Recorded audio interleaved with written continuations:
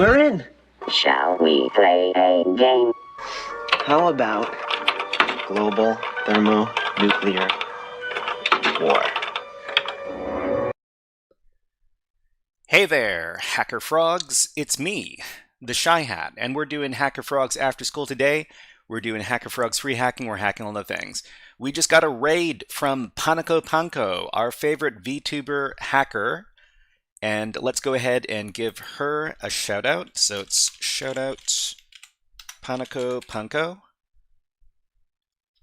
Shout out, how do you spell that? Panko. There you go. All right, everybody, thank you very much for the raid. Thank you very much. All right, let's talk about what we're going to be doing today. And, oh, people on Twitch might be getting an ad right now. If you're watching an ad, I guess you can't hear me right now. But let's talk about what we're going to be covering today. So on our live stream, we like to cover a bunch of different topics, most of which have to do with cybersecurity and or tech. And the first thing we're going to be doing today is we're going to be playing a little puzzle game called Order of the Sinking Star. We're going to be doing that for the first hour of today's stream.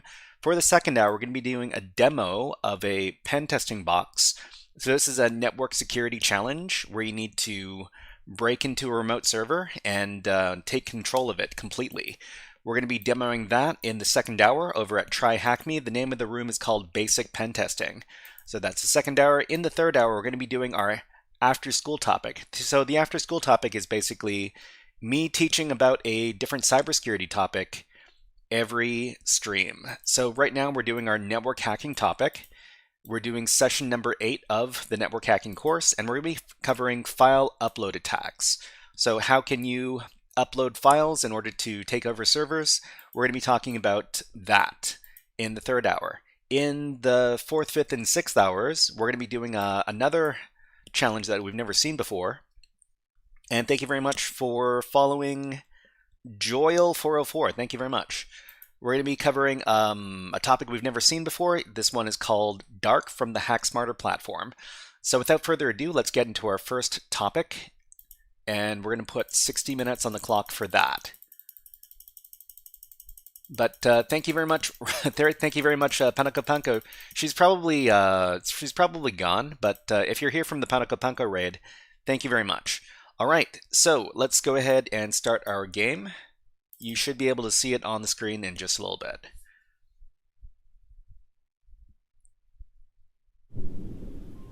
Okay. All right, here we go. So, we're going to be doing computer-generated voices for the minor characters in this game. And this is a puzzle game. So we're... this is a puzzle game. It's called Order of the Sinking Star. The name of the game is up at the top left of the overlay under current topic. We're going to be doing this for the first hour of today's stream before we move into our cybersecurity stuff. And IH, hello, nice to see you here. What's up? What's up with you? All right, and if you can't hear the game, let me know, and I'll try to adjust the volume. Anyways, let's get started. I think we're going to exit over to the overworld, and we're going to wander on over to the mirror puzzles, because the mirror puzzles were a lot of fun. If you don't know about this game, this is a game that you can play it. It's demo for free over on Steam right now. So if you go over to Steam and you look up Order of the Sinking Star, you should be able to download the demo for free. It's got about 10 hours of content, I hear, and well, I mean, it'll give you a pretty good idea whether or not this is the type of thing you want to pay for.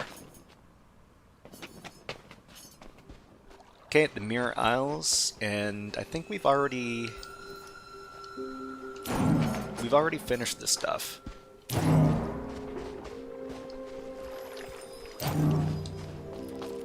Okay, are there any puzzles that we didn't do? So it looks like, what's down here? So these are more puzzles? Ah, okay. So it looks like we can summon 2 clones with the mirrors over here. So the mirrors let you teleport, and if you're looking at 2 mirrors at the same time, you can clone yourself.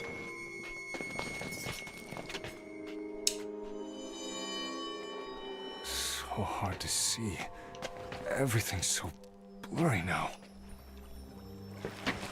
Okay, so I think what we need to do in this particular puzzle is we need to clone ourselves, and we need to put ourselves at the top island. So there's 2 pressure pads, they're orange objects, and we need 2 copies of our guy to be... I can see fine. No idea what your issue could be. So sure of yourself. to be standing over there. So let's figure out a way to teleport beneath the or below the rock over here. Because if we can teleport below the rock, then we can make a little island that leads to the pressure plates we need to stand on. Okay, so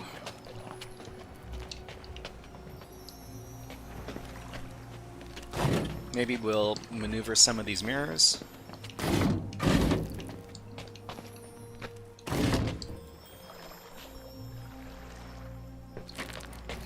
Maybe push it a little further this way.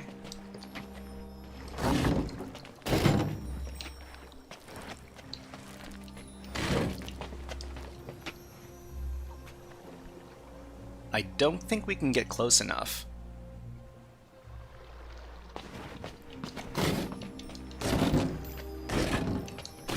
We can play with the mirrors a little bit.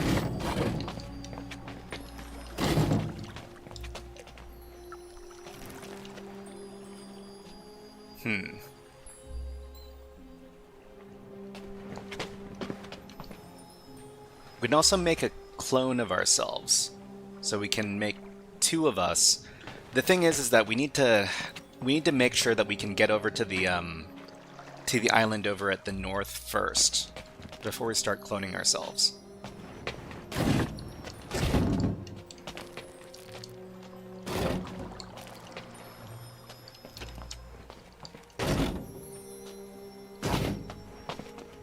So this will take us far away in this direction.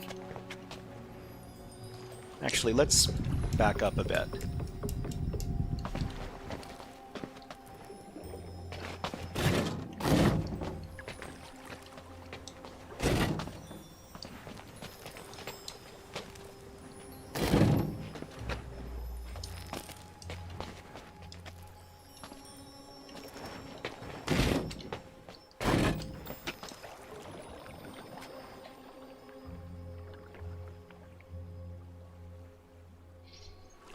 What do we want to do?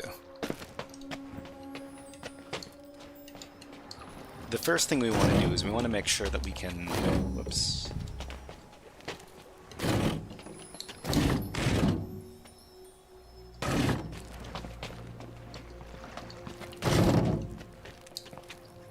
Yeah, this doesn't get us over to the island. Although maybe it's impossible to get over to the island from where we are right now. Unless we bounce the beams a little bit, maybe? I'm not sure.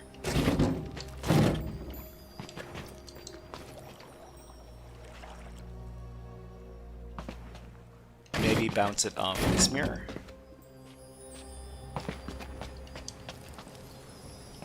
But this mirror is facing the wrong way.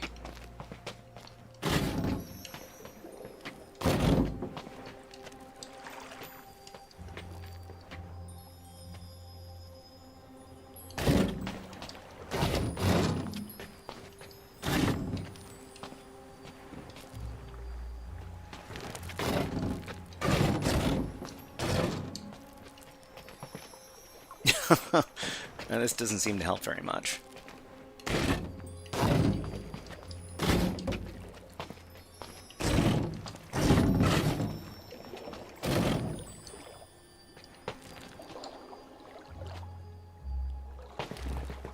So we'll put the other mirror where this mirror is right now.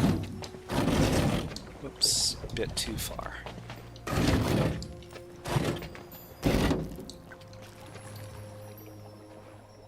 And then we'll have it facing... Because we need to...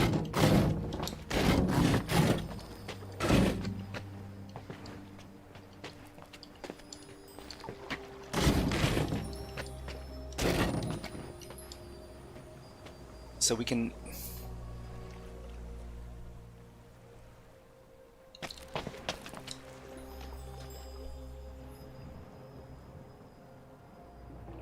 Okay, let's try cloning ourselves. So if we clone ourselves, we got 2 guys. And I presume what we want to do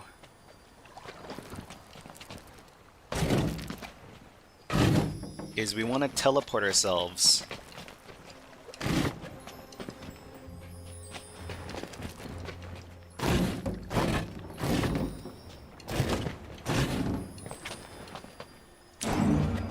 okay, so we've teleported ourselves here, and now we need to find some way to teleport ourselves beneath the rock.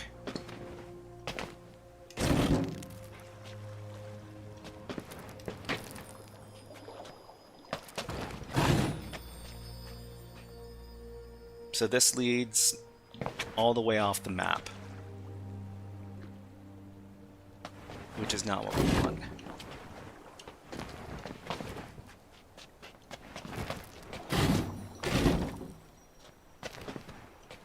I have to be very careful about how I position myself here.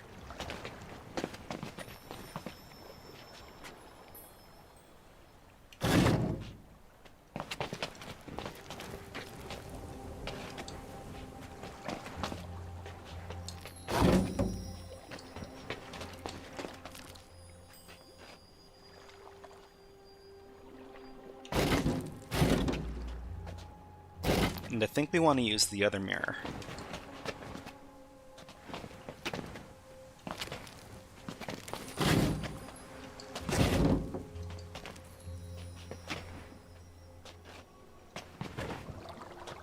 So this will teleport me all the way off the map, and that's not what we want to do. Actually, what happens? No, it just doesn't let you. It doesn't let you do that.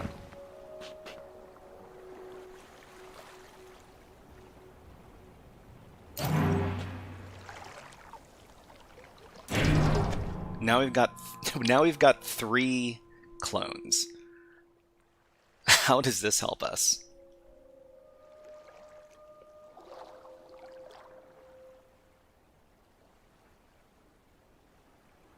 Actually, maybe we can teleport 2 of us over to this island here.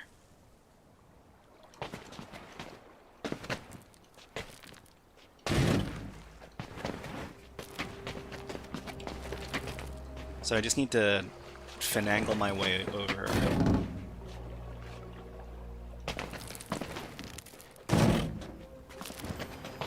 So teleport this guy here. Move this aside, move down. Then move this here, and then we can have one of our clones move all the way up.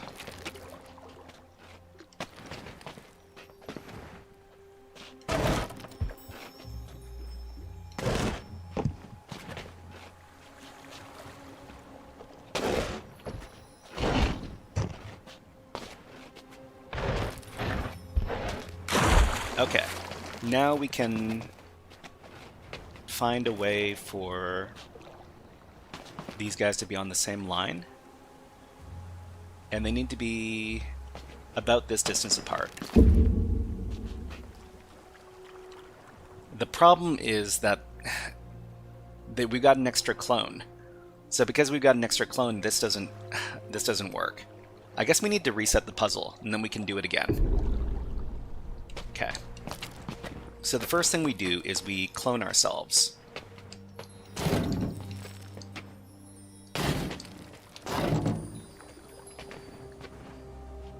I screwed it up.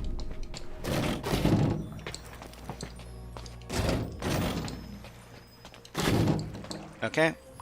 Clone ourselves. We want exactly 2 clones. So we'll teleport the clones one at a time over to the other island.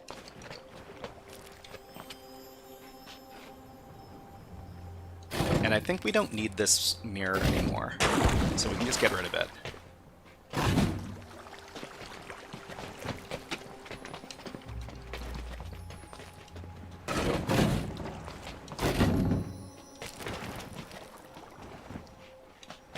this over. So teleport one guy over to the island, and then teleport the other guy to the island. Okay, and then move the rock into place. Then have this guy create a bridge.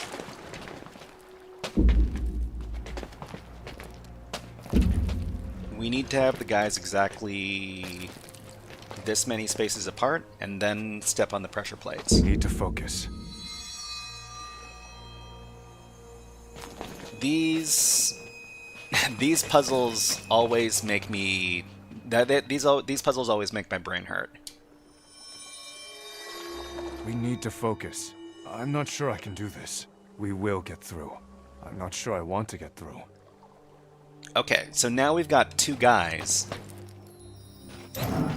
We can teleport them over to the other side one at a time.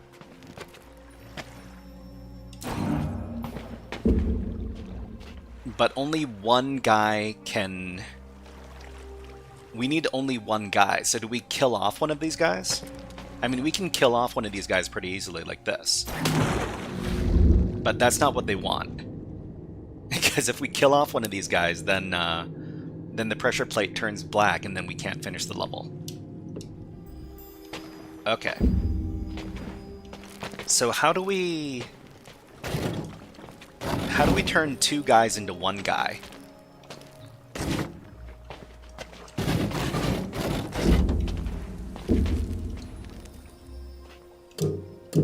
So this doesn't let us...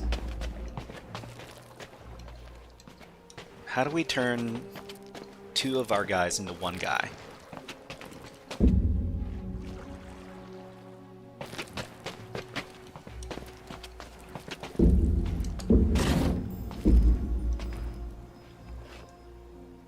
Okay, Dapril says, I have no idea what's going on, I'll come back after dinner. Hey Dapril, nice to see you. And, yeah, I mean, we're going to be doing our pen testing topic stuff in about 45 minutes. So if you want to come back later, that's fine. Uh-oh, we made 3 guys. We didn't want to do that. So what if we put these guys here? So that's still 2.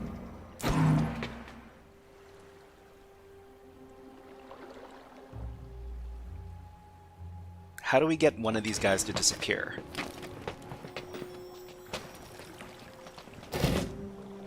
Oh. I mean, that doesn't... Ooh, that's not what we want. Maybe we should put one of these guys in the way. Like this? Okay, it just blocks us.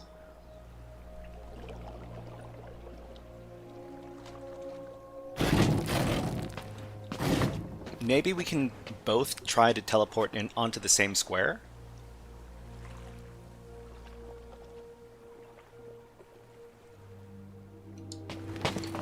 So we'll put this here, and then we'll try to...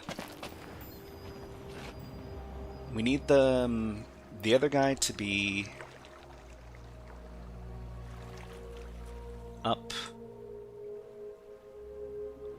2 spaces. How do we separate these?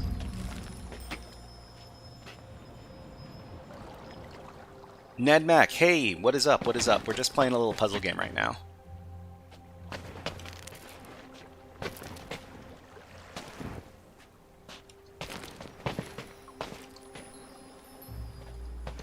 So we need this guy to be up another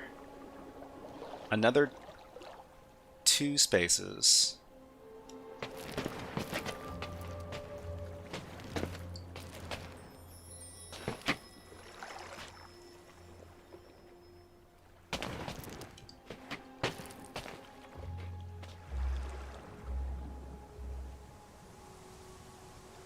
Null Pseudo, hello, nice to see you here.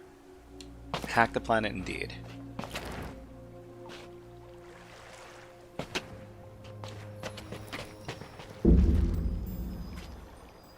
So this creates 3 clones. Nedback says, I solved the C program this morning.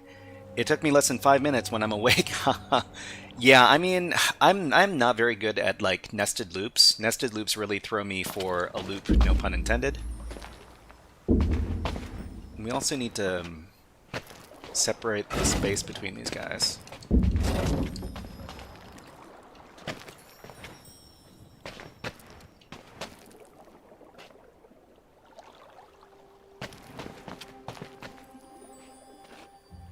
Now we can put them on the same plane pretty easily. But we need to separate them out.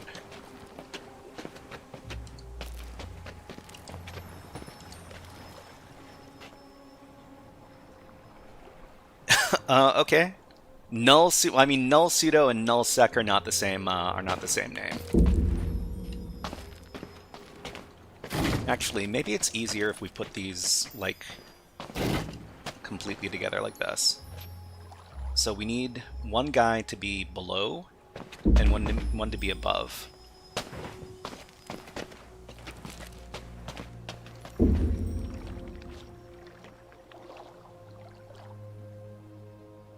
Like over, up one, and over one.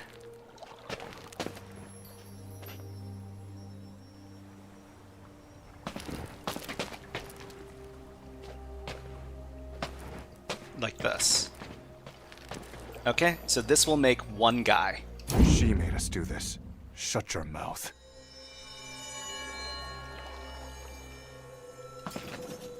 Alright, so where are we supposed to go here? Oh, okay, we can merge both of these people back into one.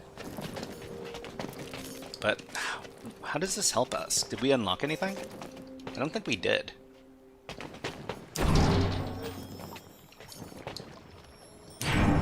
We can't push these things.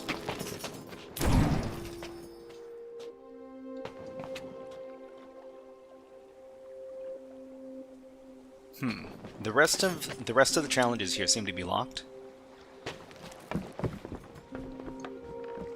We'll just go back up. NedMax says, "Oh, okay, the soccer match. How many matches are they playing? Are they playing like a series, like best of 3 or best of 4 or something like that?" So we've done these puzzles. Let's see. How can we get over to the other island?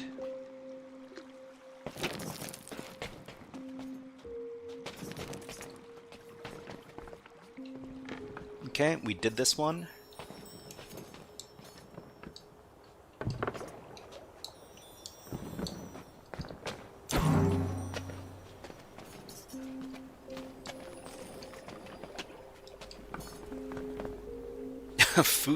Foosball. Okay, so we've done these challenges also, and I see some stuff over on the left-hand side. How do I get over there? So we've finished these challenges. This is like a shortcut.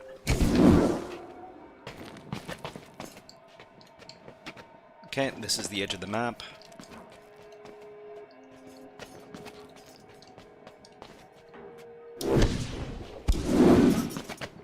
So if we take the shortcut, it takes us where? Oh. And we can teleport.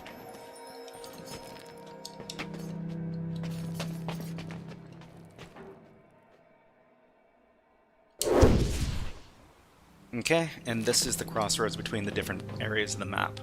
So there's like one more. Nednack says, now it will be the finals. Oh, okay. Alright, so they're knocked out then. The one team got knocked out. I'm not gonna say which team it is because it might spoil some people, and they might not want to be spoiled. Skipping stones to lonely homes. I think this is... yeah, this is not available in the demo. Perchance thou couldst wishlist the game. Perchance thou couldst. Okay, and I think there's one more area we can explore over here. the promise. I have no idea what the heck is going on in these puzzles. We'll see if we can figure it out.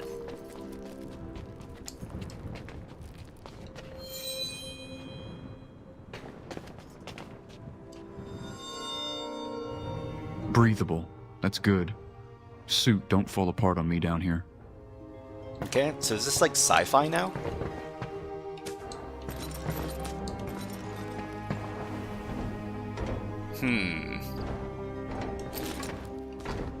Okay, so I can't push the stones anymore. These carts are still grinding away after 100 years.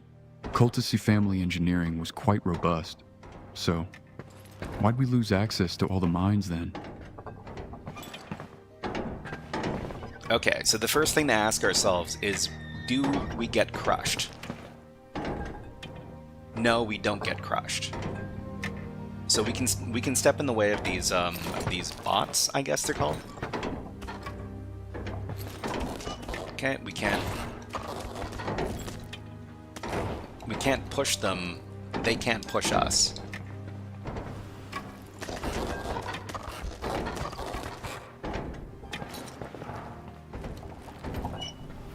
What is this, some kind of temple construction in a pocket? Whoever heard of that?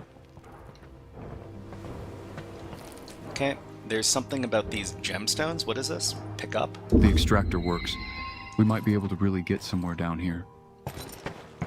So what are we supposed to do with these gemstones? Put them in different places? Oh, they give power to things. I mean, what does the... Oh, okay, okay. So if the beam is hitting a rock, then the rock is fragile. This wasn't rumored to be an unusually big pocket, so I should be able to handle it. It was rumored to be full of gems still. Foreman, explain to me how the first pocket we have managed to open in 4 years somehow has old buildings inside? And you came down here, you this saw is, this, the and computer-generated you didn't voice. tell me immediately. You're important and busy. I felt it best to gather information first, not waste your time. A reused pocket. No one's heard of such a thing. You chose the locus by which this pocket was opened. I must now presume some ulterior motive. Whose pocket was this before, and why? Our field men are currently gathering information. Yes, naturally. As diligence, I must now dispatch observers through the rest of the mine to see what else you aren't telling us. It's very dangerous down there, and even just up here. Remember that I report directly to Grandfather now. You report to me. Any further games, and you'll report to nobody. Her Archant would be advised that the foreman's skills are greatly... Shut it. I don't know what you thought you were These doing computer here, voices but are to so anyone bad. with half a brain, this looks really bad. Let's hope you're just trying to get famous or something. Expect my team in a week from today. Unbelievable.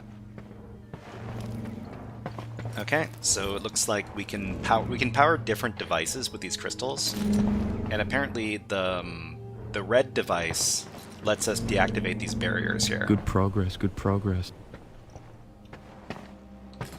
And I guess we need to pull out the gemstone and then put it back in over here.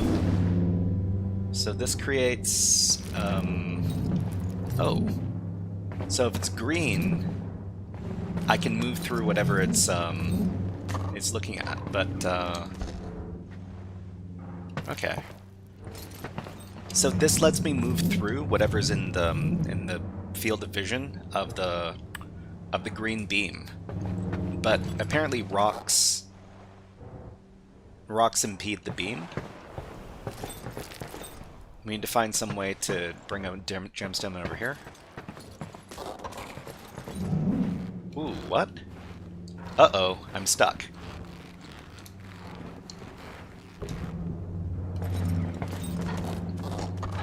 So we can go into the material, but if we exit into like a solid surface, then we get stuck. Okay, let's just keep on keeping on. So what's going on over here? We'll go back up, and I think we can descend over here.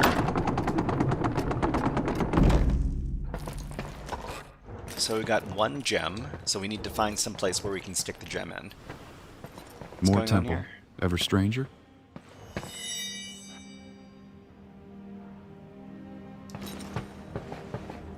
NedMax says, cool game. Yeah, the name of the game is called Order of the Sinking Star. The demo is free right now.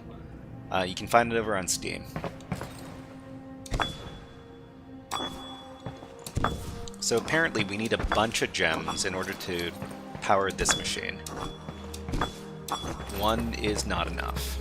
Okay, we'll move over to another part of the mine, I guess.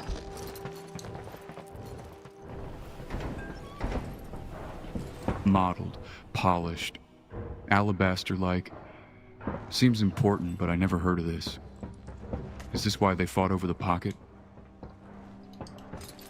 Okay, Denger Gaming. Hello, nice to see you here. My favorite game. I mean, it's certainly a good game. But I wouldn't say I'm like super good at playing puzzle games, but I'm willing to learn, Return right? with the gems. Gems bring life. What? Who said that? I'm letting the depths get to me. I think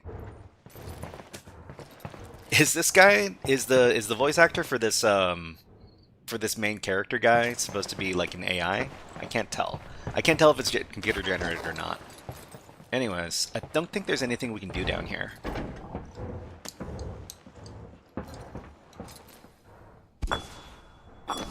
We need like a bunch of gems in order to power these devices. I guess we'll just move on then.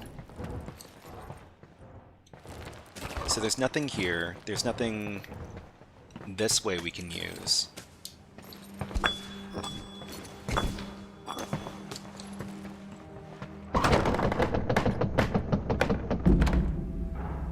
NedMax says the director for this game is Jonathan Blow. He has a cool programming YouTube channel.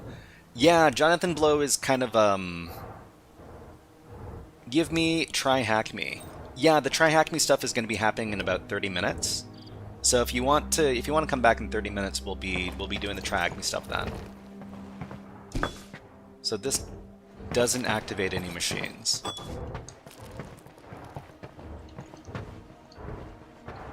This does activate a machine.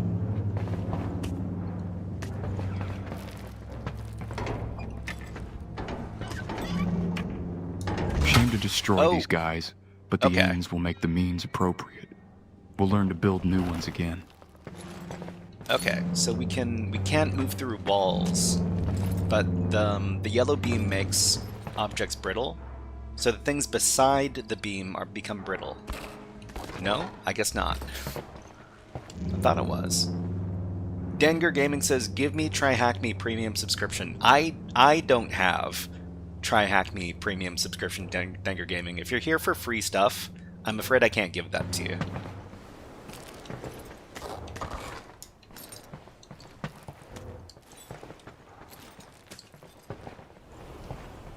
Okay, we've got a bunch of... I don't think I've got any gems right now. Can't move through this. So we need to find a way to bring a gem down here. I think we can remove this gem right now.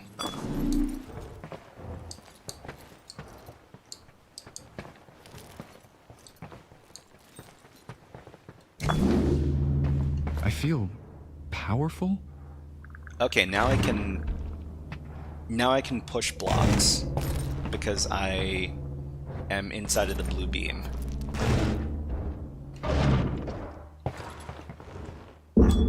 Okay, that's an extra gem.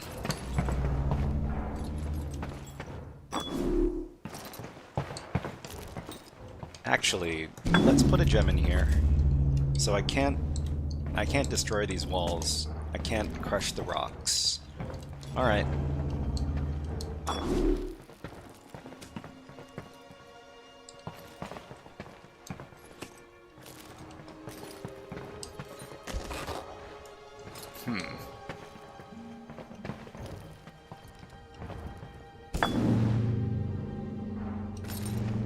So this powers the red beam. I don't think we need the red beam right now. So if we do this one... So this beam lets me move through walls. And this beam destroys barriers. Okay, I don't think we need this stuff right now. Let's move over to the other side of the map.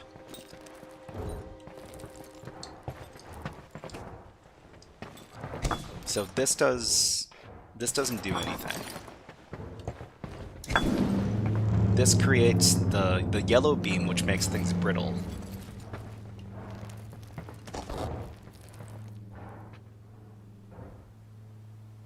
Okay, so I think I need to move over to the other side. Over here.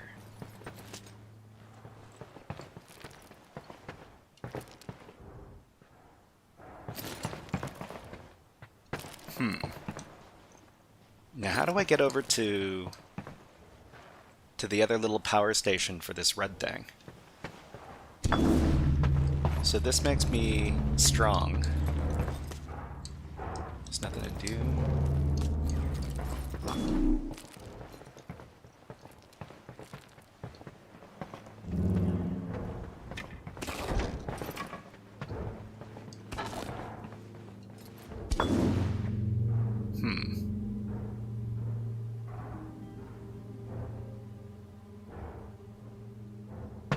But this is facing the wrong way.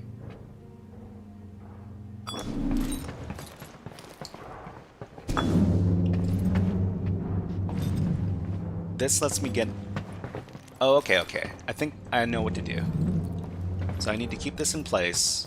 I'll pull out the gem from the other one, this one, and then we'll go down.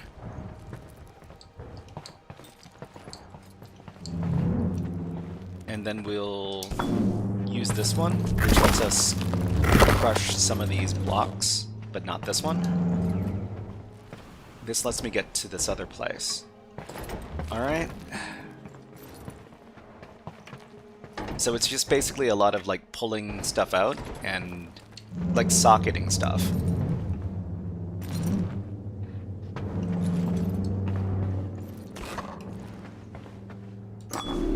Pull this out.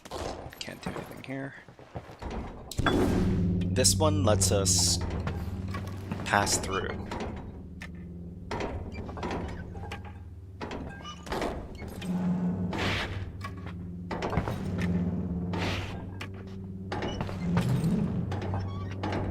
Okay, so we can wait for the thing to pass by and then pick up this gem.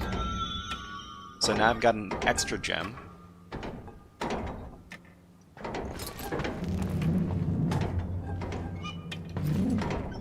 We can't move here, this gets us stuck. Okay, and then over here... This one deactivates the force field.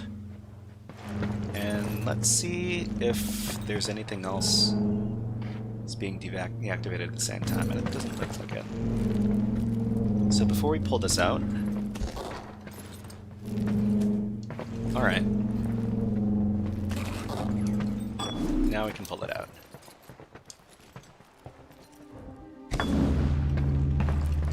So we've already used this one before. Let's go and collect the other gems that we left behind.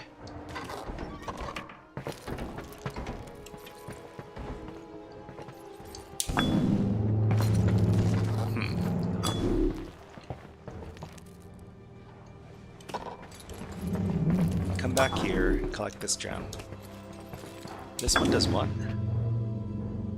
Okay.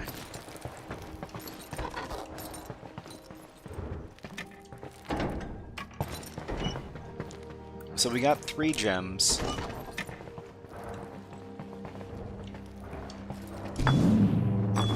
I wonder what if we can do anything with 3 gems down at the bottom here, or if we need more. So how many do we need to activate this? 2 gems. 3 gems is not enough.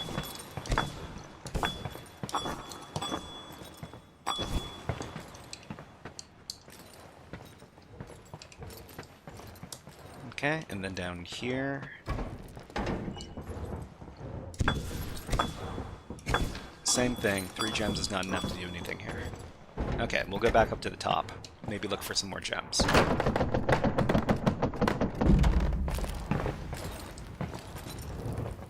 So this definitely does nothing, huh?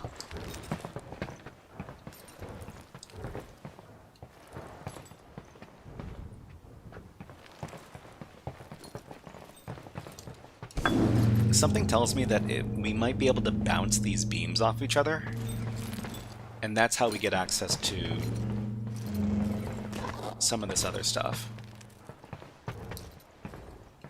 So that beam is going off in that direction. This beam is going off in this direction. Oh, okay. So I think I should be able to crush that rock down there. I just need to get down there.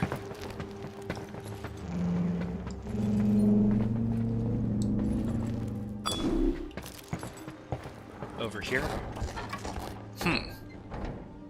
That's weird. I thought I'd be able to crush it. I guess it needs to be pushed from a certain direction.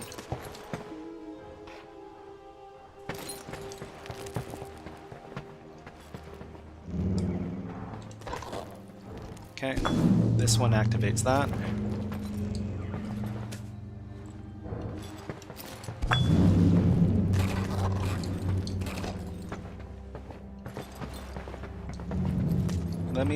Let me collect these gems. So that's one. That's another one. So this one lets me get access to this part of the map. Otherwise I wouldn't. Although I kind of have access to this map, to this part of the map already by just going over the other way. Never mind. What's down here? Oh, this was the strength one. Okay.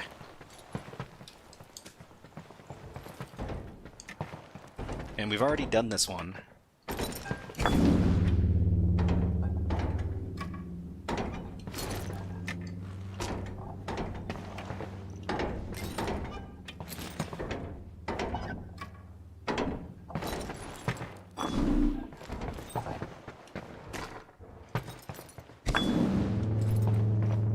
So this makes things weak. Not so hard, is it? Okay. So it looks like you need to be standing inside of the beam when you start crushing these objects in order for it to work. So stand in here, crush this one, and then the bot will come back here, up here, and then we can crush it like that. That gets us another gem.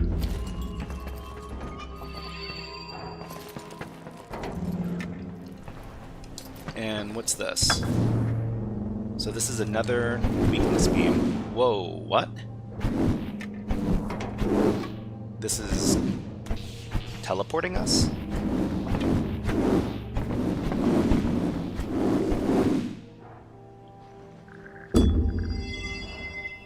But after we teleport into this thing, we can't teleport out. So we need to back up.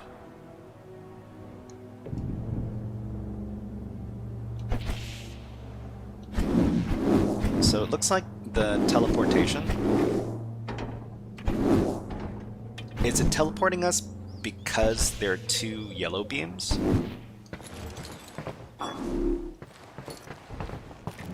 So if it's just 1 yellow beam, it makes things fragile.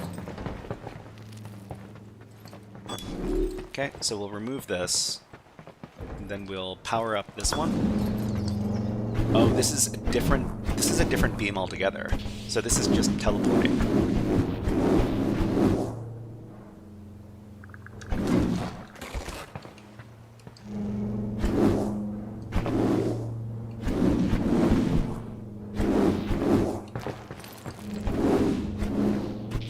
So we can't teleport into an object.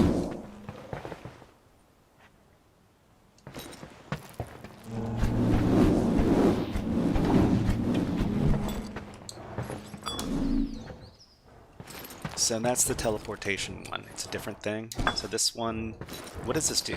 This doesn't seem to do anything. I think we need to activate the weakness beam.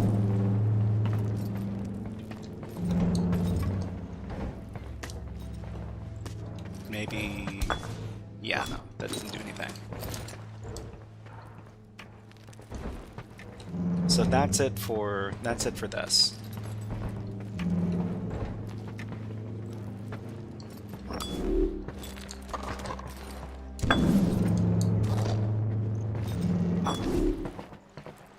And we've got a new area over here. So this is the strength beam. So we can push objects. Did we not want to push that object? I'm not sure. Oh, this powers both of them.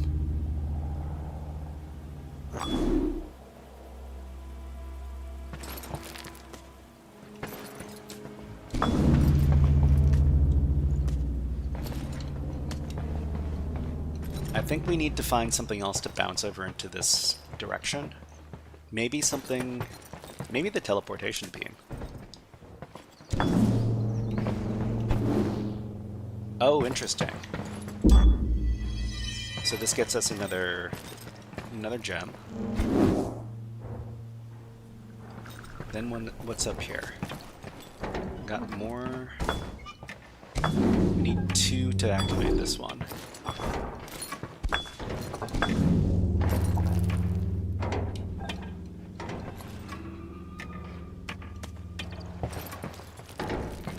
So we can move through the rock.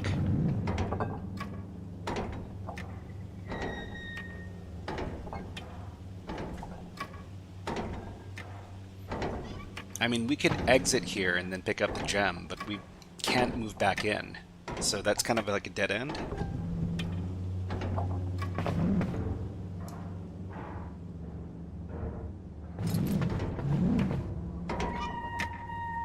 But we've got the weakness beam over there as well. So maybe I need to move over to this area and activate the weakness beam.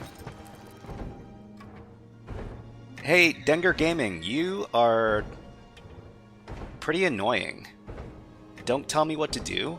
We're doing the gaming topic for another 13 minutes. If you bother me about the TryHackMe topic, again, you won't like what happens. How can I get the game? User the creator. Hello, nice to see you here. Yeah, I mean, just look up or order the Sinking Star over on Steam, and you can get the demo for free.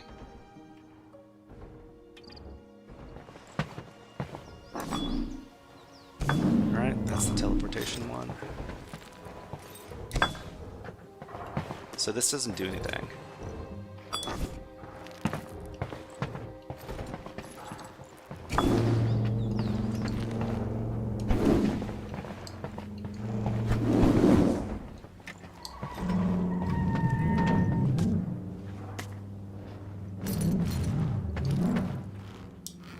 So this gets us stuck.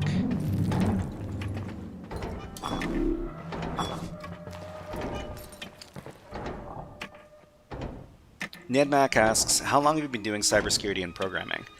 I mean, I've been learning cybersecurity, and programming is not something that comes naturally to me, but it's something I needed to pick up because I wanted to get better at cybersecurity topics. I've been I've been at it for the last 6 years or so, I'd say. I mean, I'm in my 6th year right now.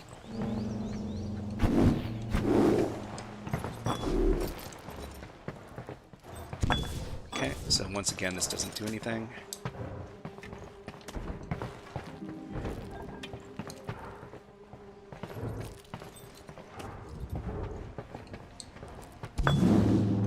I guess what we need to do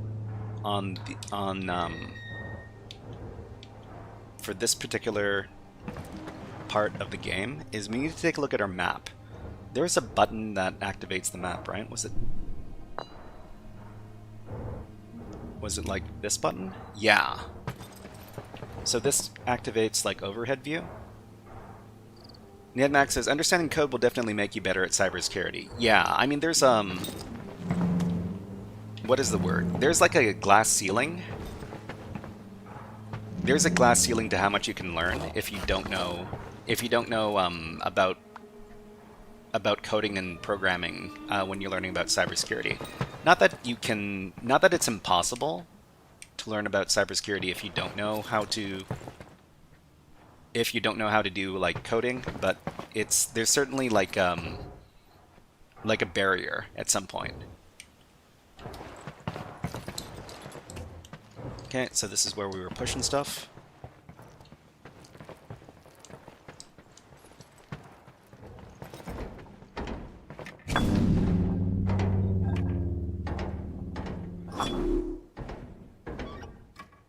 Okay, Nedmax says, that makes sense. To be honest, I don't really know any cybersecurity, but that will change in the future. I mean, cybersecurity is just knowing about how different systems interact and how that can be used to abuse security stuff.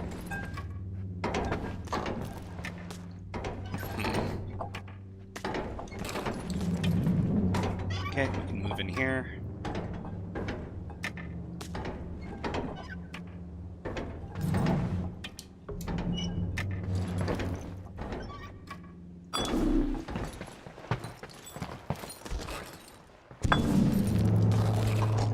This is the weakness beam.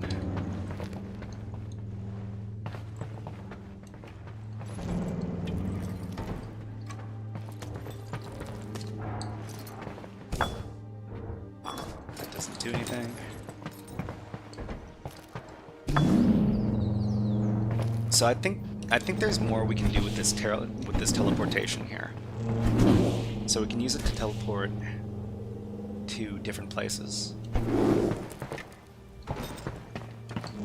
Here. Oh. We could use it to teleport here, but we don't have a way out.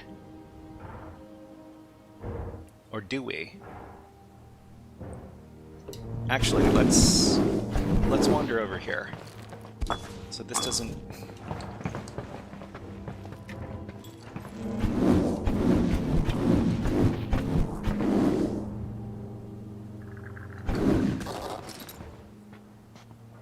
Actually, we could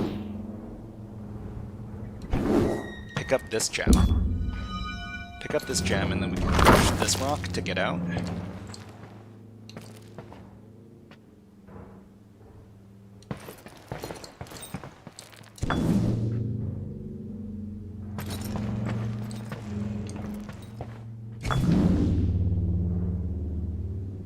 Oh man. There's so many of these colored beams interacting with each other.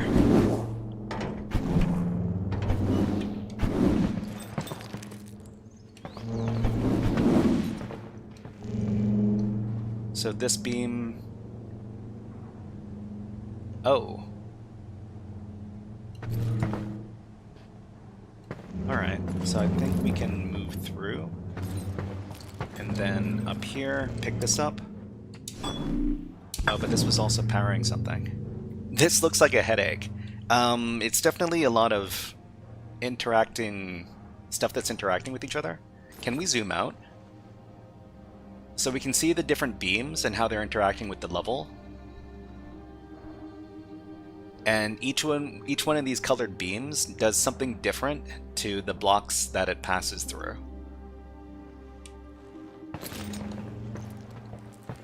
Okay, I don't think I've got any gems right now.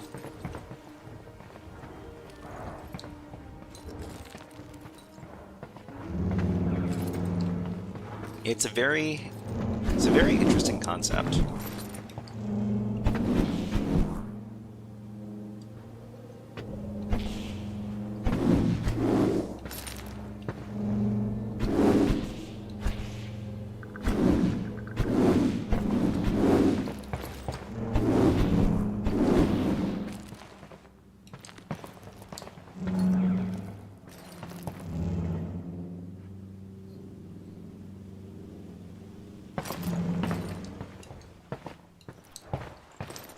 I've run out of gems.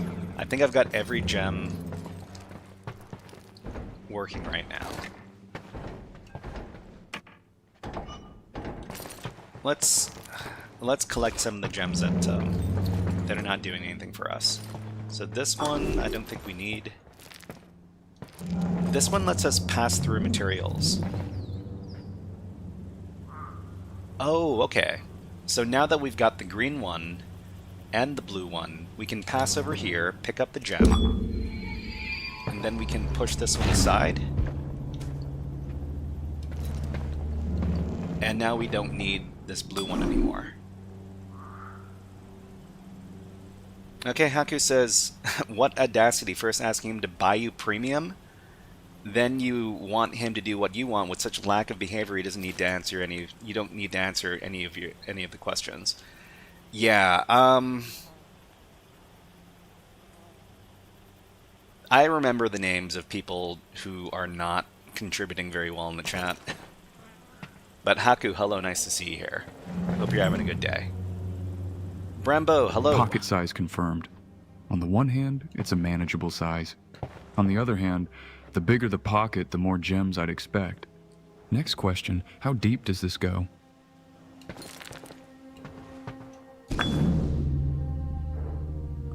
Okay, I mean, we've been here before.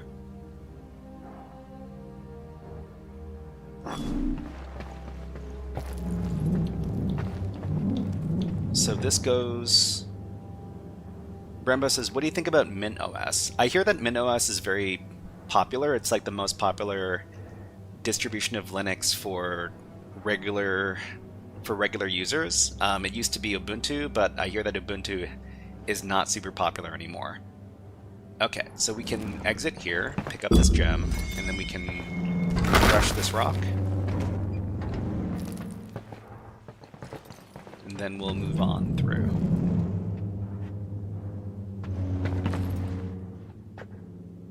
I don't think we need this red one right now.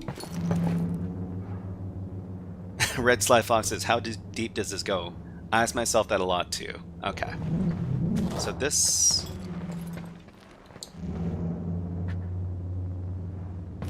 This lets us move through here. Haku says, hello, it's good time. It's 11:50 p.m. It's still better than 3 to 5 p.m. 3 to 5 a.m. Yeah. So, I mean, are you in Europe right now? 11:50 p.m. Are you in Europe? Okay, so we can pass through these. Are we going around in a circle? Is this a loop?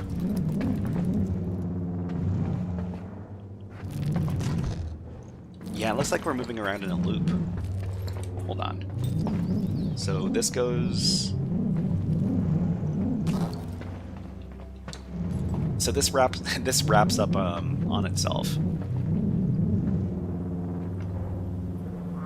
Nedmax says, just came from YouTube and followed. Thank you very much. What's your main OS? So I'm running everything on top of Windows, but I mean I'm becoming more and more comfortable using Linux these days.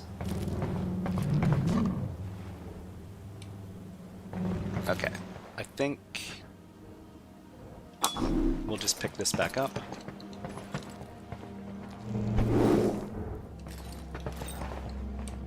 And what about this?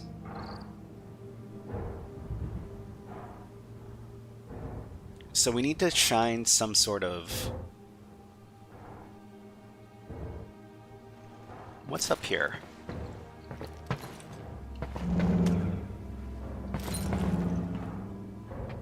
Okay, Brembo says, why not switch full to Linux? I mean, there's lots of software that doesn't work so well with Linux. A lot of, well, especially a lot of gaming stuff. I mean, I suppose I would do okay moving over completely to Linux, but I haven't really had like a reason to. You can use bottles and wine. I mean, I could. I mean, I also enjoyed the flexibility of using both operating systems. At Val, hello, nice to see you here. So I can't teleport in there. Time zone, oh, European, Central European, okay. So I need 2 of these to activate this. But I've got a bunch of gems now.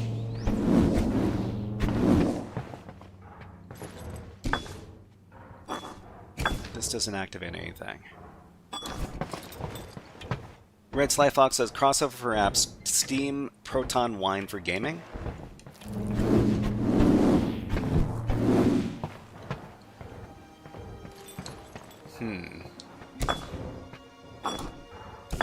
Okay, that's not doing anything.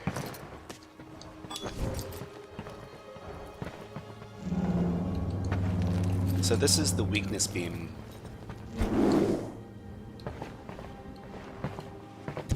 This is the barrier destroying beam. This is the tunneling beam. This is another weakness beam. And this is another tunneling beam. Actually, does this mean I can...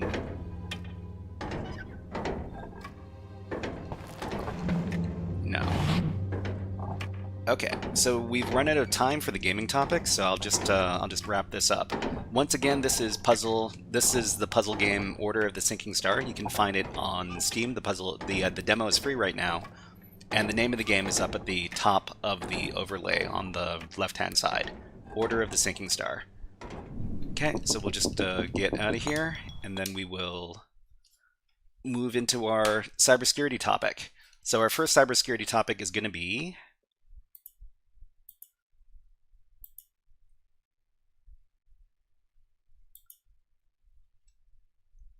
TryHackMe basic pen testing. So the room is over here.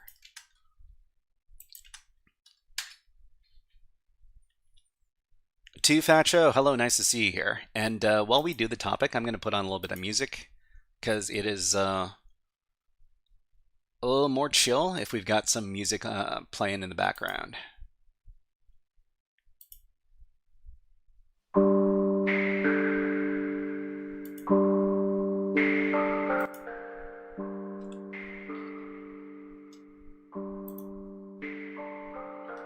Hey, Denger Gaming. Hope you're not here to beg for premium subscriptions.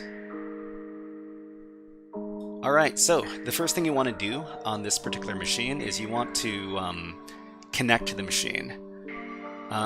You know, before we do this, let me see if I can bring up my...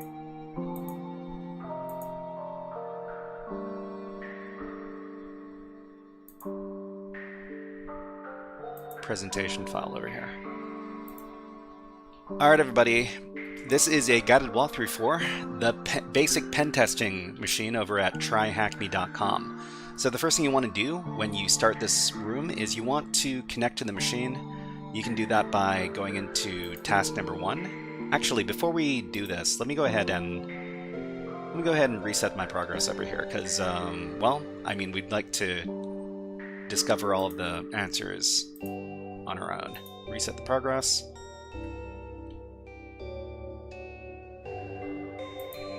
Okay, so we've got a bunch of questions we're going to be answering while we move through this room. So over here, task number 1. In this set of tasks, you'll learn the following. So we're going to be learning about brute forcing, hash cracking, service enumeration, Linux enumeration. The main goal here is to learn as much as possible. Make sure you're connected to our network using the OpenVPN. Hey, Denger Gaming, I'm warning you. Stop sending annoying messages. Okay, first question, deploy the machine and connect to our network. Find the services exposed by the machine. Okay, etc., etc. Let's talk about this. So the first thing that we need to do is deploy the machine. So under task 1, click on the green Start Lab Machine button. So over here, Lab Machine, under task 1, click on Start Lab Machine.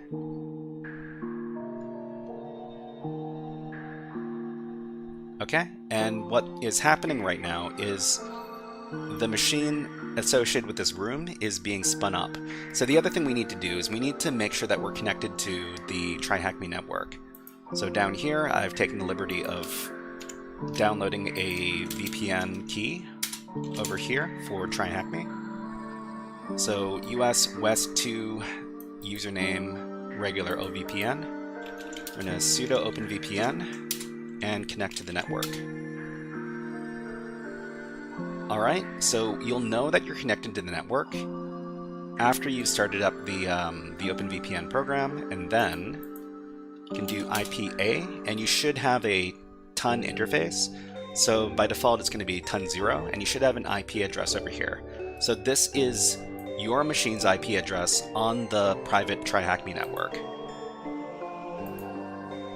Okay, so that was the first question. So the first question, click on check.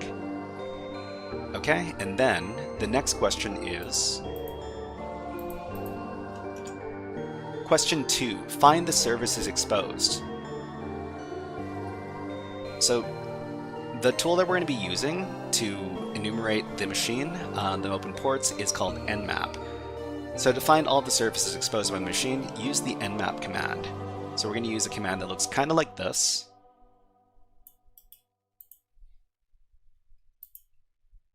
And before we do that, let me just double check to see if our machine is up and running. Okay, so we've got an IP address for the box. So the nmap command is over here.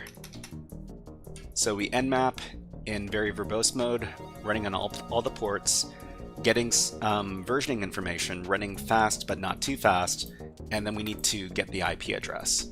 So I'll just copy that like so, and then run the mnap scan.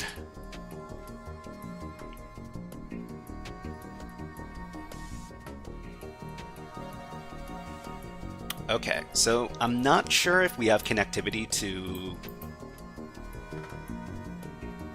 the machine, because apparently we're not connected to the machine. All right, so hold on. So this is running. Let me do a little bit of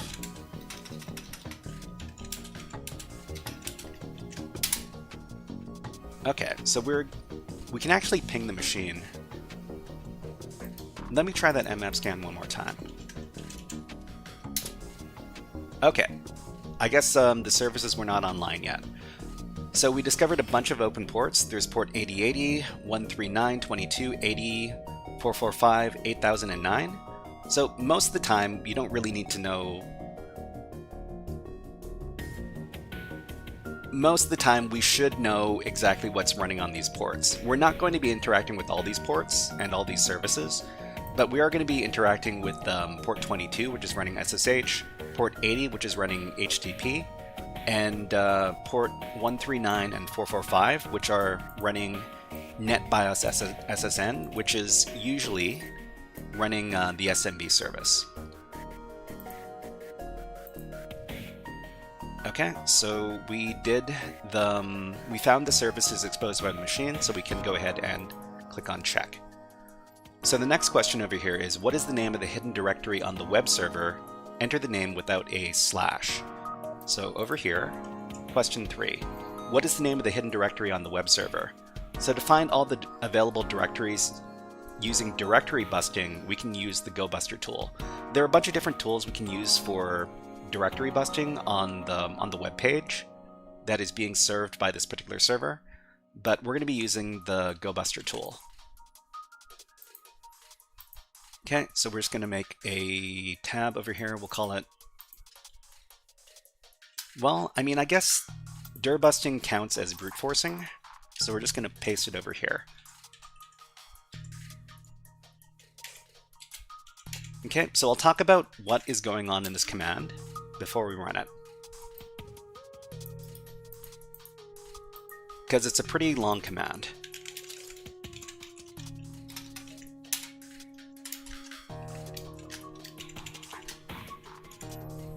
Okay, so this is the dirbuster command. Actually, it's better if we explain it over here. So this is the dirbuster command. It is used for directory busting. We run it in directory busting mode. We give it in a URL. In this case, it's going to be HTTP, and then the IP address of our machine. We have to supply a word list with the -w parameter here, and this is going to be a very common word list for CTF exercises. So CTF exercises are network hacking exercises. It's called directory list 2.3 medium.txt. It's a big list of different endpoints we can scan for. So names of common web pages or directories.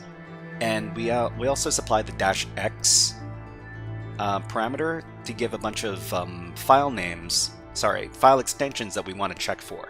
So for example, HTML, PHP, TXT, back files, and zip files. We're going to look for all of these different endpoints. So let's go ahead and run the command over here. So the one thing we need to plug in is our IP address. Okay, let me get that IP address from over here. Okay, and we'll run the command. So what this is doing is it's looking for available endpoints on the web server, so web pages and or directories. And in this case, we're able to find one directory called development. Okay, and development is the answer for the question. Let's go ahead and copy that. Nedmac says, just joined the Discord server. Thank you very much, Nedmac, and hope to see you posting in there. Okay, so over on TryHackMe, so development is the name of the server. Okay, and the next thing we need to do is question 4. So question 4 says, use brute forcing to find the username and password. So enumerating the /development directory gives us a clue that the J user has a weak password, and the SMB public share gives us a couple of usernames. So over here, it's let's go ahead and explore this. So we're going to be going over to this website right here, HTTP, and then the IP address. I'm going to copy that.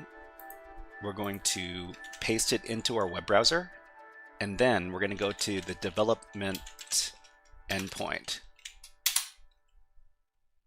Okay, so this points out a flaw in the website.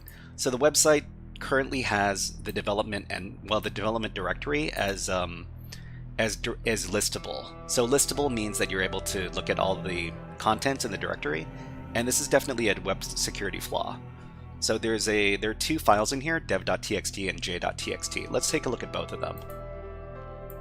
Okay, it says, I've been messing with this strut stuff. It's pretty cool. I think it might be neat to host this on the server too. So this is basically a little log about what's been going on in development of this application. The other thing that's more interesting is j.txt. So if we take a look here, it says, for J, I've been auditing the contents of etc. shadow to make sure we don't have any weak credentials, and I was able to crack your hash really easily. You know our password policy, so please change it. Change that password ASAP. Signed, K. So there are 2 developers here, so there's J and there's K, and we know from the note here that J has a very weak password, and they were auditing the contents of etc. shadow, which means that they were auditing the Linux password. Okay, the other thing we can do is we can check out the other service that's being exposed. that we found from our Nmap scan. So this is port 445, and we're going to be accessing this using a tool called SMB client, and we're going to be interacting with the SMB service. So over here, we're going to do SMB client, and we're going to specify the IP address. Where is that? It's over here. Okay. And we're going to try to use SMB client to list out the public, well, all of the file shares that are being exposed by the SMB service. Okay, and we find here that there's an anonymous file share. What we're going to do is we're going to try to connect to it. So we're going to run the same command, SMB client, but we're going to specify the anonymous file share.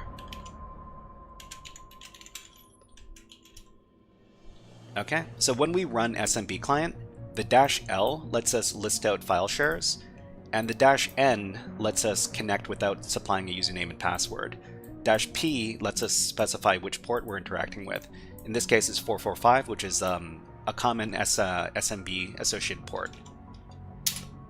Okay, so we're now in SMB, and there's one file in this particular file share, so staff.txt.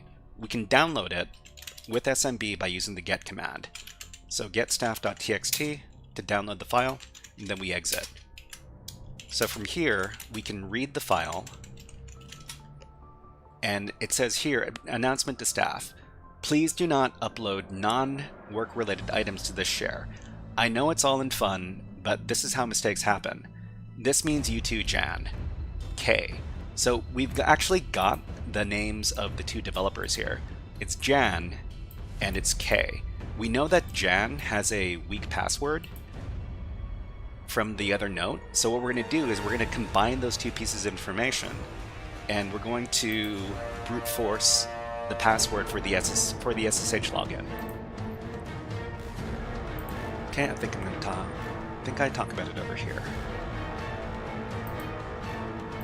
Sam, hello, nice to see you here. Okay, so with this information, we can use the Hydra brute forcing tool to find the password for the Jan user. So we're going to run Hydra with the specific user Jan and a specific password list. In this case, we're going to use rocku.txt, which is a list of 14 million of the most common passwords.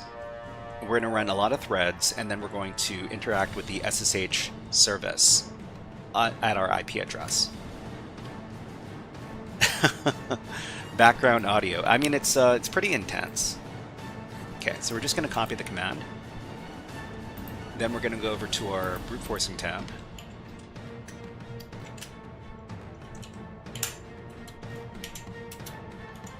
So the only thing we need to do now is we need to plug in our IP address. So it's over here.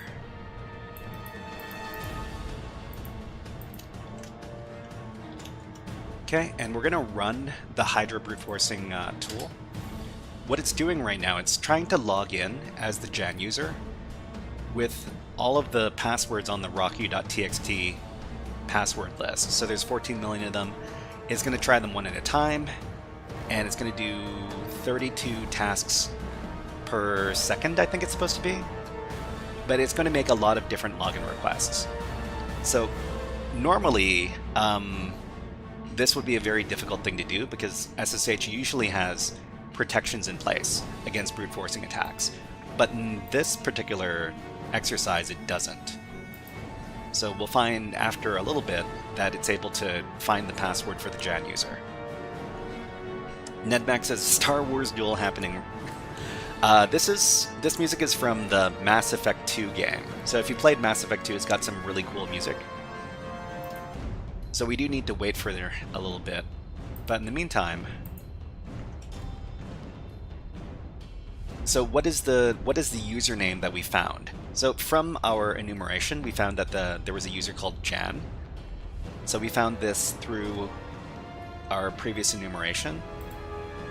And what is the password? We're going to find, after the Hydra command finishes brute forcing the password, that the password is Armando. So let's go ahead and fill in those questions. So use brute forcing to find the username and password. Check. What is the username? It's Jan.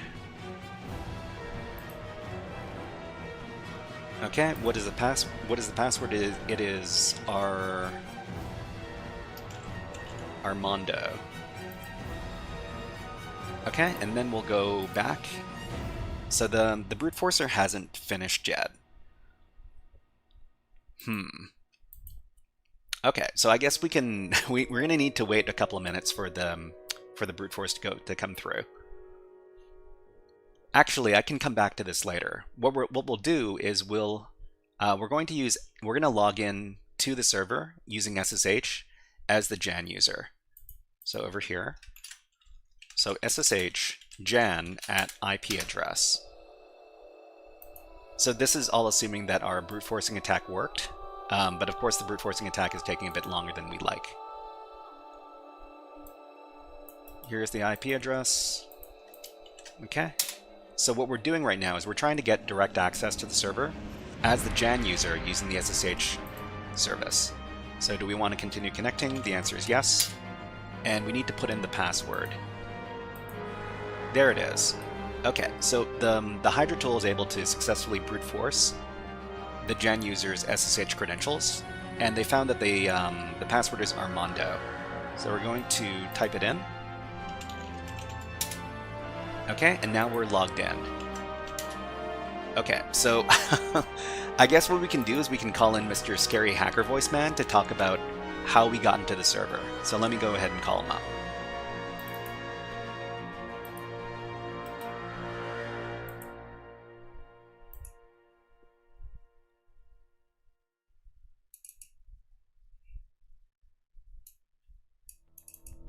Hey everybody, it's me, Scary Hacker Voice Man. Scary Hacker Voice Man comes out every time we break into a server, and we just broke into this one. Well, Mr. Basic Pentesting Administrator, it seems like you enjoy letting users have really weak passwords and also not putting in SSH brute force protections. That is a big mistake.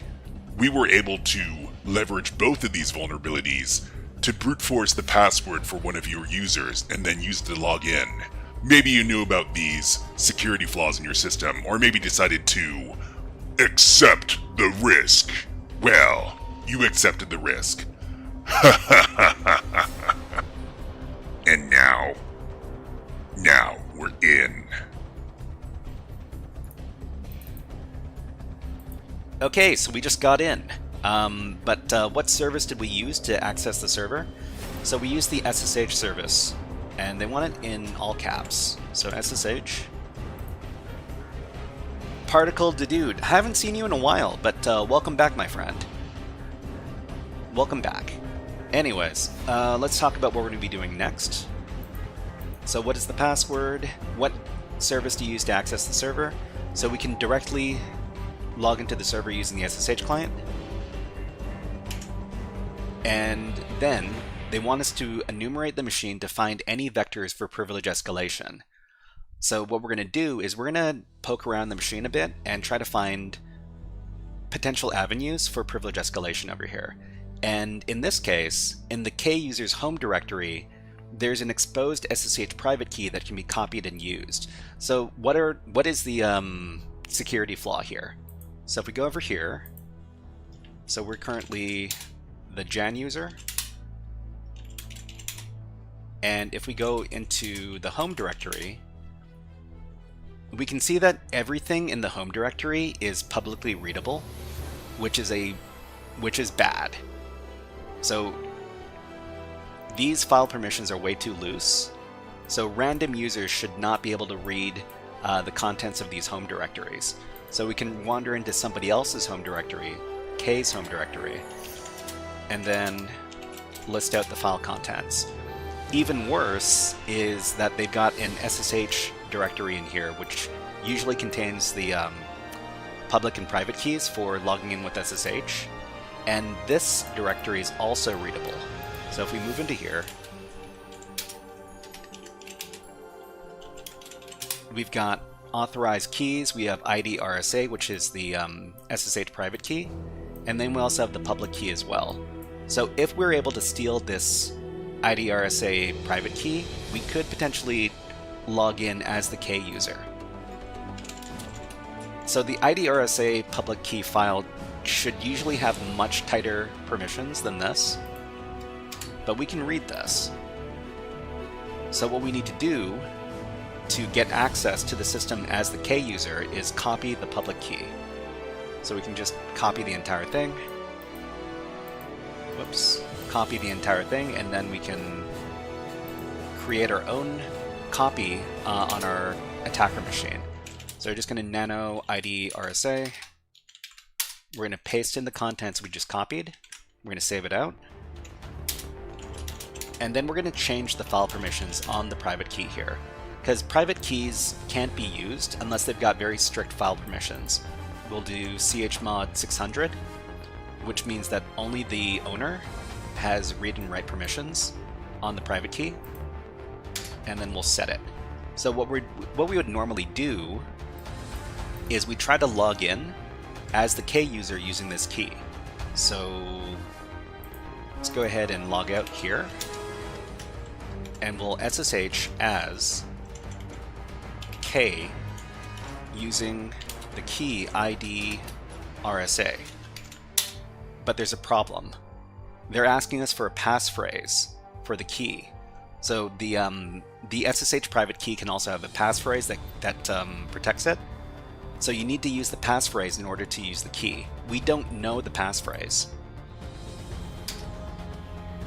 Particle Dedu says, I hope you're going well. Yes, we're just, you know, doing our usual thing, doing cybersecurity stuff.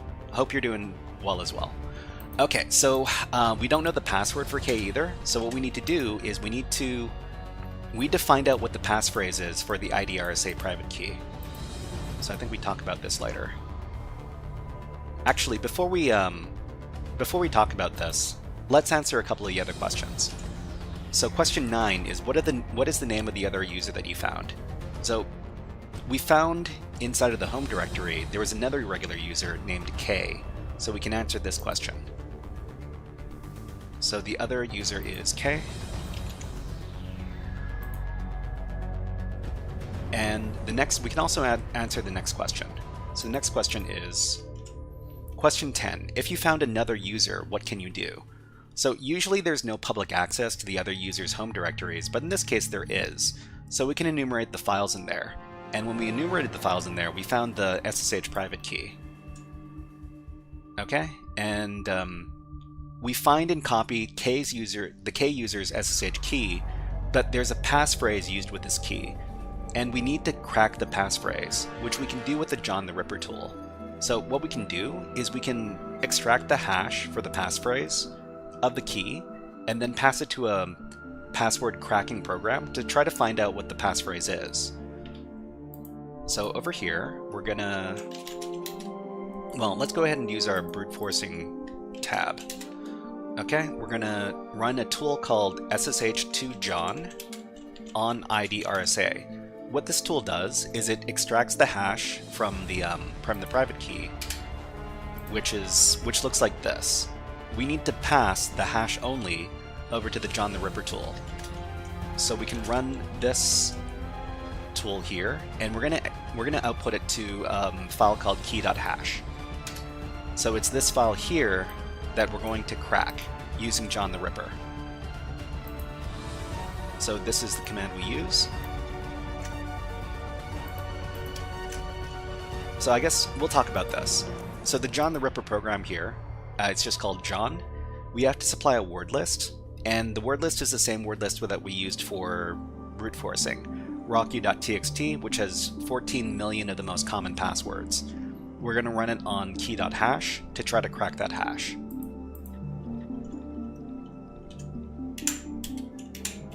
Okay. Oh, okay. I've already done this before, so what I'm going to do is I'm going to delete my log. Actually, let's change the name of the file just a bit. Let's see. We're going to call it p.hash, we're going to rename it to k.hash. Okay, and then we're going to run this on k.hash. Ah, okay. I guess it wasn't fooled by that. Just a second, everybody. I need to delete some. I need to delete a little file in my home directory.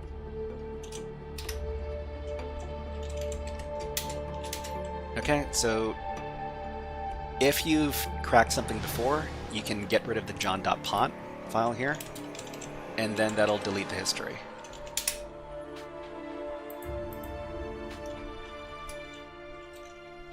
Okay, let's run it again. So John the Ripper is going to very quickly be able to figure out that the hash equals this passphrase right here. So beeswax. So beeswax is the passphrase we need to use to log in as the K user.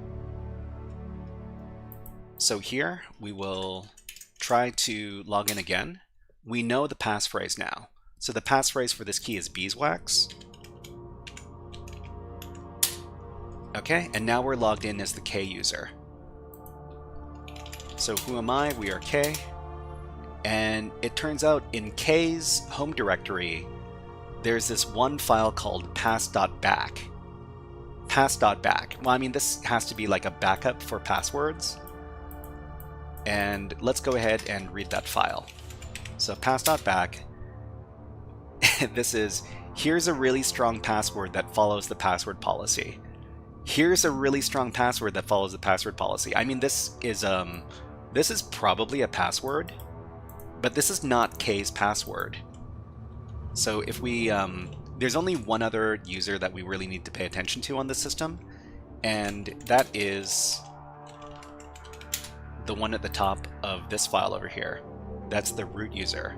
So assuming that this is the root user's password, we can log in, we can switch users over to root.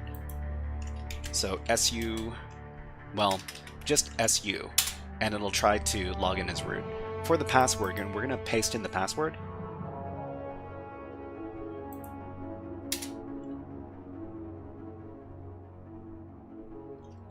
Authentication failure. Just a second, let me take a look at my notes.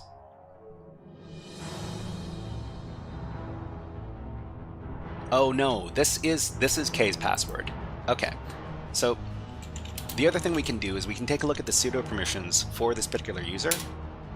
So enter password for K. So we'll paste in the really long password, and it says user K may run the following commands on this machine. So as any user, as any group, it can run any command. So what K is K is an administrator user. So K can use sudo to become the root user. So sudo su, and now we're the root user. So this is the super user on the system, and we can give this message right here. What are you? I'm system root.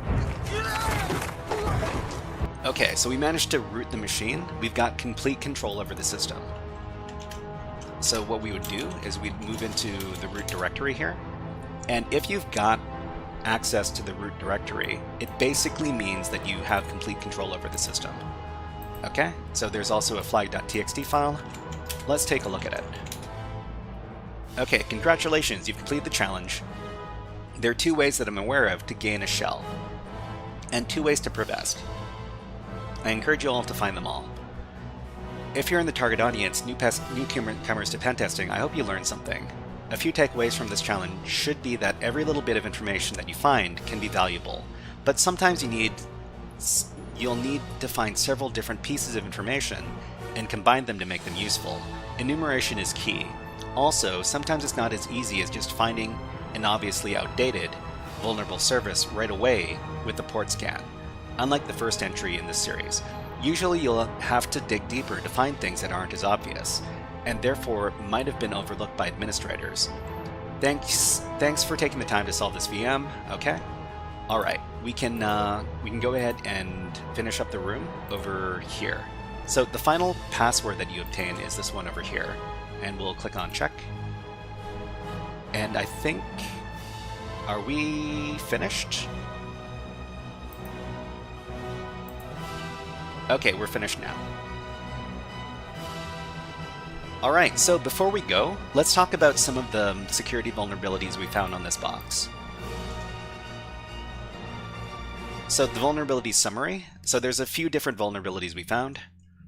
So we found sensitive data in public SMB file shares. So work notes should not be included in publicly accessible SMB file shares. So if your servers expose anonymous SMB file shares for some reason, don't put any sensitive data in there. Directory listing in the development web endpoint. Directory listing should not be, well, directory listing should be disabled on web endpoints whenever possible. You shouldn't be able to see stuff like this. Okay, sensitive data exposed in public web endpoint. So work correspondence should not be included in publicly accessible web endpoints. Make sure that all of your work correspondence is behind authenticated web pages. Insufficient brute force protections for SSH service. SSH servers should have brute force protections such as fail to ban in place. So the reason we were able to brute force the Jan user's login is because there were no brute force protections in place. Okay, weak password for user account. Password should be 8 characters long and include uppercase and lowercase letters, numbers, and special characters. This was not the case for this user. Insufficient file permissions on server home directories. Contents of home directories should only be accessible to their respective owners. You should never have loose permissions on home directories on your Linux servers. And insufficient file permissions on user SSH directories. SSH configuration directories and content should never be publicly readable. Weak passphrase for SSH private key file. SSH private key should be secured with passphrases that match the criteria for secure passwords. So you shouldn't be able to crack these passwords. Well, you shouldn't be able to crack these passwords with common word lists anyways. And that's it. Alright everybody, that was a guided walkthrough for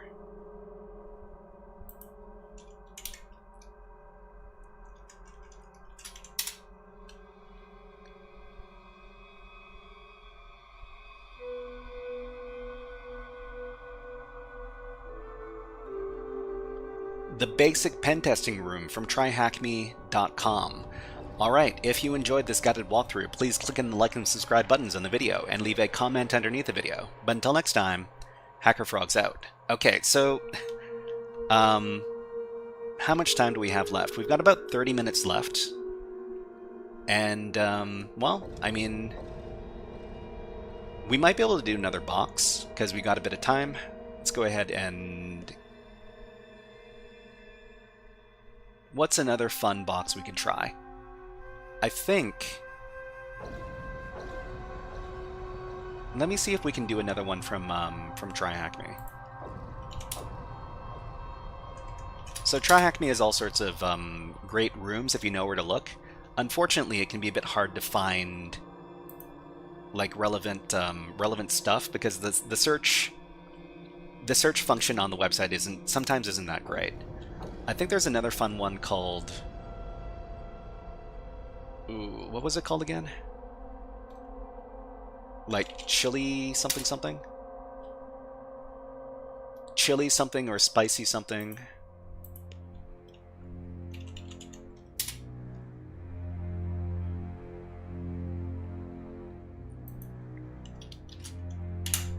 Hold on, let me see if I can find this. We'll just search for red team stuff, most popular, and I think it was an easy level room. Room type, CTF challenge. Okay, actually Agent Sudo, I think I've done this one before as well. Let's try this one. If you want to do this room yourself, this is the link. And let me go ahead and start up the... We'll start up the machine. Okay, I'll reset the progress on this room so that we can try doing this again. Well, trying doing this together. Okay, I don't know if I wrote extensive notes for this, but I'm just gonna try to go into this blind again. I think the last time I did this was like 2 years ago. Haku says, how can you activate the machine more than one time on the free version? I think you're allowed... I think they automatically shut down your machine when you complete the room. I'm pretty sure we got kicked out. Oh no, we didn't get kicked out. Interesting.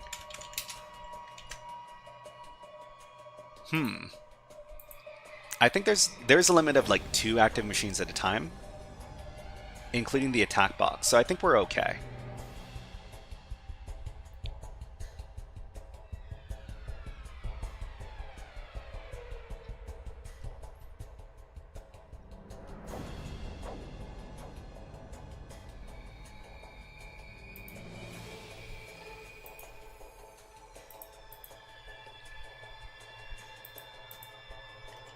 Alright, so like the previous room, we're going to start it off with a nmap scan. So there's port 22, port 80, and port 21. So port 21 is associated with FTP, which means that there might be a public FTP. There might be a public FTP. There might be public FTP access, and if that's the case, then there might be some interesting files we can find in there. So there's also port 80, which is unencrypted web pages, and port 22, which is remote login. So what we could do is we could take a peek at the FTP service real quick. So just run FTP, and for name, we'll just supply anonymous as our name. So the password can be blank. Didn't let us in. So sometimes anonymous has to be the username and the password. Let's try that again. If I remember correctly, I could activate just one machine in 12 hours or 24 hours. I think you're thinking about the attack box. The attack box does have like a hard limit. And because of that, I stopped with TryHackMe. Well, I mean, TryHackMe... I mean, I'm pretty sure you can activate as many lab machines as possible. Well, not as many lab machines as possible, but I don't think there's a limit. I mean, I'm not experiencing any limit right now. Anyways, let's go ahead and take a look at the webpage.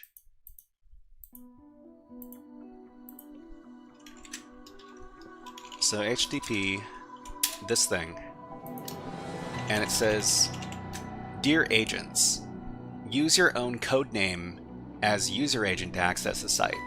Use your own codename as user agent to access the site. Interesting. So I'm guessing that the codename... So Agent R is a codename? And we need to send like a custom user agent, like header. I mean, there's nothing... Okay, did I miss something which I didn't understand?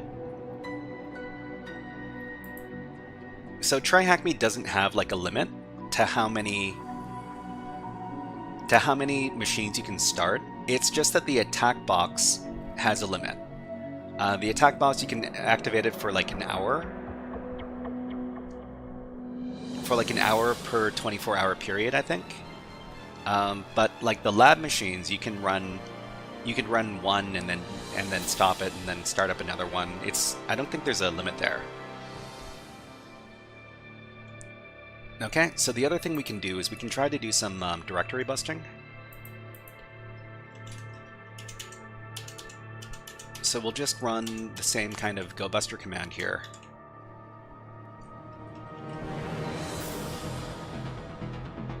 Yeah, you can... So the way I'm accessing TryHackMe is I'm using a VPN key. So I'm using a VPN key to access their private network instead of using the attack box. That lets me use my own tools in my own machine to solve the challenges.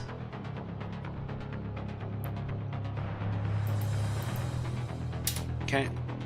So we found index.php.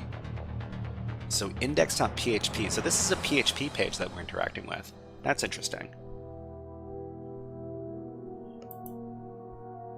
Okay. So the announcement over here,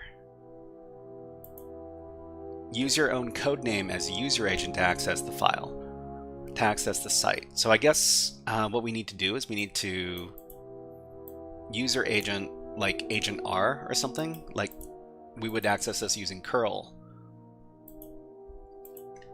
So we'd copy this and then go over to, I don't know, remote access, curl v, and this is index.php.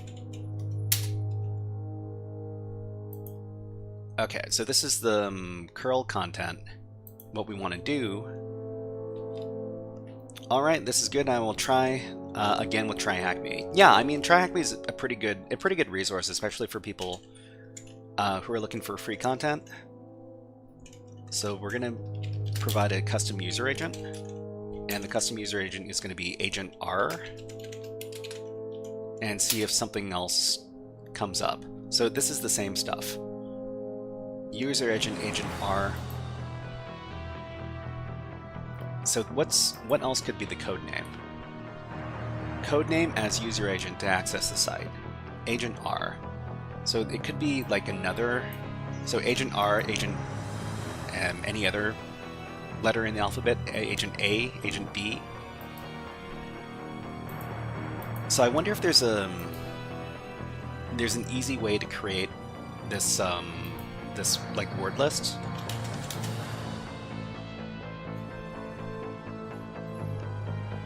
But there might be something else to take a look at as well. We've only found index.php so far.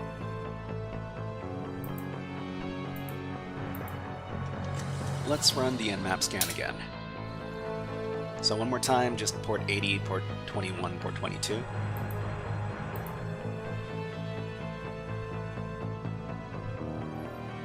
Okay, Haku says I need a lot of basic knowledge. Yeah, I mean if you're just getting into technical cybersecurity topics, this website over here could help a lot, like Get Into Cyber.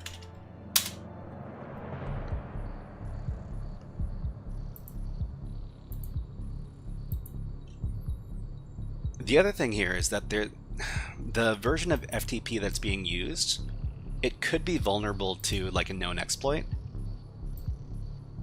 So we could do a little bit of research.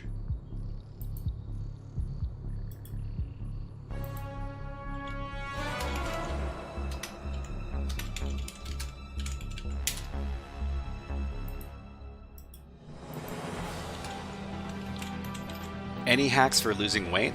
There are drugs. Ozempic and the other Ozempic-like drugs.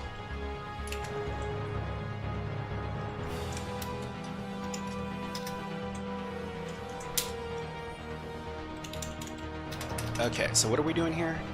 We're searching for known exploits.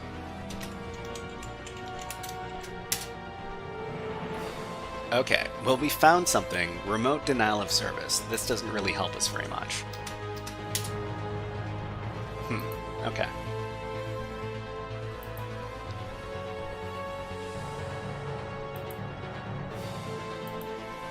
Okay, what was on that note again? Dear agents, use your own codename as user agent to access the site. User agent. I mean, the other thing we could look for is like robots.txt. Nope, no robots.txt here. You could smoke crack. I don't know if smoking crack is something we should be endorsing over here.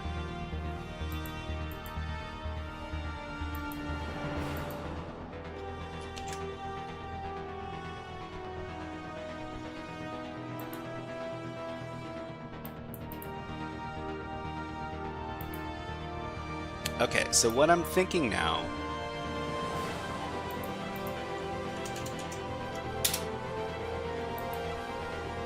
because we saw that note, dear agents, use your own codename as user agent to access the site. that we should create like a list of agents that have different letters. So Agent A, Agent B, Agent C, etc., etc. I mean, we could do this manually. It would be more exciting to do it like programmatically. So Agent A, Agent B,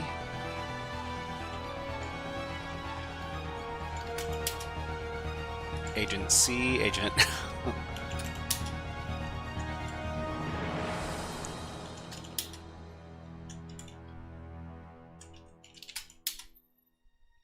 Now, let's see. I mean, normally, maybe we can have the AI help us out and come up with like some fancy like Linux way to create like this word list that we want to try out. So let's see. Want to create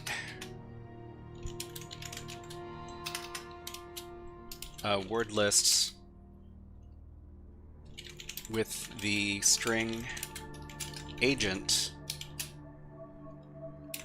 then a space, then a single letter of the alphabet in uppercase, then in lowercase. Is there a bash command I can use? Don't do drugs, kids.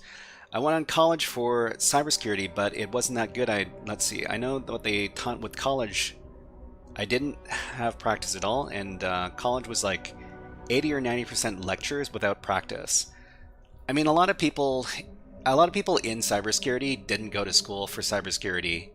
I'd say that most people in cybersecurity didn't go to school for cybersecurity specifically. Okay, so we can use a loop, use printf with brace expansion, write to file. So we could probably use the printf option. See what this results in. No, this is not what I want. Although we could probably do something kind of similar.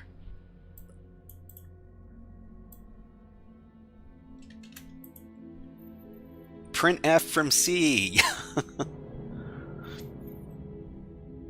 Okay, Advow says, does Donald Trump not use Twitter anymore? I don't know very much about Donald Trump, unfortunately. Or maybe fortunately. Okay, so let's see. We're Agent A, B... No, I mean, we want this to be just one column.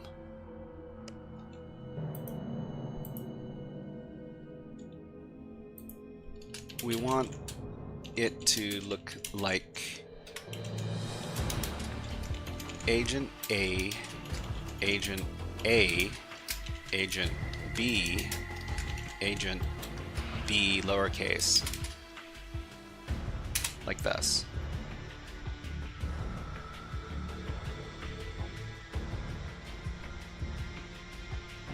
Ignifer, listen. Let's not be too critical of the people in chat, thank you.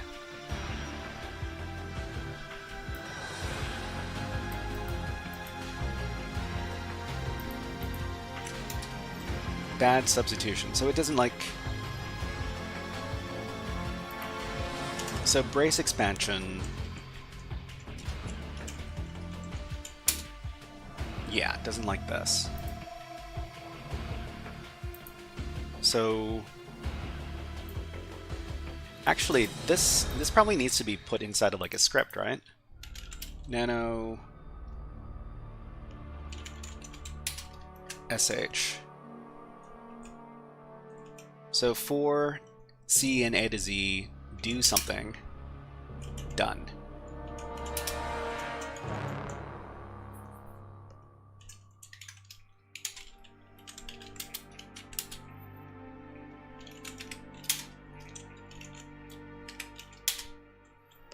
Yeah, it doesn't like the stuff on the second line.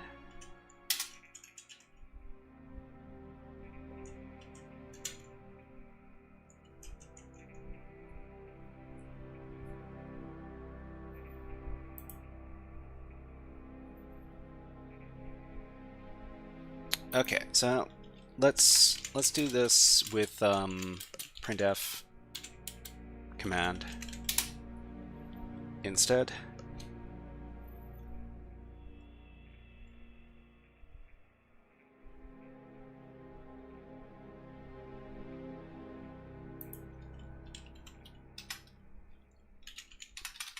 With a printf, but without a loop.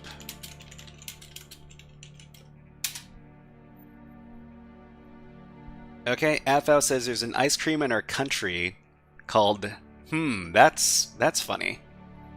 That's pretty funny. Okay, so there's no explicit loop, there's a lot of text. Well, I mean, sure. If we're having trouble with loops, then don't use the loop. And then output this to agents.txt, and then insert this into our ffuf command. So ffuf is another one of these tools we can use. So ffuf, what is the basic syntax again?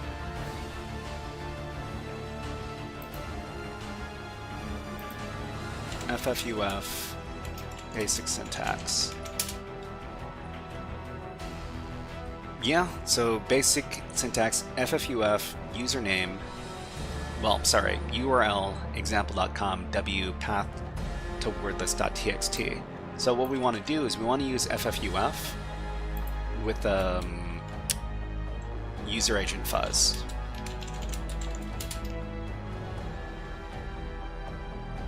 Okay, so here.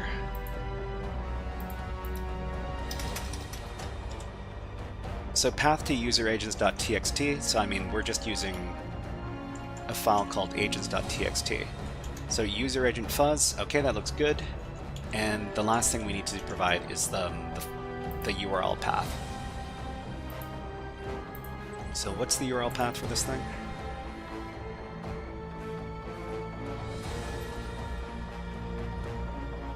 You looked it up, NedMac? That's awesome. What country? Well, I mean, I guess we don't want to dox anybody by giving the country. So let's try this.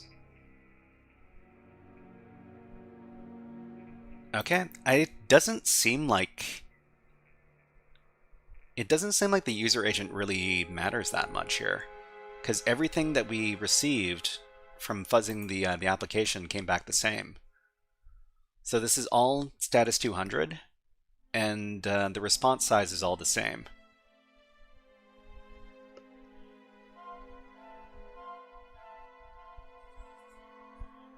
Okay, look up the ingredients. Is there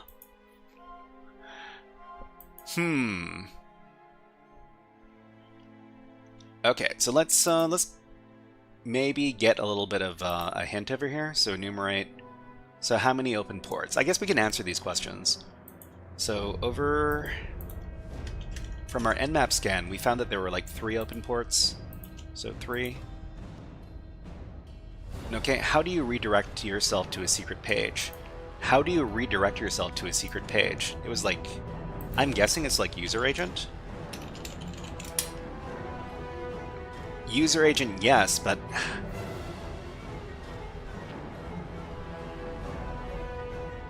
I guess the code name is not agent something something. It's got a different, it looks like it's a different format here.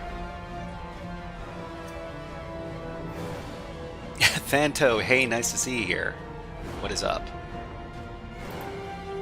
Okay, answer format. Yeah, user agent, right. So what is the agent name?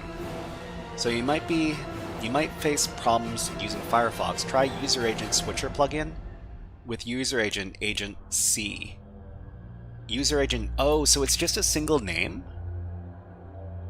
Sorry, it's just a single like letter. User agent, okay.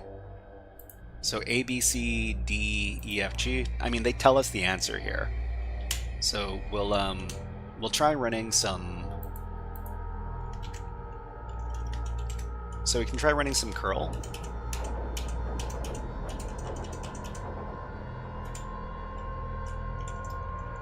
So agent C.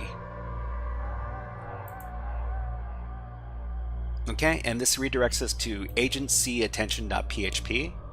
So this is a hidden web interface. So we'll go over to, what's our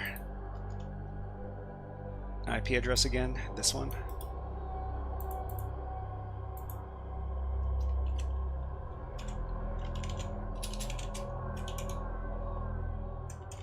So agency attention.php. Okay, attention Chris. So Chris is the name of a user. Do you remember our deal? Please tell Agent J about the stuff ASAP. Also, change your password, it's weak. So, I mean, this is another case where we want to do some brute forcing. I'm guessing that this Chris user is what we need to use to break into the server. So what was it? We'll use our brute forcing tab.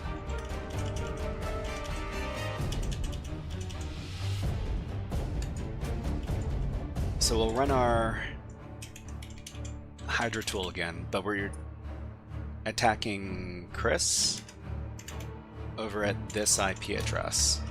Uh-oh. What's the IP address?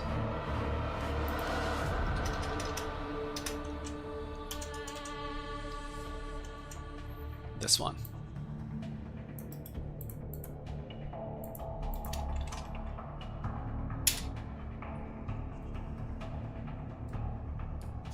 Okay, and brute forcing SSH takes a while, so we can just walk away for just a second or two.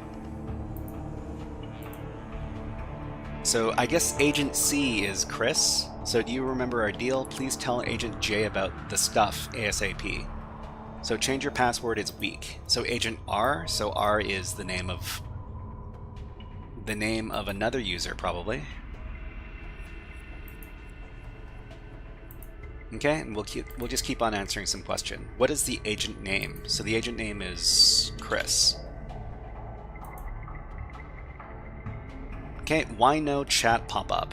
Chat pop-up? I'm pretty sure you can see the chat on the screen, right? So the live stream, and also inside of YouTube.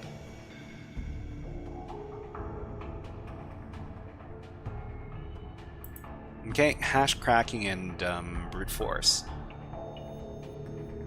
Done enumerating the machine, time to brute force your way out. So we got FTP password, zip file password. Oh, okay. So it looks like maybe we're not brute forcing SSH, instead we're brute forcing FTP. Okay, so we can run the same thing, the Hydra command, only we direct it towards the FTP service instead.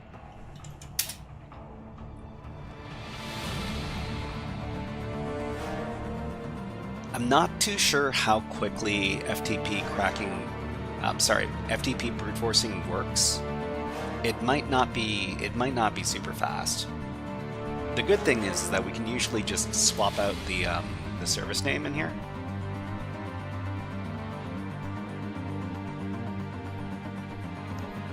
So attacking FTP on this server on port 21.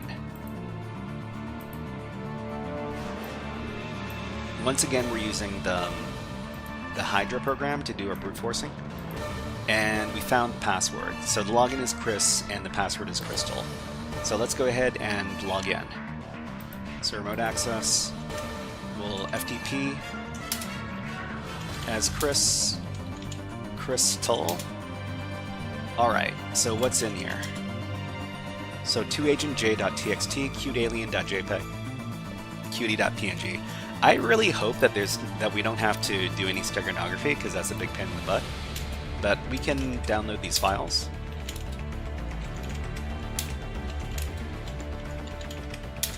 Okay, and then let's take a look at the at this node over here first. toagentj.txt. Dear Agent J, all these alien-like photos are fake. Agent R stored the real picture inside your directory. your login password is somehow stored in the fake picture, it shouldn't be a problem for you. Okay, Agent C. From Agent C. Your login password is stored in the fake picture. So, I mean, this is probably pointing us at steganography. So steganography, there's a pretty common tool that we use called stegseek.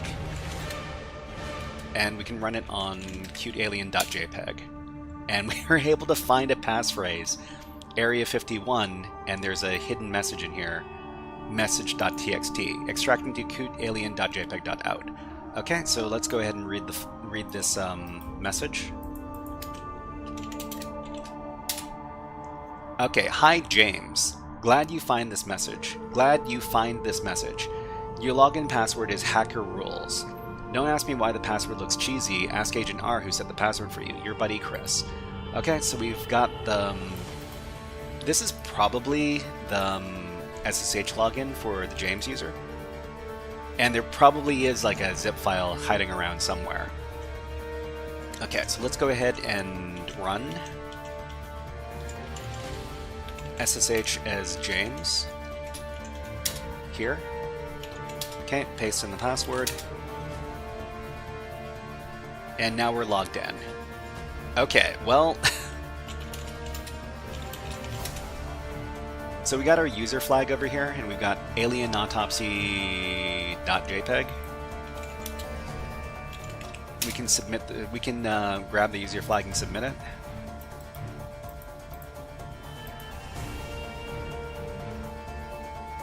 Where's our... so here's our user flag. Okay, and so the FTP password was what, Crystal? And there was a steg password. So the steg password we found... ooh, what was the steg password? Like area 51? I think? No. No. Okay. Over here. Yeah. So what is the other agent in full name? So the other agent is James. Okay, so what we need to do now is we need to figure out where this zip file is. So they say that there's supposed to be some sort of zip file. Let's go ahead and look for that. So the other thing is that there's this thing called the alien autopsy here. So, I mean, there are a few different ways we could transfer the file over to our own server so that we can investigate it. Probably the easiest way is to just cat it out and then convert it to base 64. Okay? And then we just copy all this and then recreate the file on our end. Actually, let's make this smaller. So, okay. That's hard to look at, but this makes it a lot easier for us to copy the file using the clipboard. Get the entire thing and then copy it. And then recreate it on the other end. Autopsy.b64. Paste this in, save it, and then base 64 decode it. Convert it to autopsy.jpg. How to detect honeypots. How to detect honeypots? I mean, how do we know that what we're looking at is a honeypot or not? Binwalk? I think we might want to use stegseek on this again. So the same program.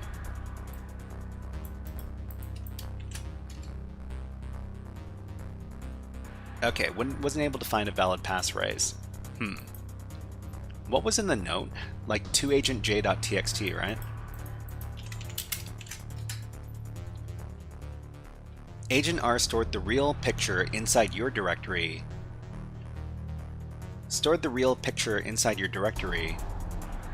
Your login password is stored in the fake picture. So the real picture. Let's take a look at this real picture.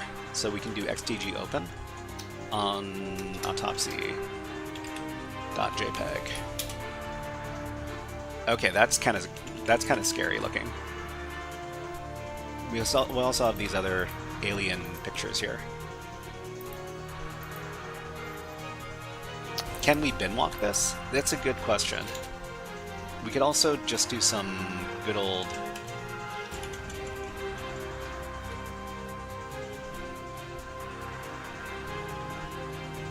exif tool.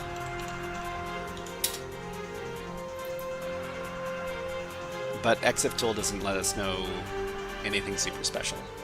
We could also look inside the file for some strings. Maybe only output strings that are at least 12 in length. Huh. This is interesting. This might be like a base64 encoded string right here. We would like echo it out and then try to base64 decode it.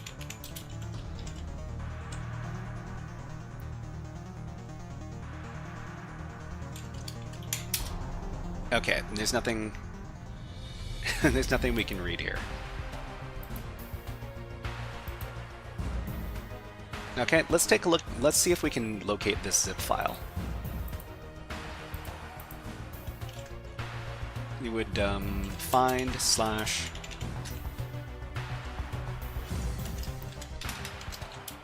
name star.zip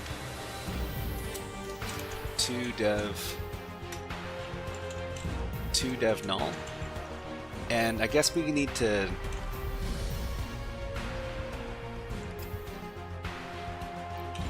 maybe we can specify like the our owner. So the file owner is James.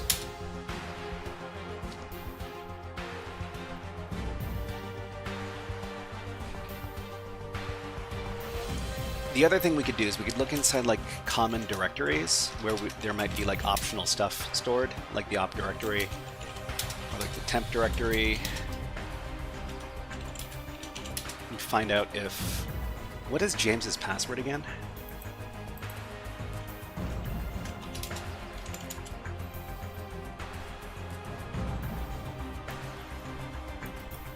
It's like hacker something something, right? Hacker rules.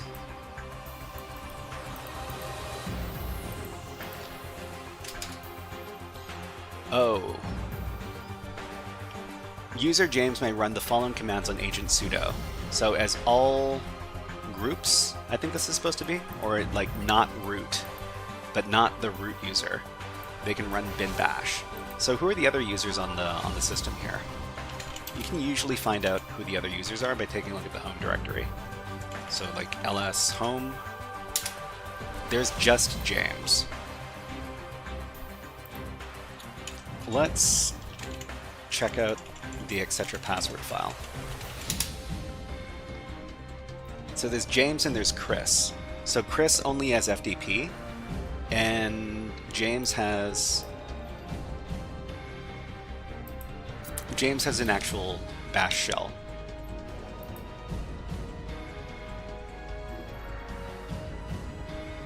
So I'm pretty sure that we can't become the root user, but we can get other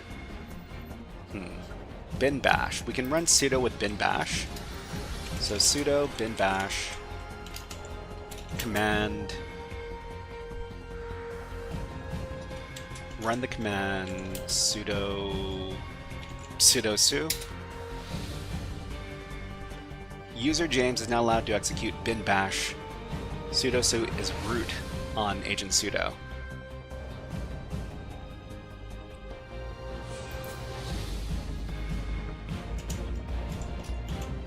Okay, so if not as the root user, who else Who else could we be? What could we become?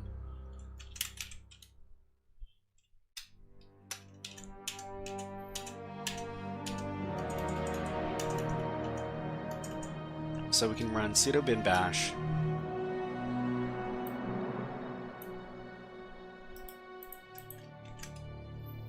Let's think about this. So the SSH password. The SSH password was like hacker rules? Exclamation point.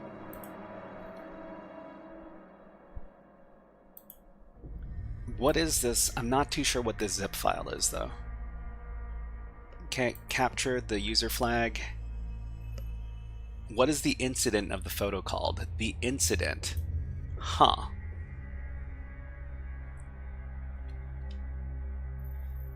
Have you ever heard of the learning site Allison? Allison? I don't think so.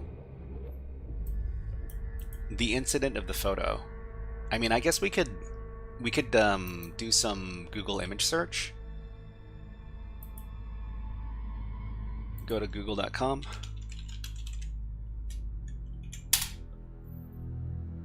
And then go over to images, search by image, upload a file, and this is autopsy.jpg.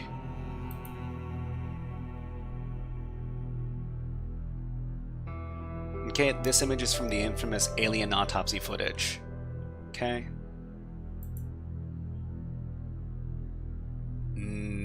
Revealed to be a hoax. UFO conspiracies.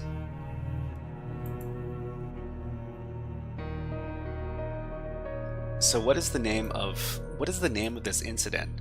Oh, Roswell alien autopsy? Is that what we're looking for? Hey, GX000. Nice to see you here. Hope you're having a good day. Alright, Roswell alien autopsy. Okay. So we've run out of time. We might be able to come back to this later, but right now we have to do our HackerFrogs AfterSchool topic. Did you stream yesterday too? Yeah, I streamed yesterday. I did like a co-working stream. So it was basically just like a chill hangout stream for like 3 hours or so. I was struggling with some C programming. Yeah, I was going through a little course. Anyways. Okay, we'll move into the next topic. So the topic is going to be topic number 3. But hey, I've got your frogs. Let's go ahead and... Would you look up Allison? I mean, sure. I can't do it on stream, because I don't know what's going to come up.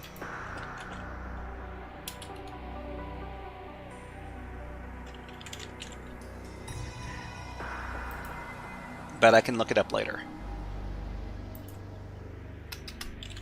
Saw the notification about yesterday and I was second guessing what day of the week it was. Oh, okay.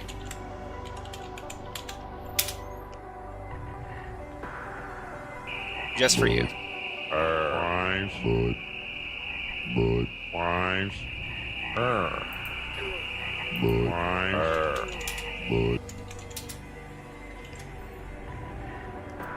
Okay, so let's go ahead.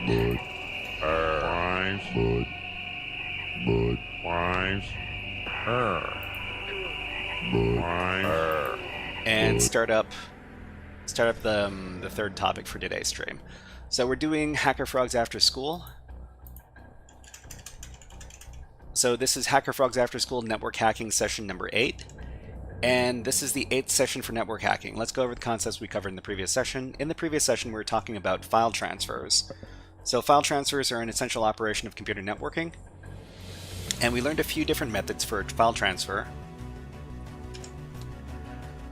So we talked about transferring small files via the clipboard in Base64. I actually demonstrated this just a little while ago. But if you're dealing with small files, you can encode them into Base64 and just move them around using the clipboard. We also talked about the Python HTTP server module that you can use to serve files and then move them around that way. And we also talked about SCP, so secure copy, using the SSH protocol. And that's probably the most secure way of moving around really large files. But today we're going to be talking about a different topic. So today's topic is file upload attacks. What are these things? How do we upload via web pages? And how do we do filter bypasses? Okay, good to hear, AtVow. If you want to learn about all sorts of topics using Allison free online courses, I've never heard of them before. But if you want free education, you can check them out. So what are these file upload attacks we're talking about? File upload attacks are a type of web app hack where malicious files can be uploaded to a web server and then accessed on the web app, executing the code within those uploaded malicious files. So Aiden Hall, hello, nice to see you here. Okay, so file upload attacks, they don't necessarily need to be accessed using a web app, but that's the most common vector for file upload attacks. So in order to perform a file upload attack, there has to be 3 conditions we have to meet. So first one is, there must be a way to upload files to the web accessible location via the web app or another service. So we could, if for some reason the FTP service or the SMB service has access to web accessible directories, you could also use those. But we need to find some way to upload these files. The second criteria for file upload attacks is that the upload location must be known to us. Even though we can upload files to a particular web application, if we don't know how to access those files and what location those are uploaded to, it's not useful to us. Okay, and the third condition is that the app must be able to execute code.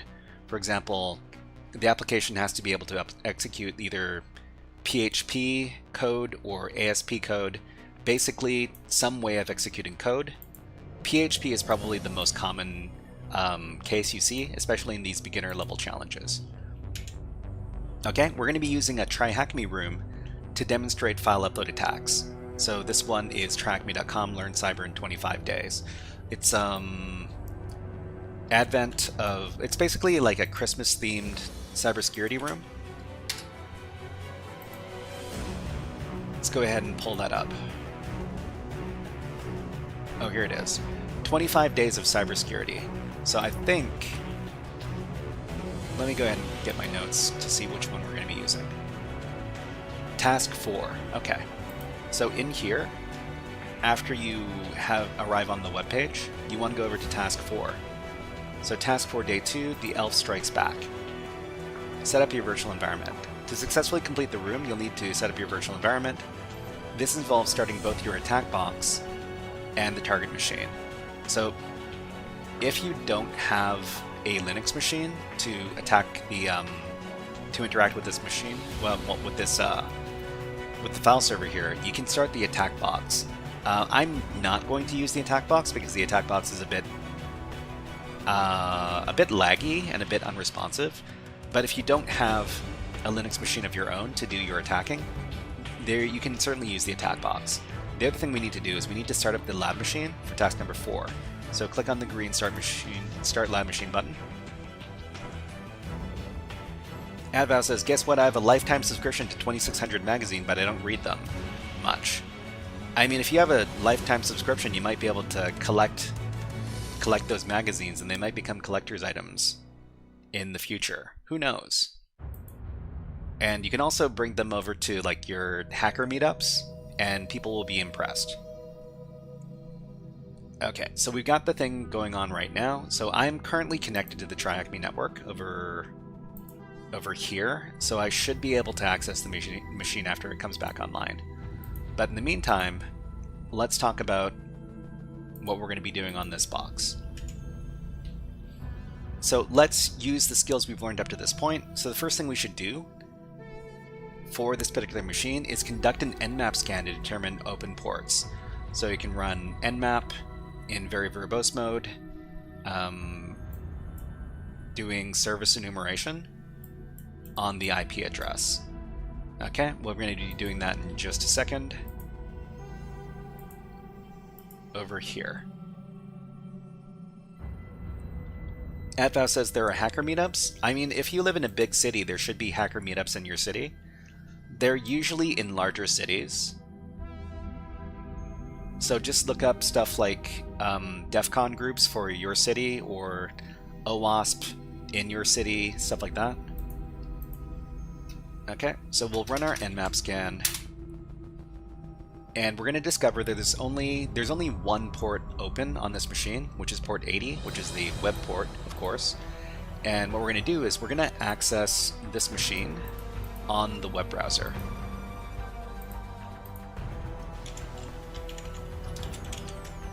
So HTTP :/ paste in the IP address. Okay, and it says you're not signed in. Enter your ID as a get parameter. So for example, your ID here.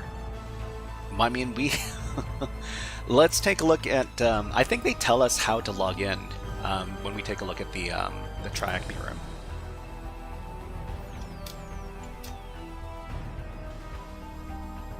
Okay, they talk about get parameters and URLs. So one common thing, let's see. So get parameters and URLs. So apparently, the way we access the web app here is we need to log in by using a specific URL parameter.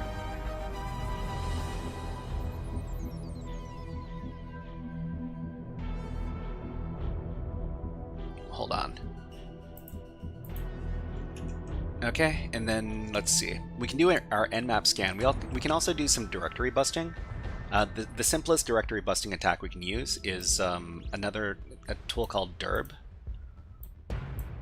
So we would run derb and then HTTP the IP address like this. So this is a common directory busting tool that we can use to find common endpoints.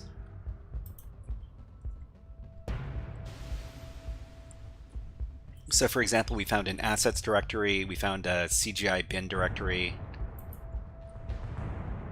and these are some common things that we can do for these network hacking exercises.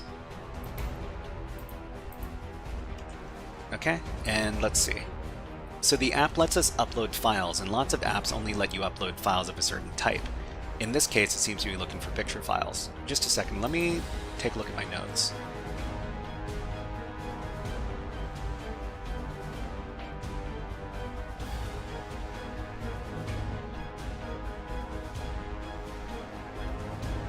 Okay, so there seems to be some sort of ID thing. Let me see if there's some natural way we can discover this.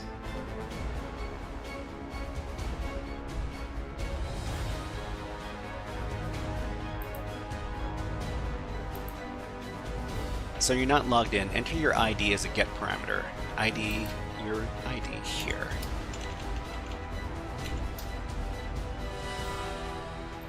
Okay, we're just gonna skip this step because we're trying to get to the juicy part, which is file upload attacks.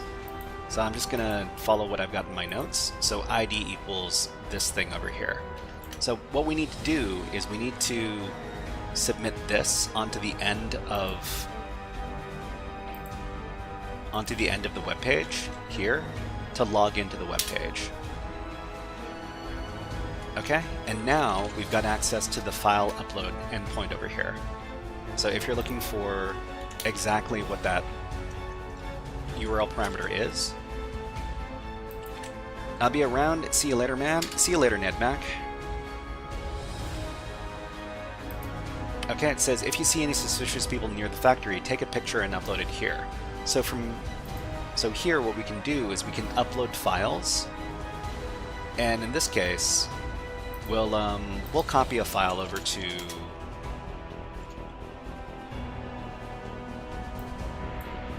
the application. So we got like cute alien.jpg that we've got from our previous example.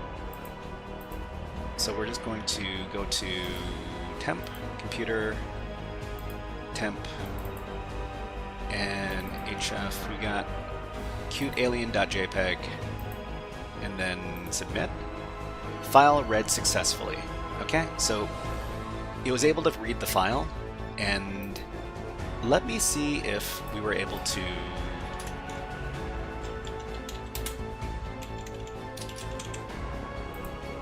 find the upload directory, because that's another criteria that we need for file upload attacks. We need to be able to find the directory to which these files are being uploaded to. Adbao says, after somebody hacks my computer, how do I get rid of them?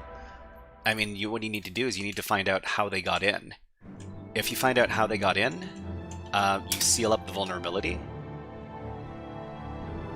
You seal up the vulnerability and you secure your computer first. So we've got an assets directory. The file might have been uploaded to the assets directory. So we can try navigating to the assets directory.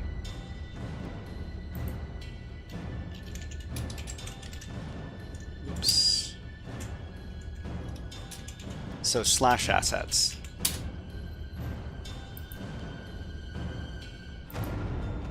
We got images here, but I'm pretty sure these are not the assets that were uploaded. So a common directory that might house like uploaded files is like the upload directory.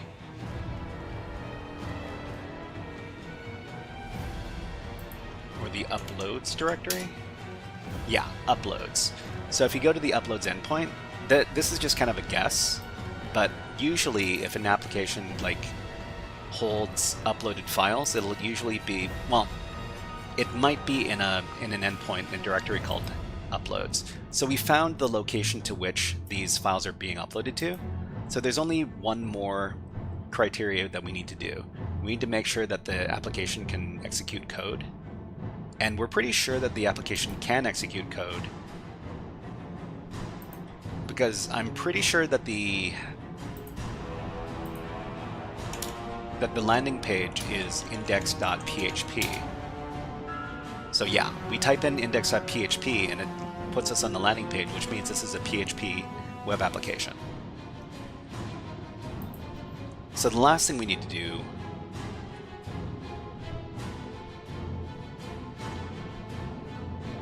is we need to create a file that we can upload.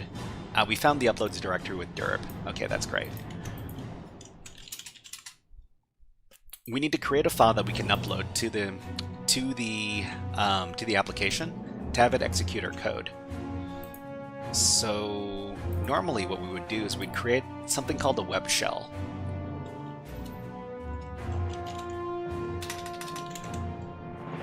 So there's a handy dandy website called revshells.com that can be used to create like reverse shell payloads and also web shells. So in this case, we're going to scroll down to all of our different payload options, and we're going to go over to PHP command small. So this is an example of a web shell in PHP. I'm going to create a file called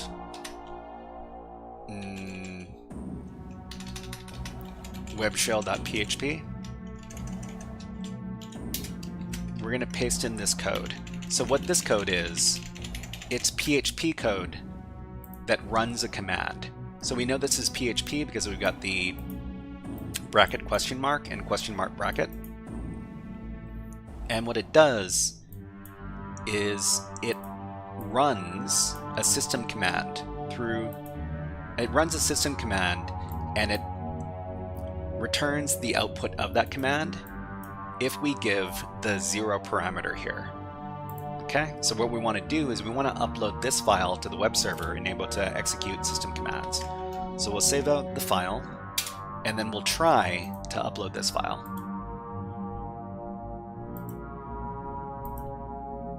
Okay, so we'll select all files.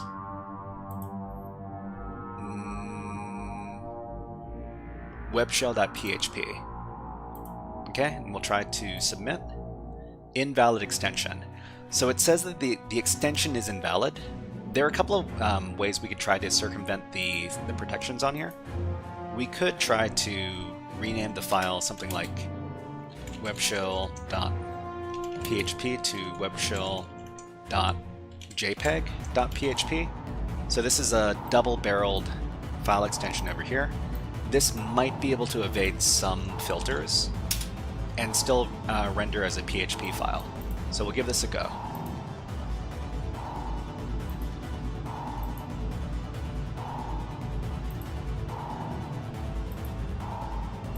Okay, try to open this. File received successfully. Okay, so apparently the web application accepted the file because it had the JPEG file extension inside of it, even though it's like a PHP file. So if we go over to uploads, that directory, we see here that webshell.jpeg.php is here. If we click into it, this is blank. This is normal. What we want to do is we want to give the URL parameter. So people might not know what URL parameters are. So the URL parameter this is usually a feature that's used to conduct searches, and it's whatever comes after the question mark instead of a URL. So question mark and then the name of the parameter. So like search equals apples, and you actually see something like this if you use Google. So for example, if we go to our favorite website, google.com, and then we search for adorable kittens, and then we go over to the URL that comes back to us, we see something that looks like this. Okay, Q, which stands for query, equals adorable kittens. So this is what we search for. So in this case, we have to provide like a custom URL parameter to this page, and it's going to be 0, because that's what we put in the web shell. 0 equals whatever command we want to execute. So for example, who am I? So 0 equals who am I. So we're gonna copy this. We're gonna tag this onto the end of the web shell page over here. Okay, and we see here in the response it's Apache. So Apache is the name of the user that is being used in this case. We could do all sorts of other like web shell commands. In here, we can take a look at the file contents of this directory, and what we're actually interested in. So this is how the workflow usually goes. So identify potential file upload attack function. Locate uploaded file directory. Confirm code execution via scripting language. So for example, that's usually going to be something like PHP. And then upload a web shell file. Usually what we do first is we upload a web shell so that we can execute files on the web server, and then use the web shell to establish a reverse shell connection. Okay, so what we're doing is we're doing this step over here. Use the web shell to establish a reverse shell connection. So what we're going to do is we're going to create a little environment to listen for a reverse shell connection. So on our attacker machine, we can run netcat nlvp. So there are a bunch of different tools we can use to for reverse shell listeners as well, but the most basic one is to use netcat with these parameters over here and listen on a specific port number. So I like to use port 443 because it's usually a port that's not blocked by firewall rules. And the other thing we need to do is we need to use the web shell to send a reverse shell payload that establishes the reverse shell connection. So, I mean, we could use like a website like revshells.com, And in here, we can supply the IP address and the port number. So what we need to do to create a reverse shell payload is to first get our IP address. So our IP address for this network is this one over here. So we're just going to copy it. Okay, Adval says, do you ever use Google Scholar for cybersecurity? I don't know what Google Scholar is, so no. Okay, we'll plug in our IP address. We've got our port number.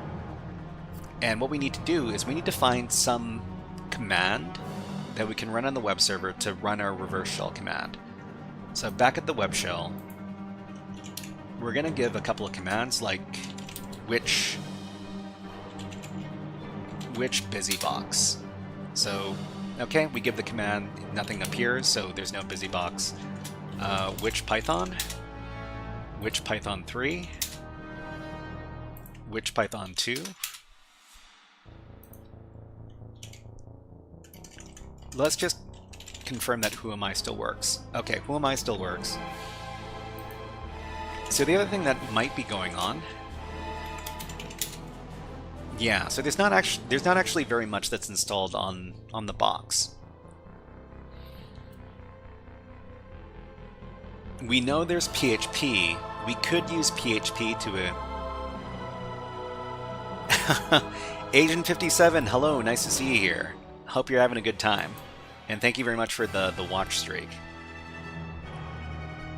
Okay, let me take a look at my notes to see which payload we're supposed to be using. So let's just summarize what we've done so far. So we've done our file upload condition. So the app lets us upload files, and a lot of apps only let you upload files of a certain type. In this case, it's looking for picture files. Okay, the code execution condition. File upload attacks will not work unless the web app executes code and files. PHP is a classic example, and web apps that host PHP files are a good indication that the app is vulnerable. Randall Stokes says, Scholar has access to research papers, wouldn't use it for hacking. I mean, potentially. Anyways, so the other thing we need to do is we need to create the file that we want to upload for the attack. In file upload attacks, there are generally two types of file contents used. There are web shells and there are reverse shells. So in this case, we're going to be using a web shell, which is a file that allows us to run OS commands when accessing the web page. Okay, so the other thing we could do is we could use a program called MSF Venom.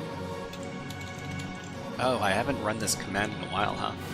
Okay, let me see if I can get the command syntax for this, just a second.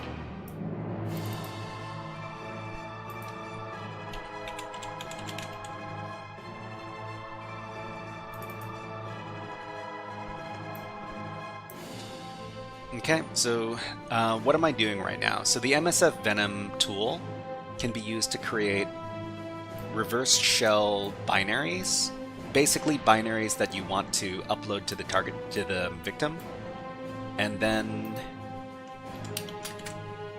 when you execute the binary, it'll establish the reverse shell connection. So here we have to specify a port and a IP address. Let me go ahead and get that IP address.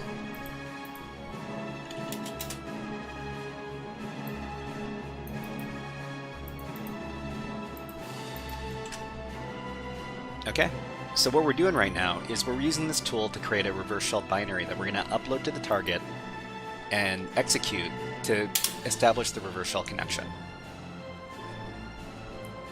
So for CTF exercises, this is a pretty reliable way to get a reverse shell payload working. So we got our reverse.elf file here, and what we need to do is we need to upload it. And the way we're going to upload it is using a wget command. So wget http our IP address and then reverse.elf. we're going to be running this from the victim machine on the from the web shell on the victim machine. So why are we supplying an HTTP, like a web address, for our attacker machine? It's because we're going to be hosting this file on our attacker machine in just a second. Okay, so the first thing we're going to do is we're going to paste in the command. But before we execute it, we're going to start up our HTTP server. We're going to run Python http.server on port 80, and now our attacker machine is hosting a web page with the file contents of this directory. Okay, and then we run this command to upload the file. Adval says, are there other beginner-focused InfoSec streams or just this? I don't know very many InfoSec streams that focus on beginner content, especially not teaching people. I think some of the ones you might want to look at are like HackSmarter. So this is infosecstreams.com is like a list of different people who do InfoSec and live streaming. I think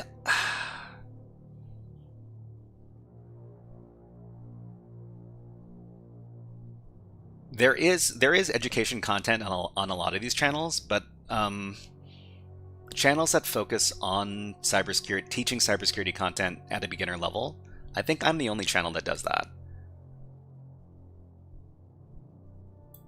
There's you could also take a look at HackSmarter. HackSmarter also does a bunch of education content, but it's not as beginner focused. Anyways, what were we doing? Oh yeah, right. Okay, we've got our HTTP server over here, and we tried to upload the reverse shell file to the server. Let's check and see if it went through. LSLA.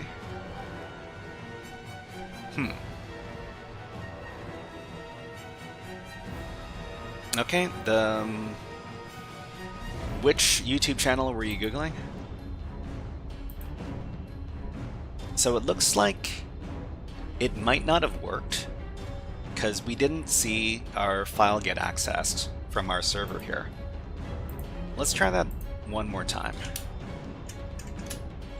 Which wget? There's no wget. Okay, so there's no wget on that machine. How about curl? There's no curl on the machine either. That's funny. So we're trying to download web content.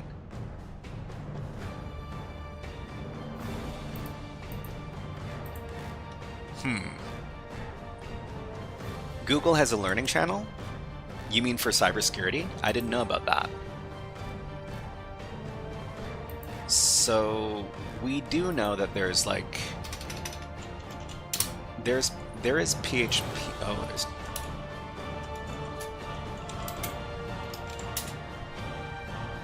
maybe there's no which command.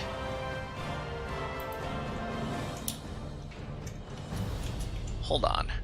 Let's try running some other commands on here.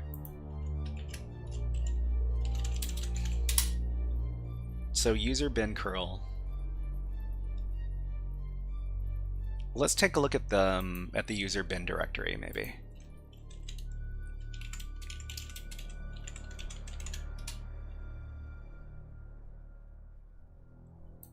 Okay, let's look for wget. There's no wget here. What about curl? There is curl, so we could potentially download the file using curl. Cybersecurity beginners of IT. Oh, that's awesome. That's awesome. Yeah, I don't know much about that. All right, let's get a curl download command. Curl download file syntax.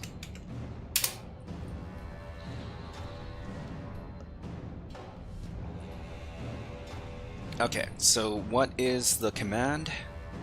So curl-o local name.zip, and then the IP address, or sorry, the URL. Let me copy this syntax.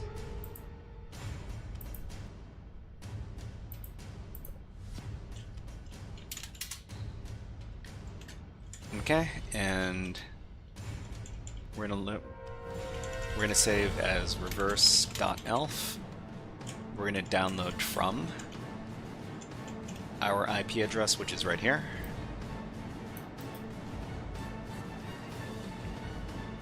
Oh, it's from 2016. I mean, the information is probably still good.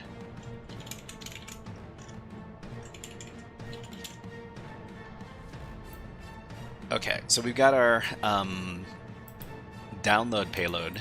Let's go ahead and see if we can get the web server to run this thing.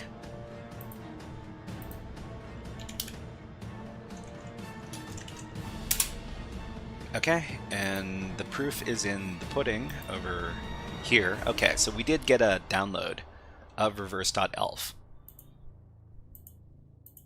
So the last thing we need to do is we need to check to see if the file was saved to this directory. Huh. It looks like it wasn't saved to this directory. I guess what we can do is we can run the command again, but we have to specify where we want to save it to. In this case, we're going to save it to the temporary directory, because that's a location that is universally writable.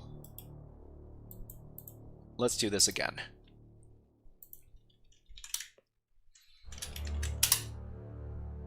Okay, and then after we run that, we check the temp directory. Okay, so reverse.elf ended up in here, which is good. We just need to make it executable with chmod plus x. Or actually, we'll do chmod 777 on temp reverse.elf to make the file executable. And the last thing we need to do is we need to just run the file like this.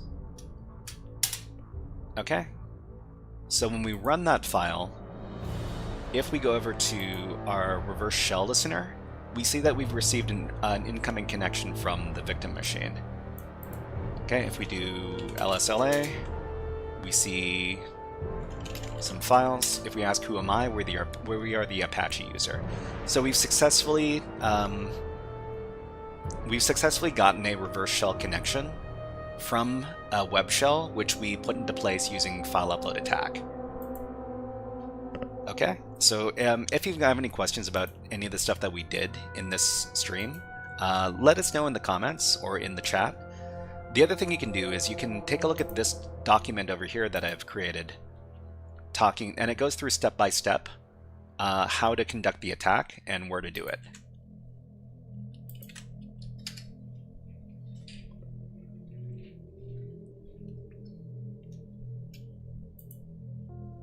Okay, so from here, typically what you would do is do some reconnaissance.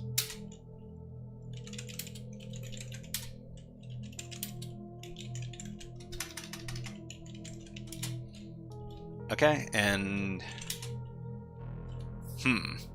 I wonder. So from here, what you could do is you just move around into different directories and maybe try to find some way to elevate your privileges from your current user to the super user, but it's not really the focus of today's stream. So what I'm going to do is I'm going to demonstrate one more place where we could practice this. So here, we're going to shut down our machine. And we're going to use another TryHackMe room. And this room is going to be the DVWA room. So the DVWA room, well, the DVWA application, it's a very... Am I not logged in?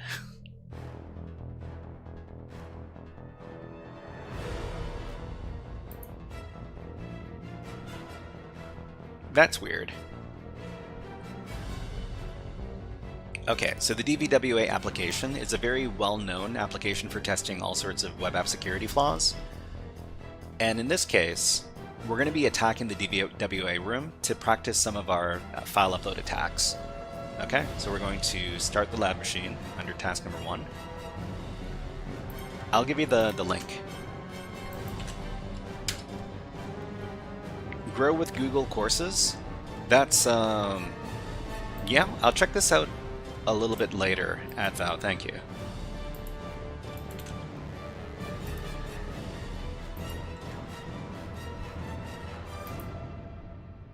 Okay, well, we should be able to see the IP address in just a bit.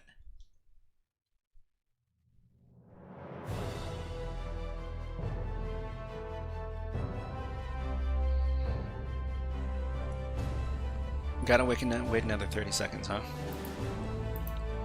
Okay, we can just get out of this reverse shell here because we're not using it anymore.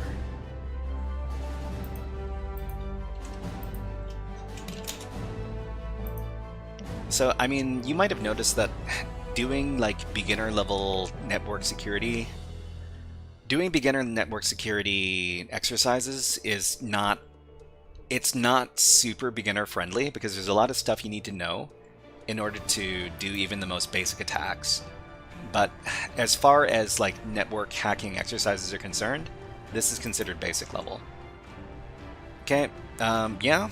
I mean, it's Google. They should have a lot of views on their channel, and they're providing a free service that makes sense.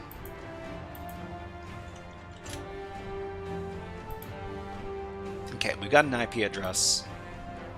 We're going to copy the IP address, and then we're going to access this in our web browser.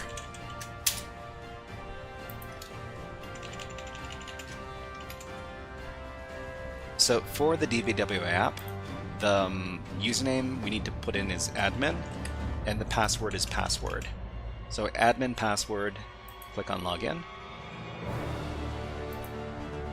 Okay, and this is the interface for the DVWA app. So the first thing we want to do after we log into the DVWA app is to maneuver down to the bottom, and we want to take a look at the security tab over here. So go ahead and click on DVWA security, and we need to modify the security level, because the security level, we can modify it in this application. It's currently impossible, which is not what we want. We want to make it nice and easy, so we'll set the security level to low, and then click on submit. Okay? So the next thing we want to do is we want to select the vulnerability that we want to practice. In this case, it's the file upload vulnerability. So it is 1, 2, 3, 4, 5. File upload, click on it. And it says choose an image to upload. So this is an upload endpoint, just like what we saw in the previous example. So if we click on browse, then we might be able to upload a specific type of file. So we'll try uploading a picture file. For example, I don't know, cutealien.jpg. Okay, and then click on upload. And it says hackable uploads cutealien.jpg successfully uploaded. Okay, so this is our second criteria. We've got the location of the file that we uploaded. So what we can do is we can just copy the file address here, and then plug it into the application. So the fact that we're able to access the file here is the second criteria. Remember that there are 3 criteria that we need to do to get our file upload attack to work.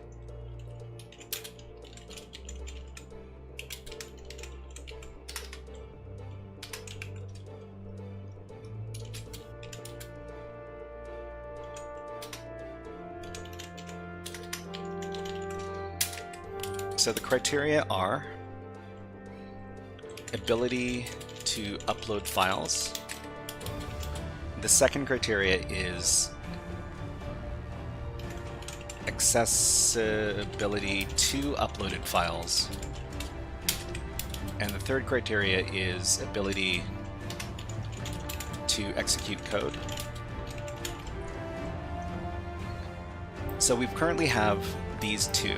the ability to upload files, and we have accessibility to the uploaded files. Okay, Ethos, how does community college compare to university for IT training? I mean, it really depends if whatever job you're looking for is looking for prestige. Universities are usually going to be more prestigious than community colleges, but in terms of skills that you learn, I'd say that the two institutions are probably going to be comparable. Anyways, there's an ad running on Twitch right now, and while ads run on Twitch, I'm going to take a little break for water, but in the meantime, you guys can watch the birds. We'll be back in about 60 seconds.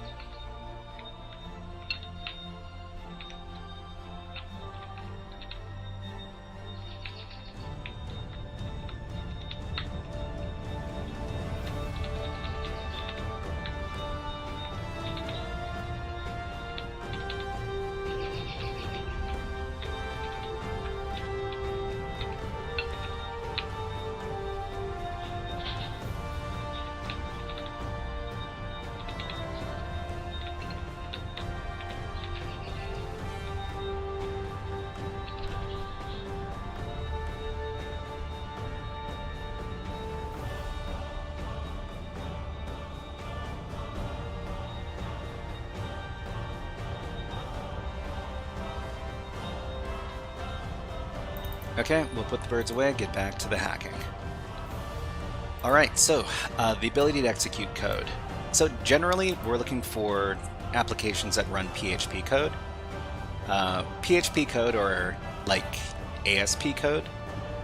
In general, like in a lot of cases when we're doing our file upload attacks, we're looking at applications that run PHP code. So if we go over to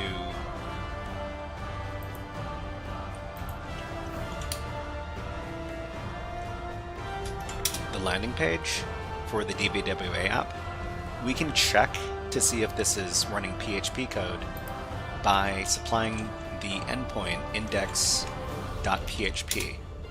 Okay, and if index.php comes back, that means that the application is running PHP, which means it'll probably run PHP code. So what we can do is we can try to upload a malicious file.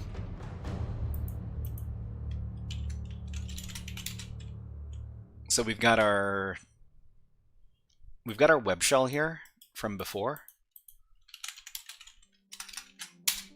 which has our web shell payload.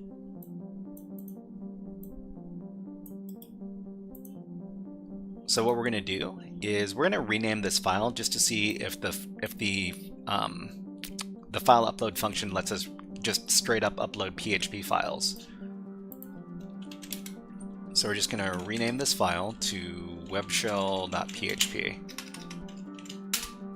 Okay, and we'll give this a shot. So the file upload endpoint here, browse, webshell.php, click open, upload,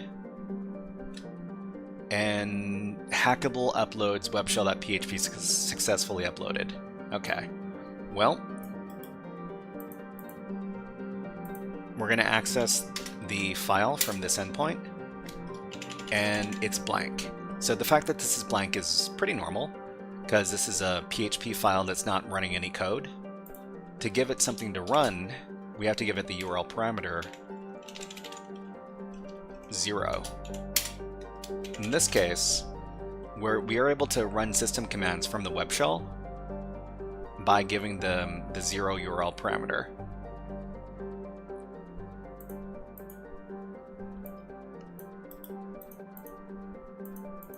So one more time, just to make it clear here. This is a PHP, well, this is PHP code.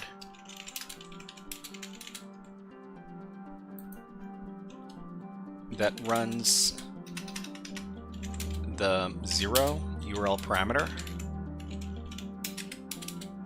as an OS command, then outputs the result to the web app.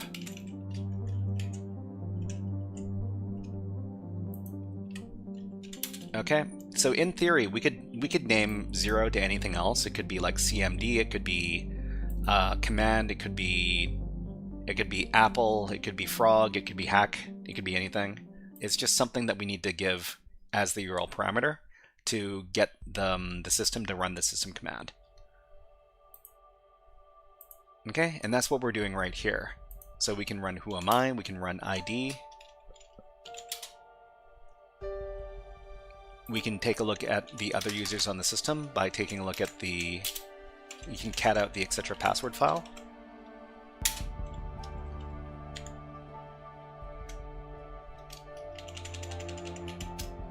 Okay, and this outputs a list of users on the system. We could also just run like a reverse shell payload to get direct access to the web server. But yeah, so let's go ahead and wrap up today's lesson then. So let's review the network hacking concepts we learned in this workshop.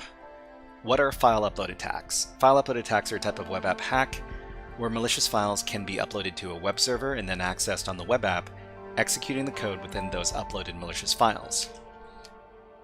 Naturally, to perform a file upload attack, we need to have the ability to upload files to a web accessible directory. File upload attacks will not work unless the web app executes code in files. PHP is a classic example, and web apps that host PHP files are a good indicator that the app is vulnerable. And lastly, we need the ability to access the malicious files you upload to the application.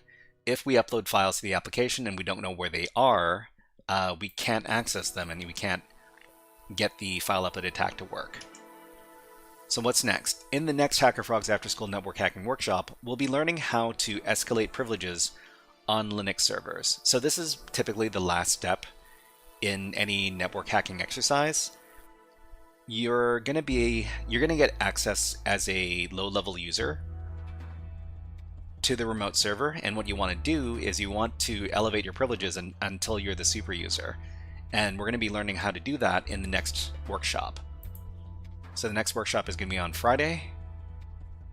So Privilege Escalation Part 1, it's going to be on Friday, July 17th. Okay, so before we do the next part of today's stream, I think what we should do is we should take a little break, because, well, I've been talking for a long time, and I've had a lot of water. But the next thing we're going to be doing is we're going to be doing this challenge from HacksMarter. So this is an easy level Linux lab, and you can access it from over here if you have an account over at the HacksMarter website. You don't necessarily need to pay for it, it's a free course. But you know what? Go ahead and watch these birds. Try ice cream. Try ice cream.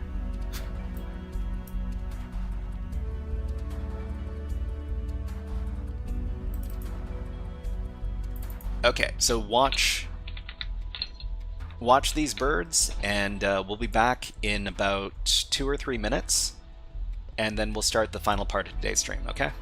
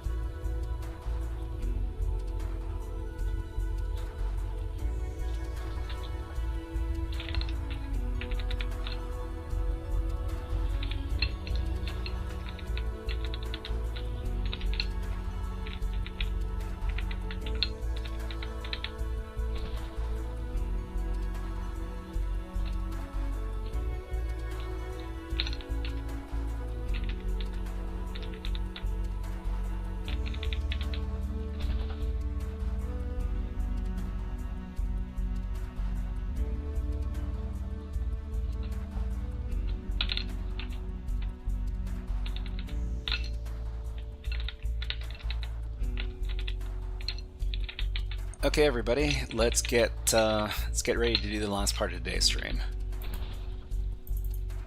Put the birds away, and then we'll put I don't know, say 2 hours in the clock. Let's see if we're able to finish up this exercise in 2 hours.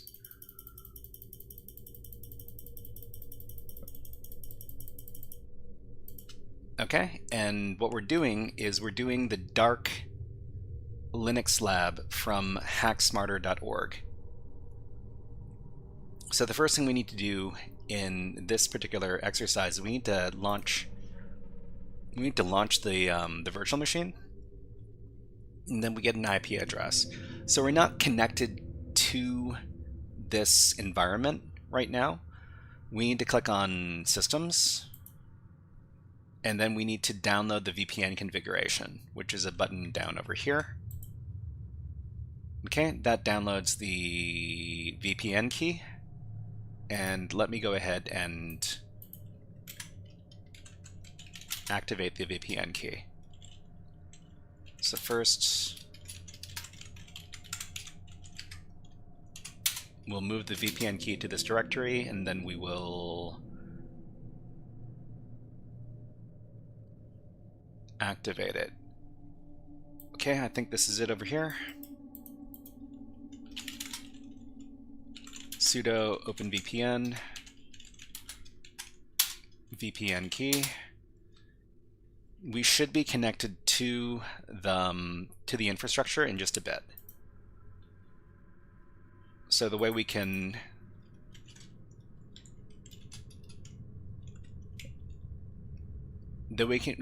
confirm, well, not necessarily confirm, but we can run the IPA command to see if we've got an IP address.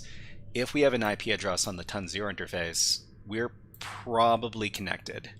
So the other thing we need to do is we need to ping the machine on this IP address. So the IP address on the machine is right here. If we're able to successfully ping this machine, then we've got access. Alright, so I think we can scan the machine now. But before we scan the machine, let's just read the description for the lab. At best, as they say, Apple staff just Google answers at the Apple Store. I think a lot of people just Google answers, or they just search for answers when people ask them questions. Okay, so what's our objective here? You've been hired to perform a penetration test on a single host in the company's network. Your task is to identify all vulnerabilities and demonstrate impact to the client by elevating your privileges to root. The client has provided you with VPN access to their network, but no additional details. So this is a classic scenario. And what we need to do is we need to run an nmap scan first to figure out which ports and services are available. Okay, it looks like we got a classic combination, port 80 and port 22.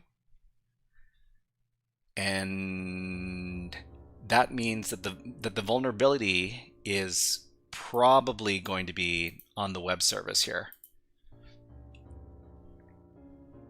Okay, before we check out the web page manually, we'll try to do some brute forcing. We'll run GoBuster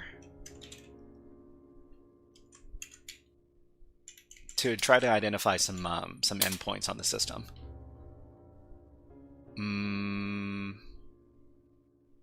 All right.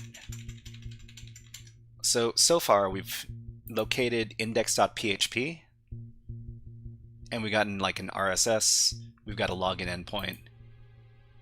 wplogin.php.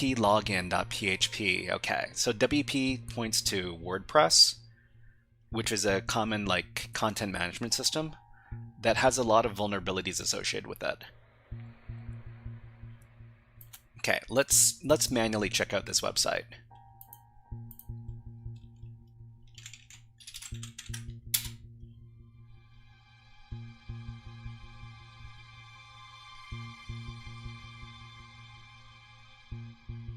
Okay, it's a spooky looking website, sure.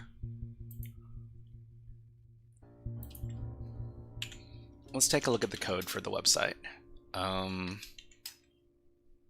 Interesting.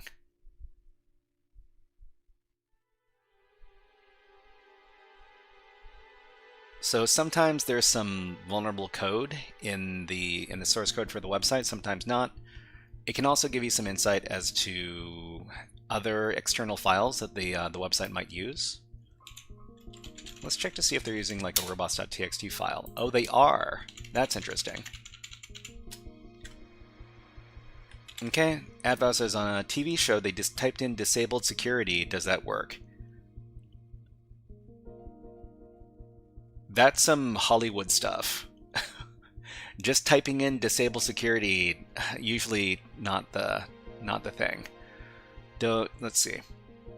WP sitemap.xml. This could give us some further insight to the application. Let's take a look.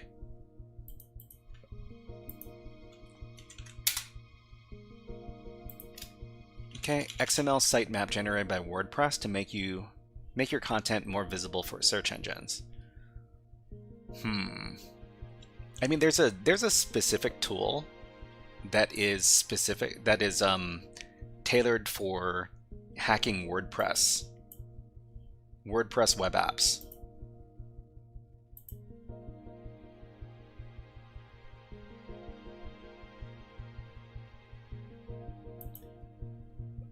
Okay, maybe we should use that. The tool is called like WP Scan.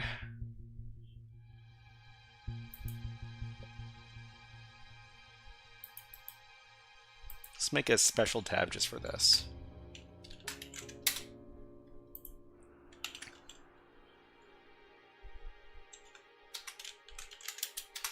Okay, so WP Scan is a pretty specialized tool. I've got a bunch of notes about how to use it. So let me go ahead and grab those notes. Just a second, everybody.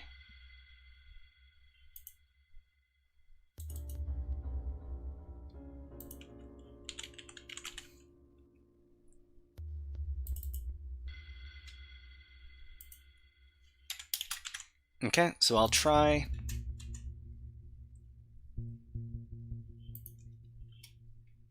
something like this. So WP Scan, provide the URL, and then enumerate a bunch of stuff over here. Let me go ahead and grab the IP address because the IP address is different from what I've got currently.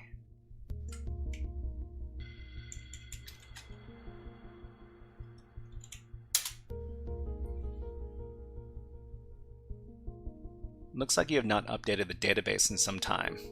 Oh, maybe we should update this first, because I haven't used WP Scan in quite a while. There might be new vulnerabilities that I'm missing here.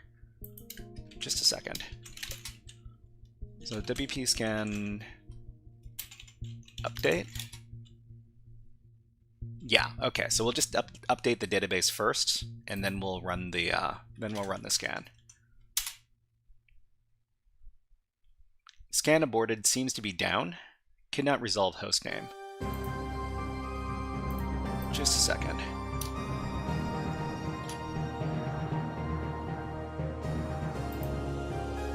Okay, Eva asks, is the skill level in Asian countries lower than Western for IT?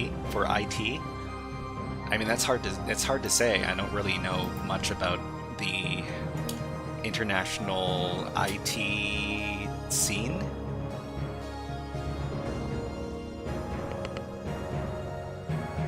I can't answer that question.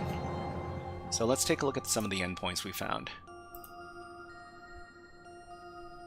So index.php, WP login.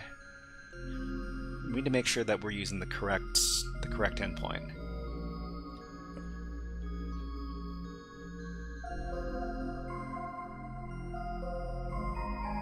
Are you talking about cybersecurity, or are you talking about like IT skills in general? Because those two are different things.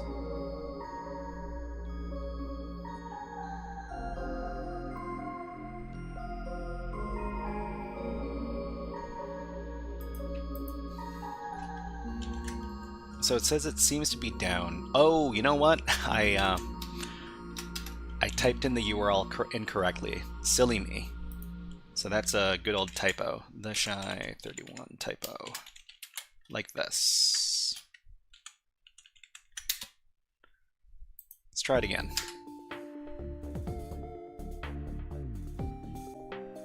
So we seem to have found some stuff. So interesting findings. Headers. Robots.txt found. Okay, we found that as well.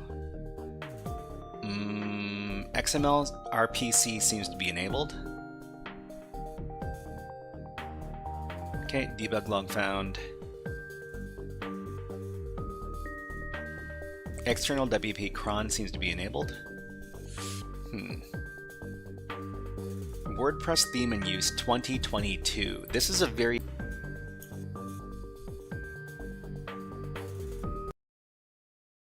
found vulnerable.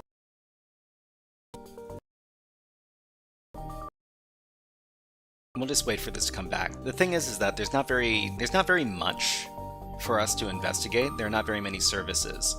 There's the web service and not very much else. We just found 2 ports, port 22 and port 80.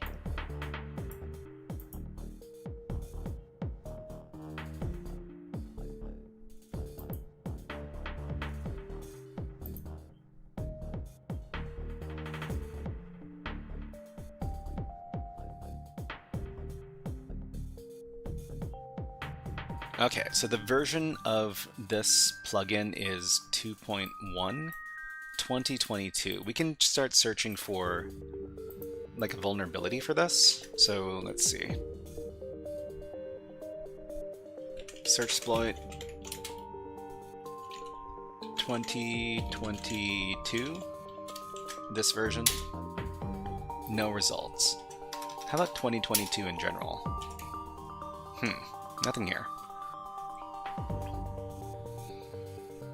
Okay, Mr. Repro. Hello, nice to see you here. Is it true that Godot is malware? When you put it in VirusTotal, it gives a very bad score. I mean, Godot is development software. It's possible that people can insert malware into like the Godot binary, but it's not necessarily malware in and of itself.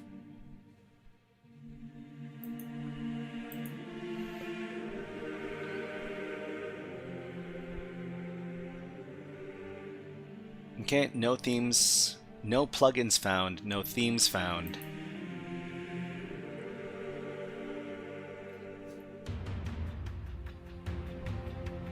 (2022) version 1.2.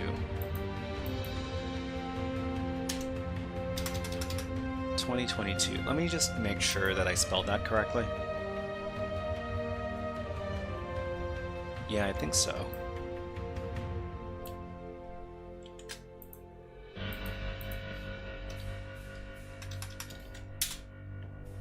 No results here.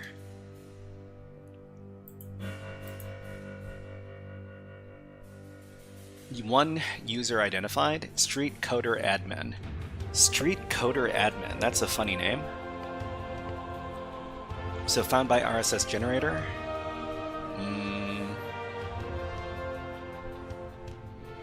Street Coder Admin.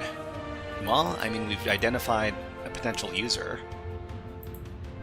And then we can add this to our users.txt file.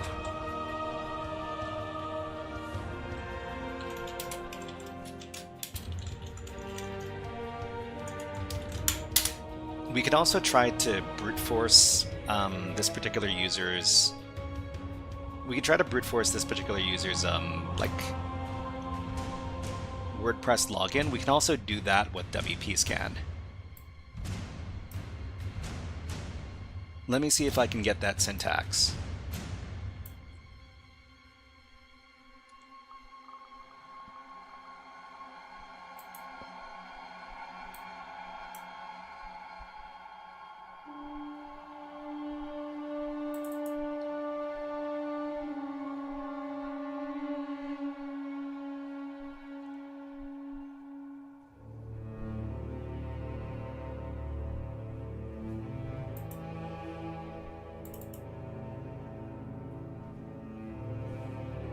Just a second, everybody. I'm trying to look up the... It might be faster if I just look this up on the web. Alright, so let's see. We're using WP scan for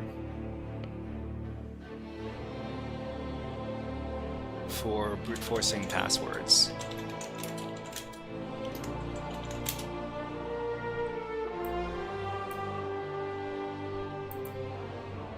Okay, WP scan URL passwords.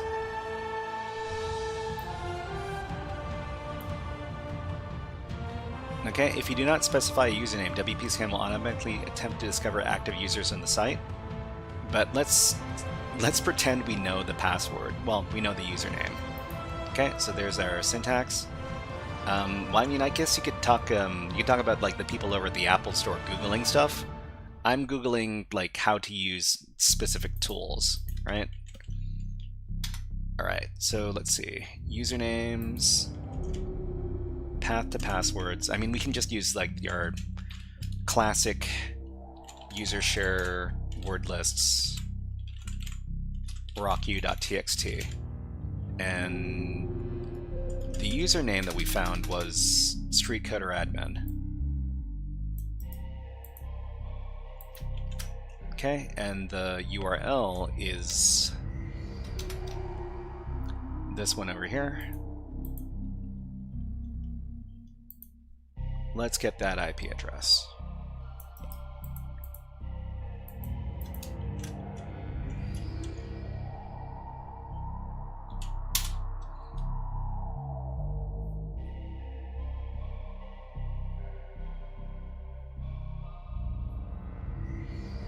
Okay, so after it goes through these other scans, it's going to start trying to do brute force enumeration. Sorry, brute force login. So we're just going to leave this alone. Performing password attack on XML RPC against one user.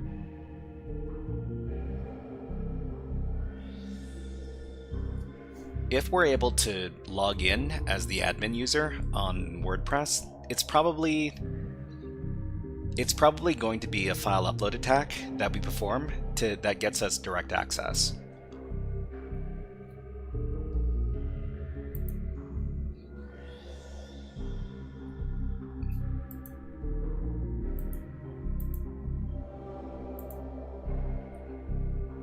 Okay, so the other thing we can do is we can see if we could take a look at like maybe some blog articles.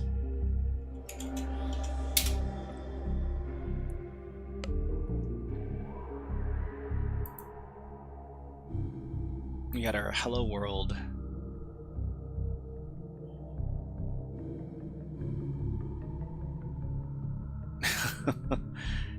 Let's make this dark mode, please. Yeah, no, that's not dark mode.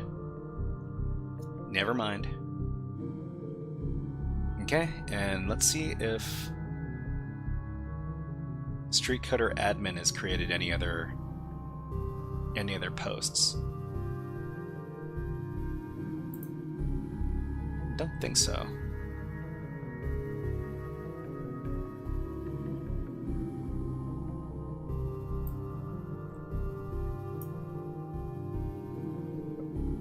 So post1.xml, taxonomies, categories, and then users. So there is Streetcoder admin, and this is the only post they've made.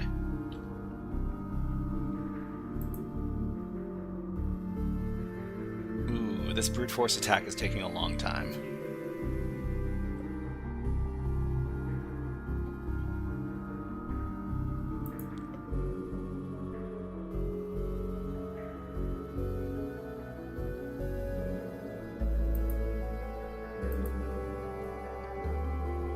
We can do another scan. There's a store called CEX where you sell them your old DVDs, your computers, parts, and games and other electronics. Yeah, I mean, if you're able to get some get something from old junk, then yeah, why not? So we'll run this one more time just to make sure I didn't miss any ports.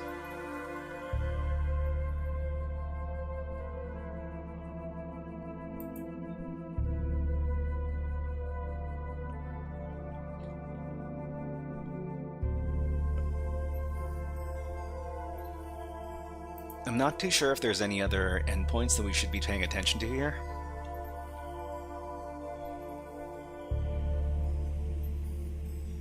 Hello world, sample content, 0, login. I mean, I guess we could take a look at the WP login page.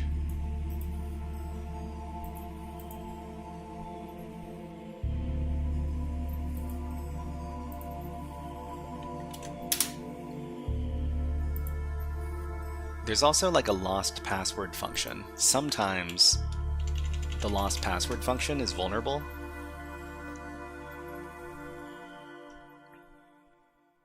They don't update their prices. Oh.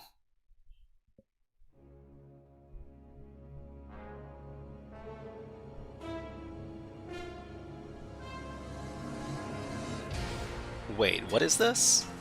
PWS Lion? Is this supposed to be a password?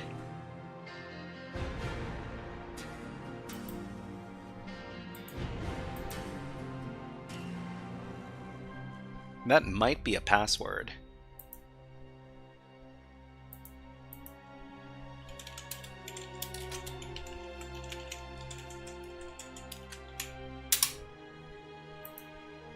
Because it certainly doesn't look like anything else.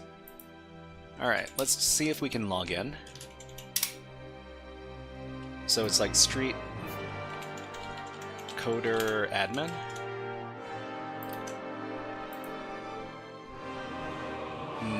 Nope. Hold on. Let me double check. Let me double check that username. Street coder admin. Could also try to just SSH in as this user. SSH street coder admin at, what was the IP address?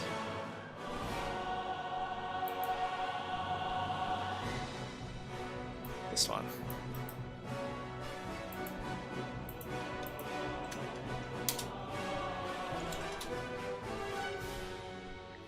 And let's grab that password one more time.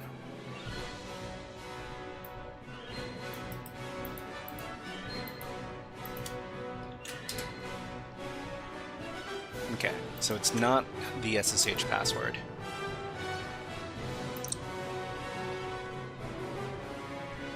Okay, brute force attack is still going on. Street coder admin password this thing.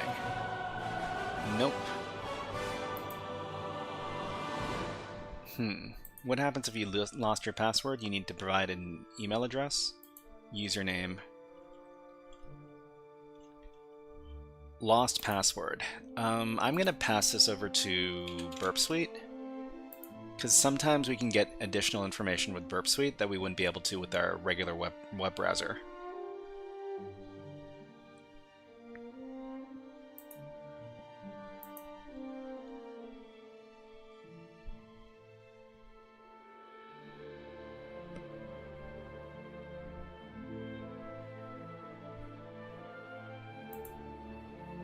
Okay, and then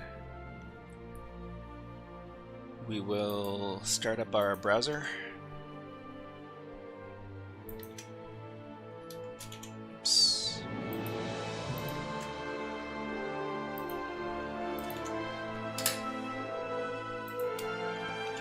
Okay, so the username or email address is streetcoderadmin.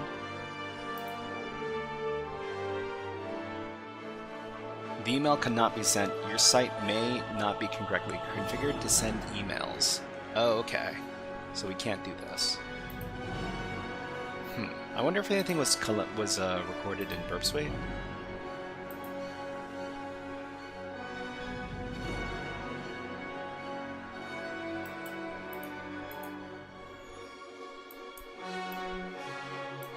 Yeah, there's an error message here.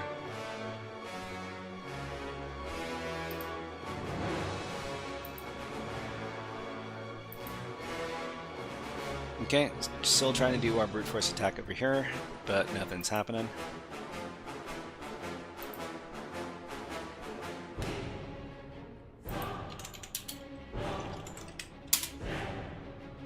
PWS Lion. PWS Lion. Let's go back to the webpage where we found this. So we actually found this on the login page, right?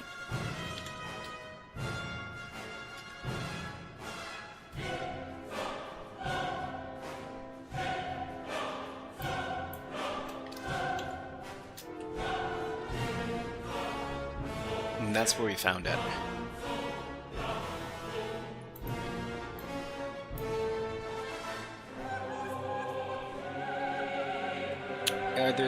Is there any other place we could try?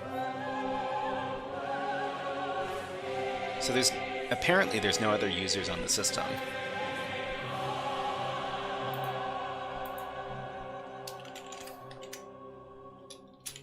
Let me try copying that password again.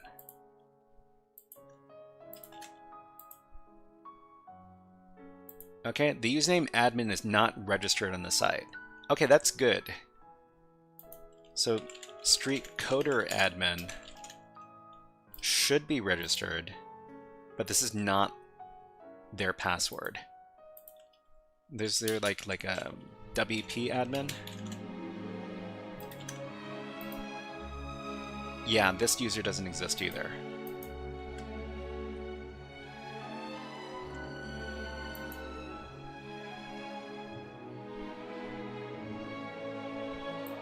I mean, the other thing about this is that it could be like base64 encoded, although I don't think this would decode anything that we could use.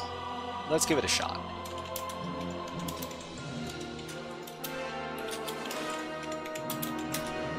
Yeah, invalid input. Okay.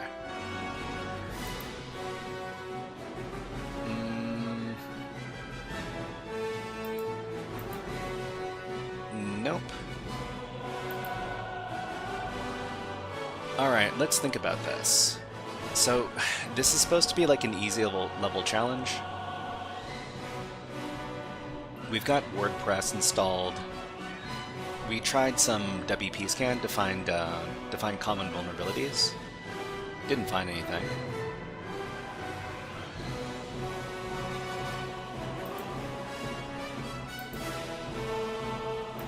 We did our directory brute forcing over here.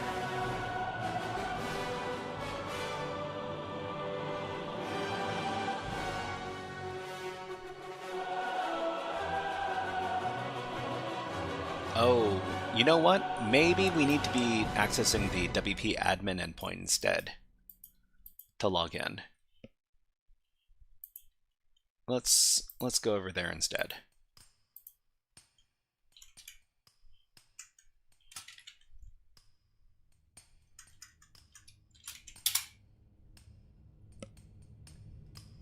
Okay, username or email address, street coder admin,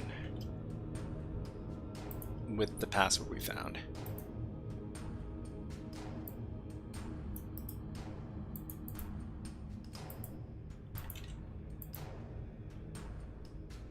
Nope.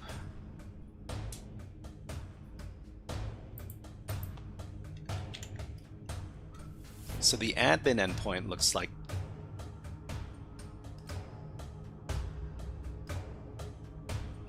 this. Is there anything? Although this might be like var PWS line, this might be like a common thing. This might be like a common part of WordPress. Okay, let's ask a question. What is this?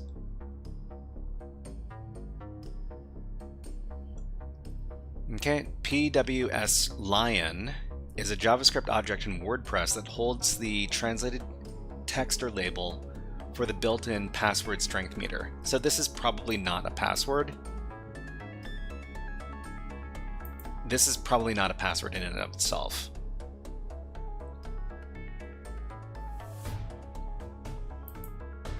Okay, so I guess we'll just keep on going with the brute forcing route.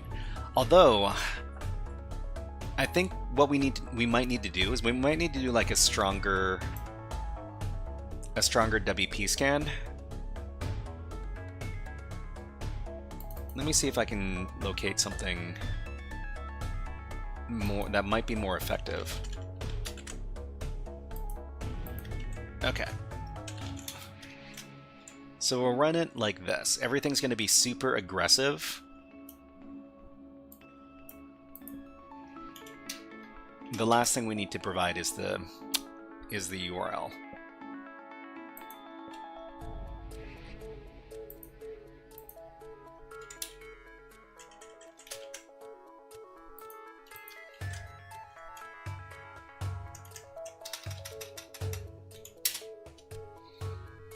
Okay, and we'll sit back and let it do its thing.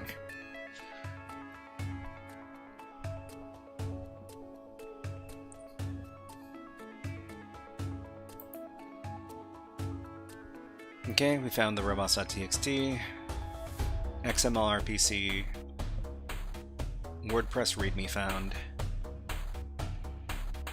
I mean, we're probably going to get the actual version of WordPress, and that might be vulnerable to some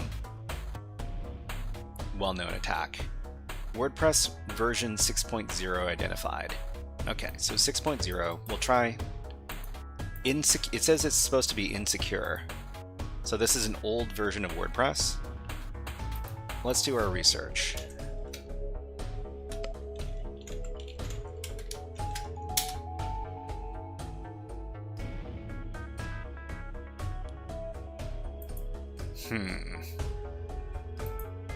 So we'll look up WordPress 6.0 exploit. Okay, WordPress version 6.0 through 6.07 are impacted by multiple vulnerabilities. So we got some CVEs to look up over here. So cross-site scripting, SQL injection, short code execution. Okay, so we might be able to look up something on GitHub.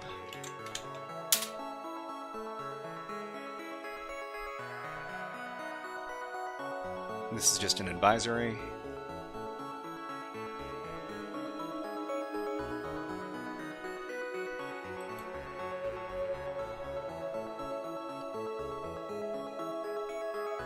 So what is the CV that we're looking for?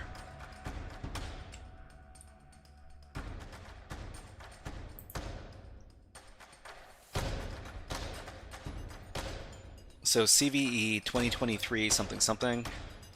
This one over here is 2025.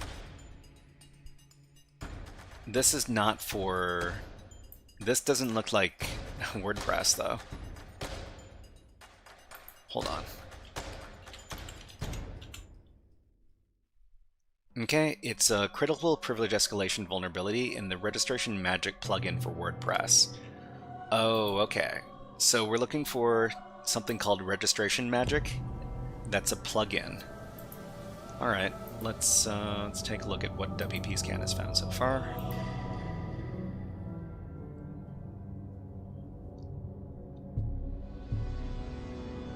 So we're doing a lot of aggressive scanning over here. It could take some time.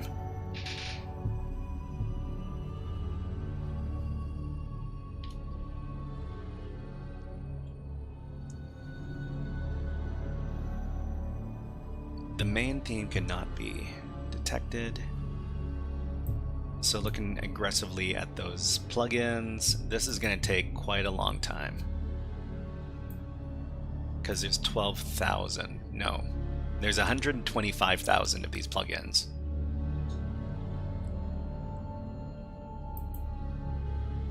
We've got WP Cron.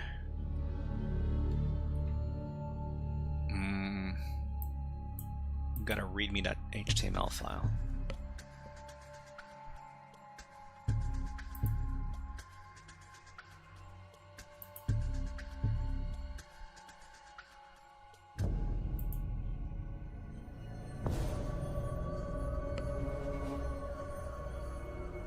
Cross-site vulnerability, cross-site scripting vulnerability.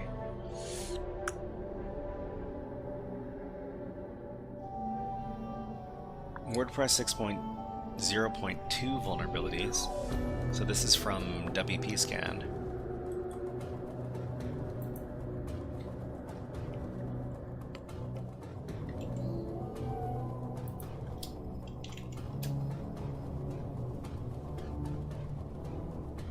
Unauthenticated stored XSS deserialization.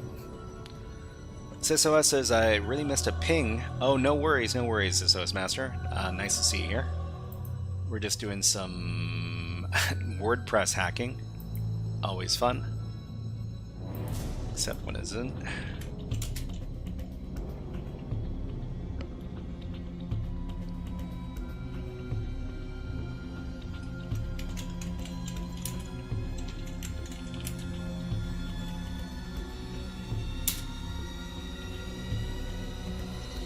So looking for WordPress 6.0.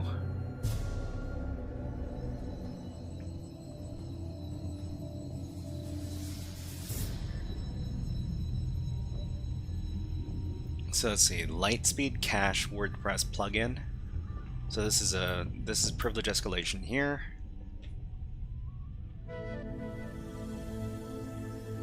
We've got directory traversal.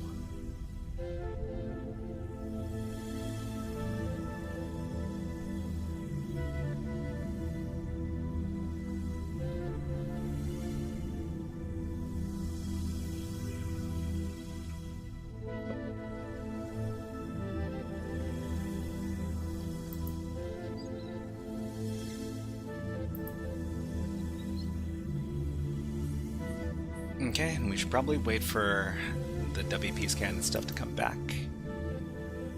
But it's going to take like an hour and 43 minutes. That's a long time. I wonder if we could shortcut this somehow.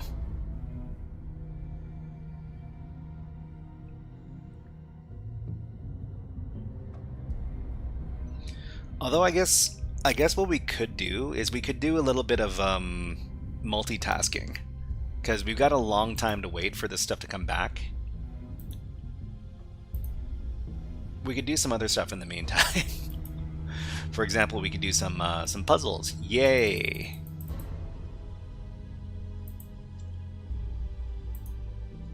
So we got a fun little... Actually... So because we're waiting for the scans to come back...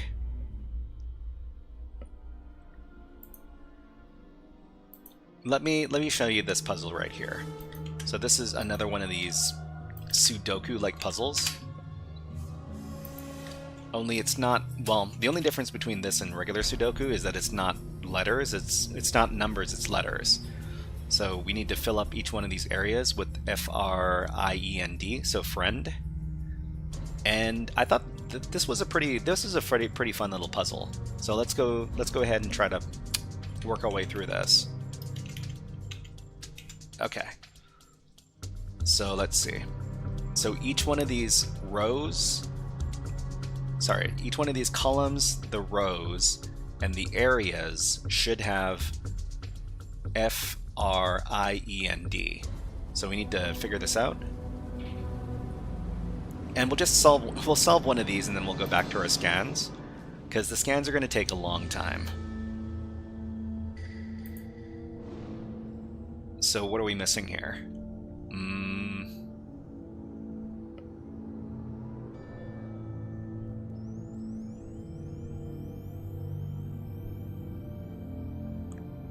So this row is missing an R. And the R can't be here, because this column already has an R. So this is the R, which means that this has to be the I. And then we can finish off this row because this row is just missing one letter, and it's D. Okay, and then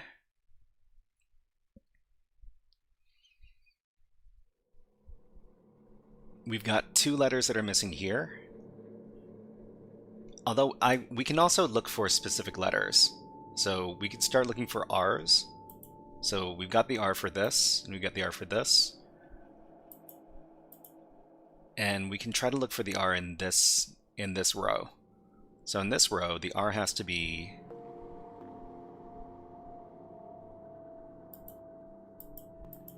in this area. But we don't know yet. Maybe we should start looking for another letter instead. So maybe D's. So D here, D here, D here. So this column needs to have a D.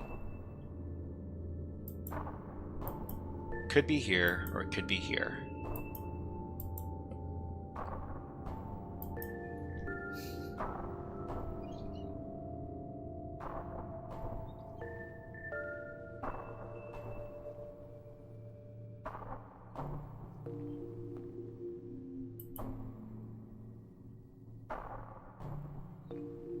But where else could we start looking for these letters?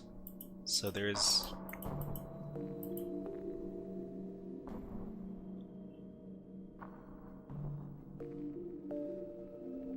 Oh, this has to be the N. So we've got N here, here, and here. This has to be the N for this row. Here. Because these rows already have N's. Although I guess this could be N as well.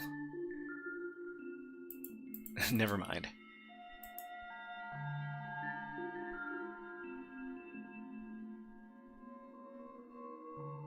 F, F. I think this should be the F.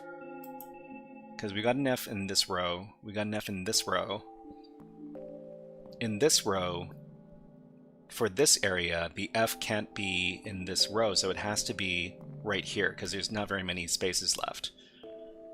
So that means for this next row, the F needs to be here, because we've got an F in this row.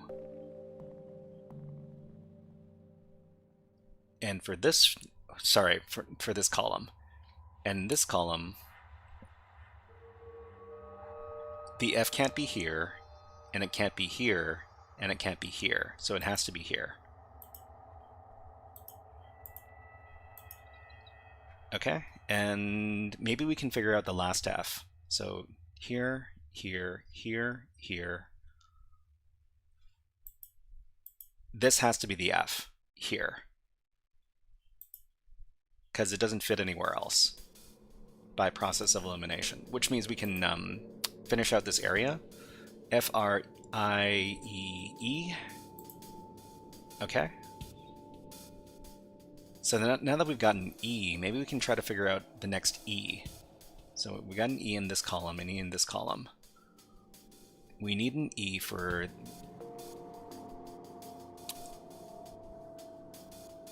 this column. It has to be this, because there's an E in this area, there's an E in this area, and this is the only one, this is the only candidate left. Okay, and then we've got the E for this column. We don't have the E for this column, but this is the only, well, it could be this one, or it could be this one. So we don't know.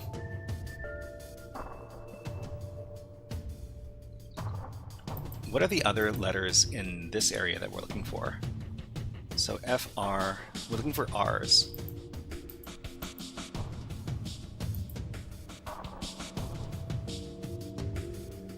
R here.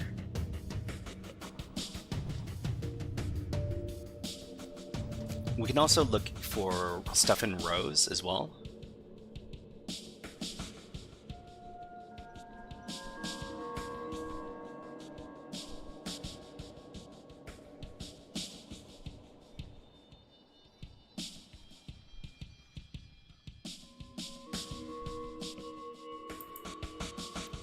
let's see. We've got E, F. We're missing 2 letters. So this, we're looking for R and I. R and I.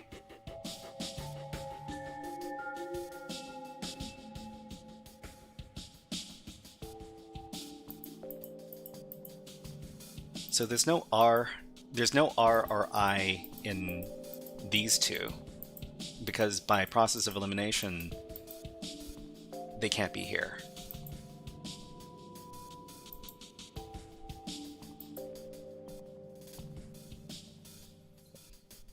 F, F, F, F, F, F. This is done.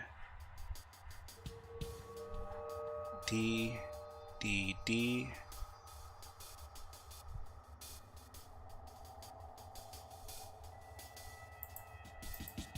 There's got to be a D either here or here. I wish I could mark these up. We can't mark up the the web forms, unfortunately. We've got an ad running on Twitch right now, so I'm going to put on my favorite birds. We'll be back in about 60 seconds, but enjoy these birds.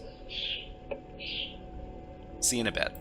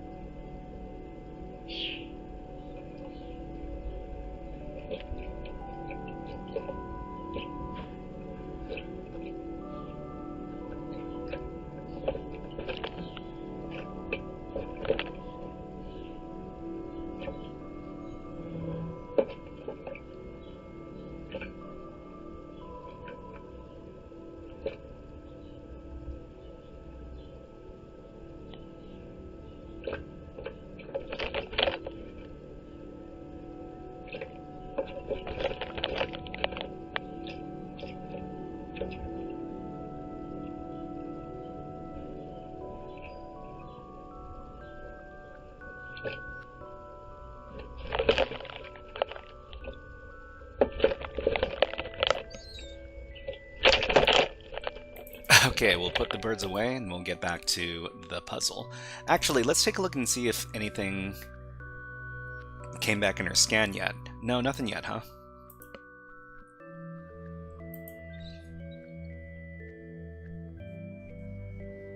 Okay, N, N, N.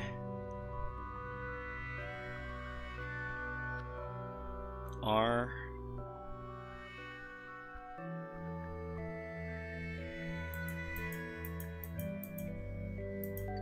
We also have a lot of... What other letters do we have a lot of? We've got a lot of E's. E, E, E.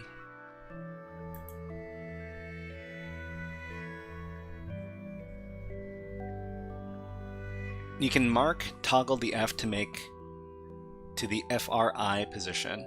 Toggle F to the FRI position, you can mark it.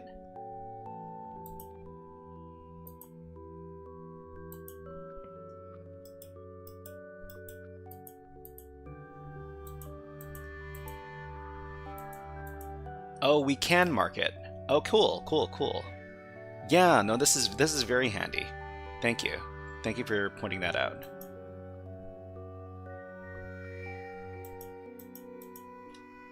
Okay. So this has to be F or this has to be R. R or I. And this also has to be R or I.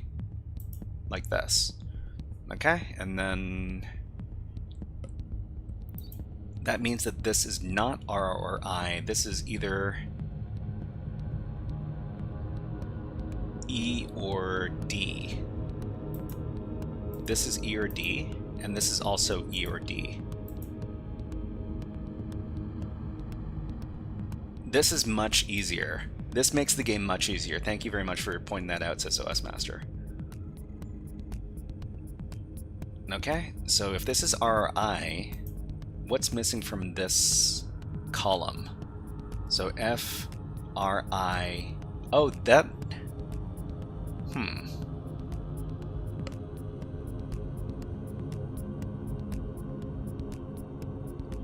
EFDN. EFDN. FRIEND.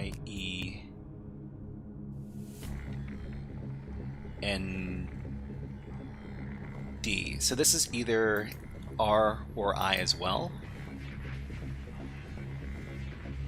Okay, so this is all either R or I.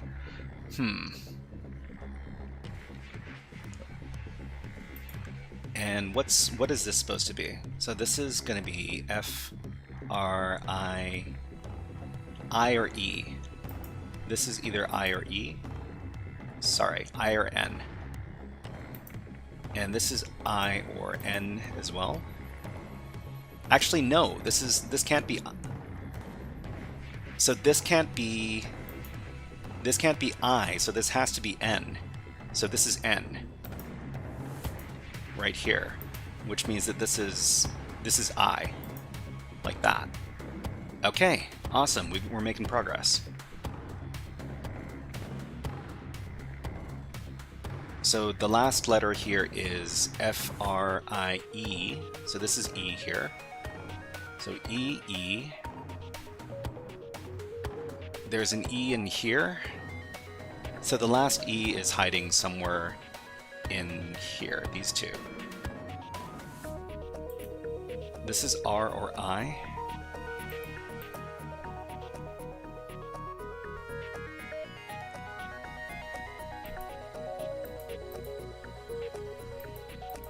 What could these letters be? So there's... This could be R or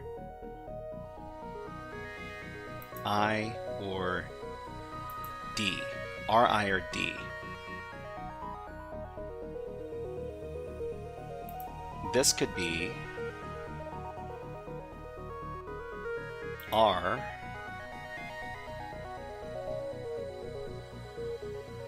R or D, but not I.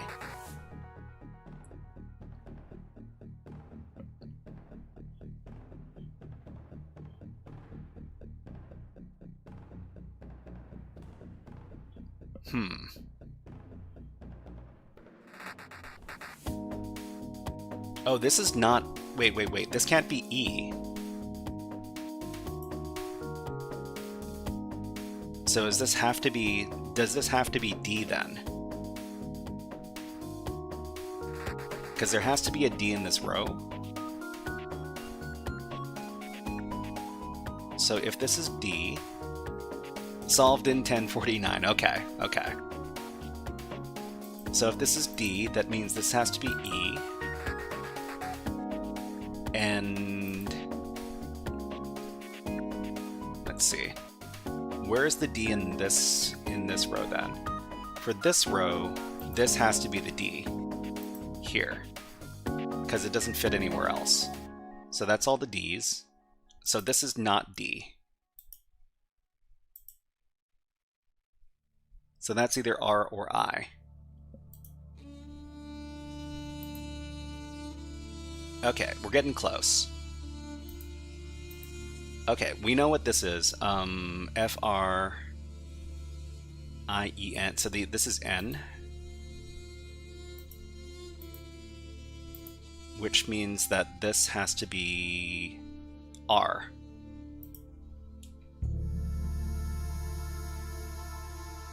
And this has to be R as well.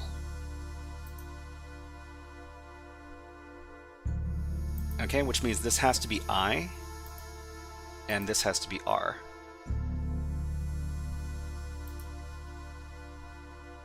And this has to be I.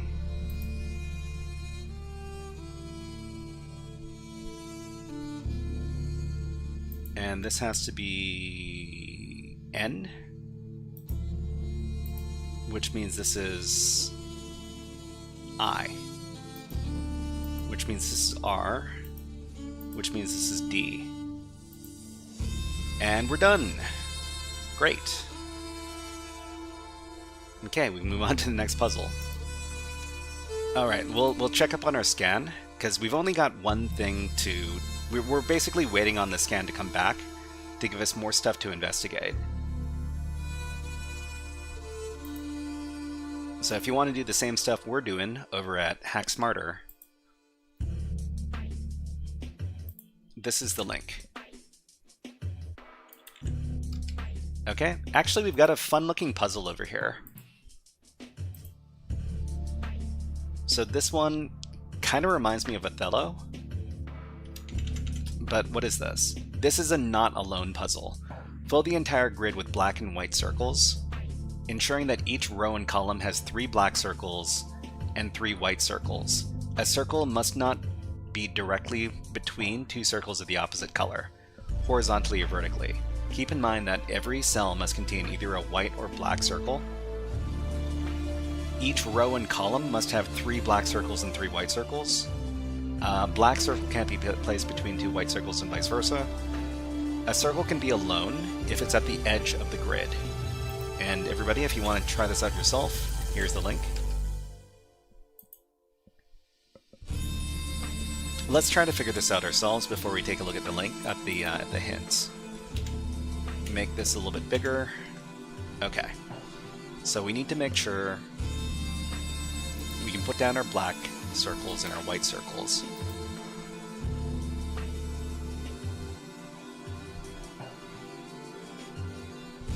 We need to make sure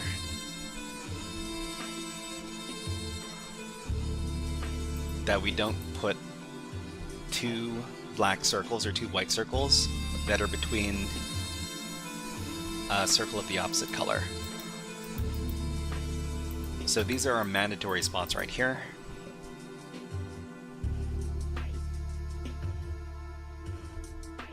I mean, the easiest thing to do would be to start filling in a pattern that looks kind of like what's in the example here. So black, black, black, white, white, white. Black, black, black, white, white, white. And then white, white, white. Put. So each one of these rows and the rows and columns all have to have like an equal number, right? So this doesn't count. So this is 2, and then we would have to. So it's 3 and 3. So it would have to be something like this. But this is illegal.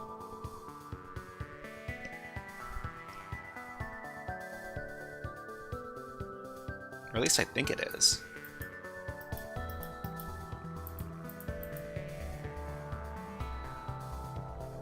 So 3 and 3. A black circle can't be placed between 2 white circles.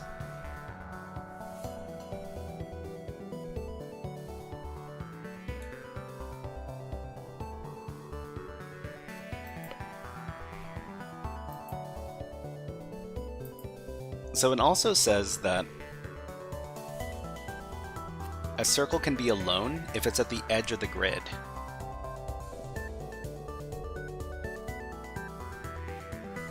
So this would, to make sure that everything is the correct ratio.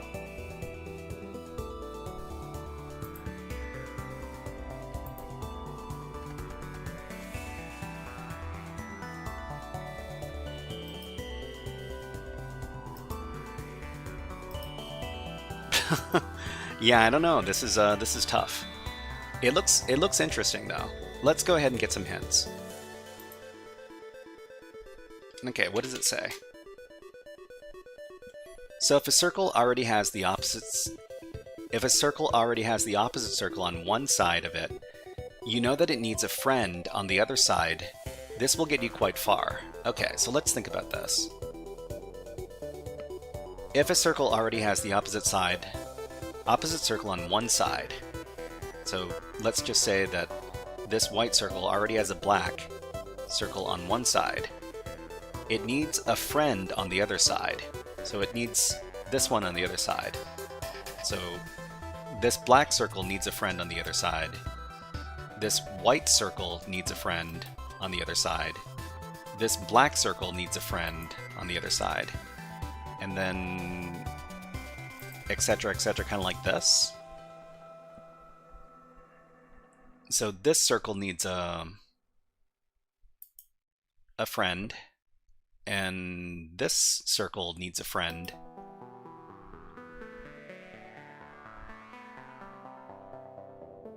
Well, this gets us pretty far, but what else do we need to keep in mind? I'm not really too sure about the rules of this game. So the other hint, you may now have some rows and columns with 2 black circles and 2 white circles. 2 black circles and 2 white circles. So 1 more black circle and 1 more white circle are needed, but which way must they go?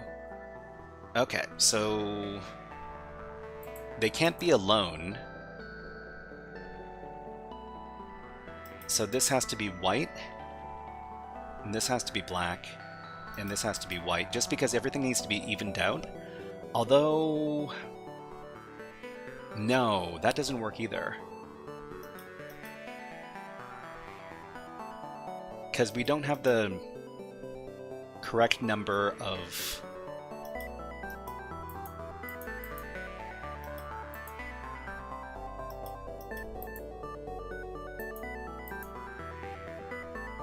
Because we need to have like 6. It always has to be 6. So it's got to be this, right? And then it's got to be this.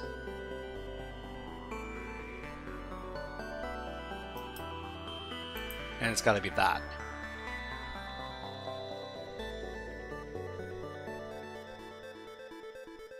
So maybe like that.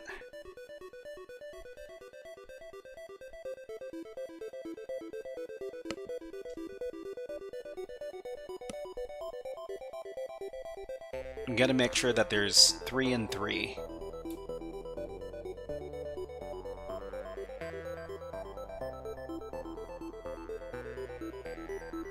So let's see. So this circle needs another of its friends on the other side. Same thing with this one. And then this one needs another friend on the other side.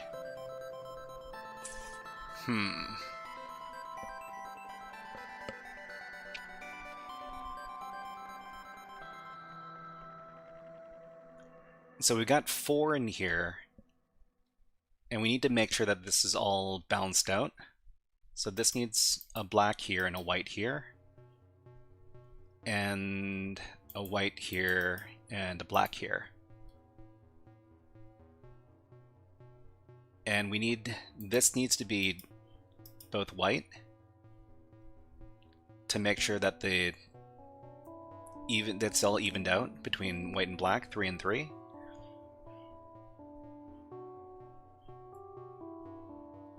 This row needs 2 more white.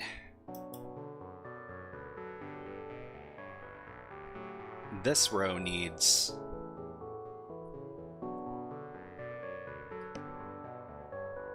a black and a white. And so does this one. No, this one needs 2 more black. No, what was it? White? A black and a black. And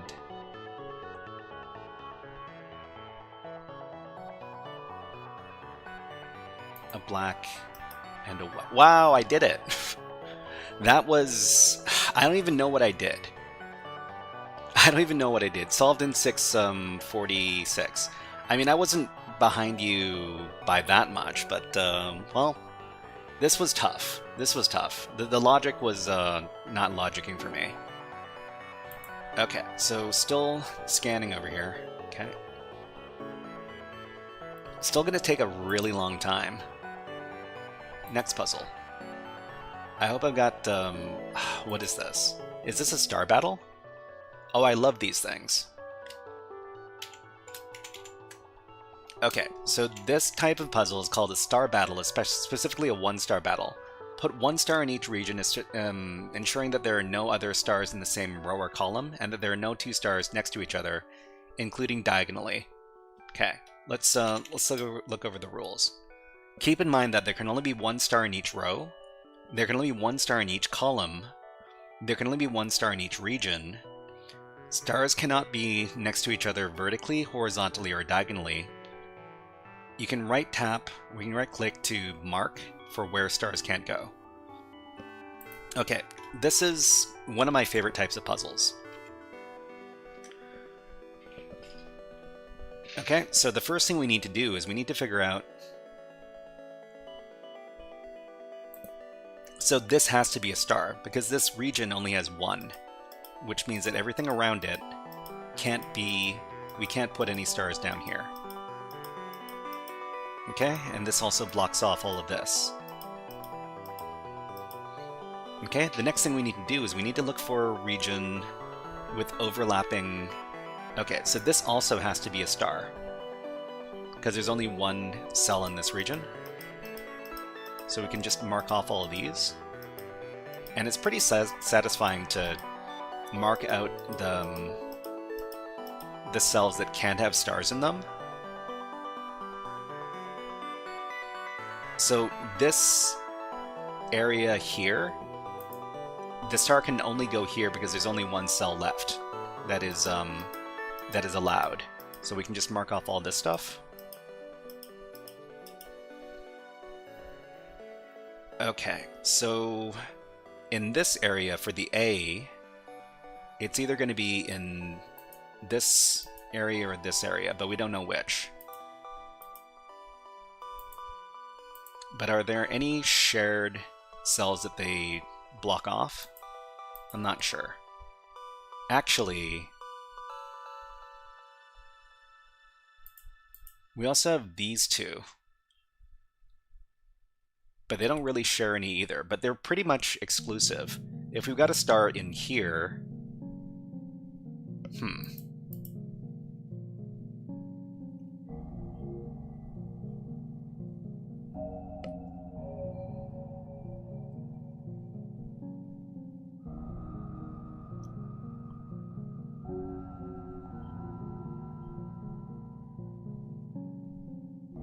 Let's look at some other areas that might have some stuff that we can definitely cross off.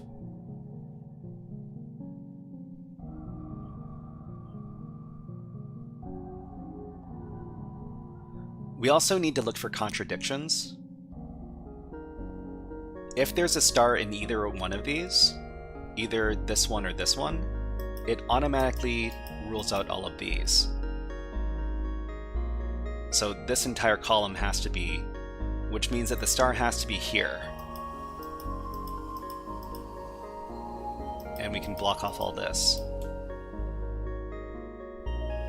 Okay, which one it is, we're not sure yet. And because the star for this area has to be along this row, that means that this is going to get blocked off.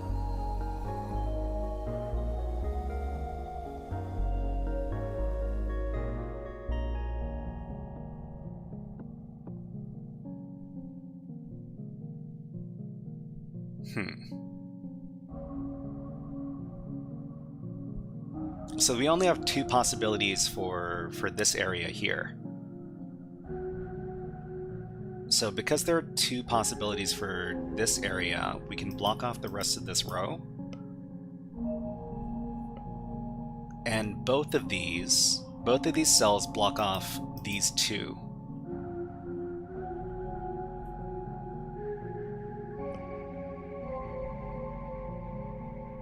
This area, I'm sure we're getting close.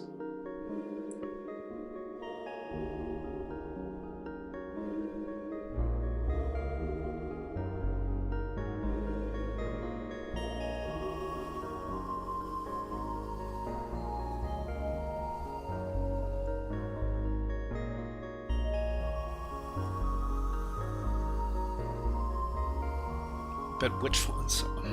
Okay. So it could be one of these three for this area.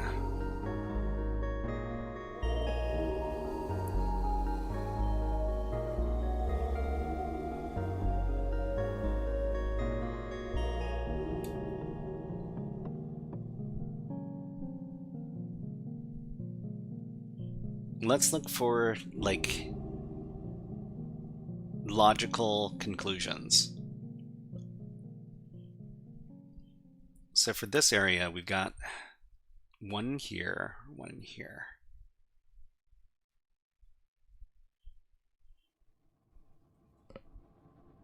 So both of these block off these two. So this one or this one. So I mean, we know that there's going to be, one of these is going to be one of these two, and one of these is going to be the other one.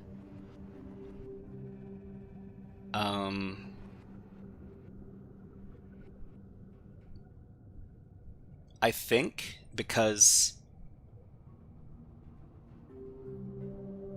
there's a contradiction in here. Because if the star is here, it blocks off all of this. But if the star is here, it blocks off... Oh, you know what? Because there's got to be one star here and one star here, these two rows are effectively blocked off. So these, all of this area is effectively blocked off, which means the star has to be here. And which means that the star can't be here. It has to be this. It has to be this. Okay, and that blocks off this, and blocks off this, and that, and this. Okay, and then we've got a couple more to do. A couple more areas.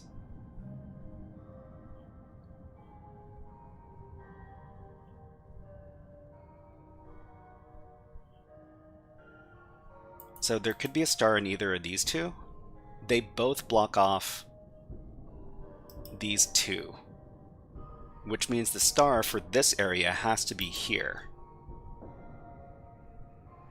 which means the star is actually there, and that blocks off this, which means the last star has to be right here. Solved in 7:15. 7:15. Okay. But yeah, I mean, I find that these puzzles are really satisfying to do because the deduction feels good. Anyways, we'll move on to the next. Let's take a look at their scans. So the scan's still going on. Okay. So let's do puzzle number 45. I'm looking for a good, like, visual puzzle. But what's this one? Oh, it's a what is it? Slitherlink? No, Hamiltonian path puzzle. So we need to make a path that covers every square and then makes it to the exit.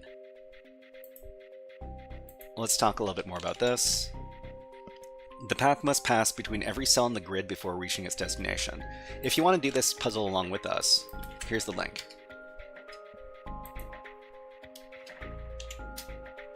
Pass through every cell in the grid before reaching its destination. The path must not pass through the shaded cells. The path must never branch nor cross itself. So this one is a bit harder than some of the other ones because it's got three puzzles instead of the usual 2 or 1. So, we want to make sure to cover all the ground. We have to start like, maybe we start like this. And then make sure to, oh, this doesn't work. Hold on. We gotta make sure to cover all this stuff. Ooh, this doesn't work either.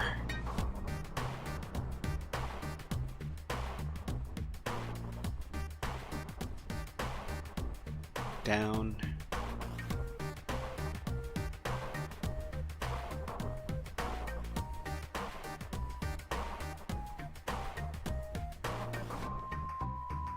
I think we need to go this way.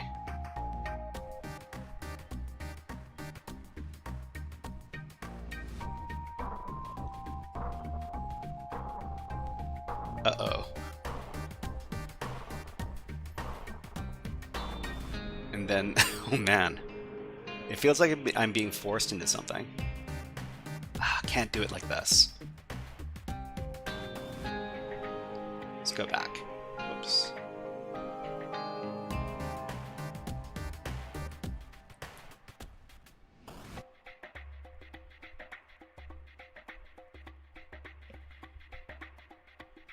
I can tell when it's not going to work.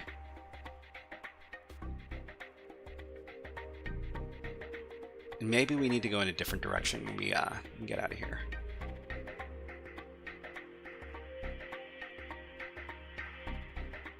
Maybe this way?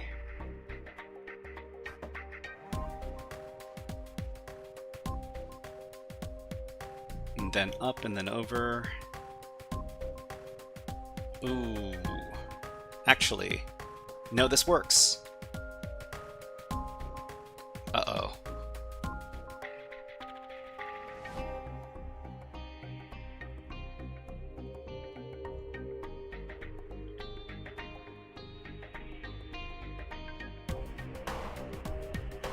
Dang it.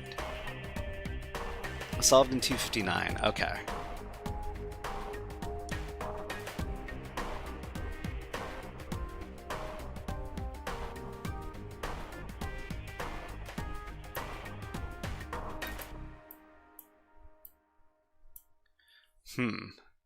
So we're forced to go in a particular direction.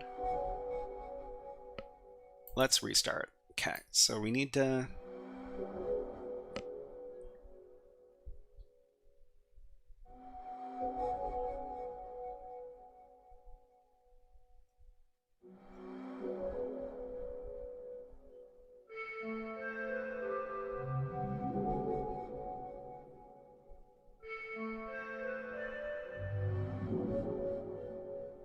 Maybe like this. Then up, then over, then... Oh, got it. Awesome. Had to take the long way twice. Yup. Okay. Another puzzle down. Oh, awesome. I love these. These are really nice. Okay, so still scanning. All right, everybody, if you wanted to take a look at this yourself, you can help us solve the puzzle. Okay, let me copy the image address. You can take a look at this yourself.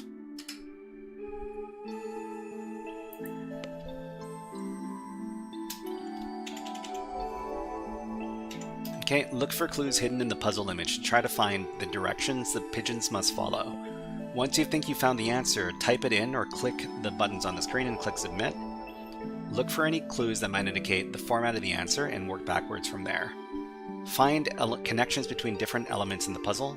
Not all details will be important, so try to identify which elements are relevant to the answer. Finding the answer may require multiple steps. Okay, so this is some sort of code, like up, down, left, right.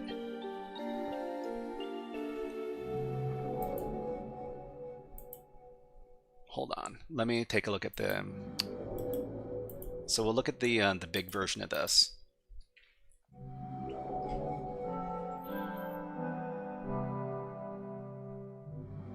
So there are different colored... Let's take a look at... let's write some notes.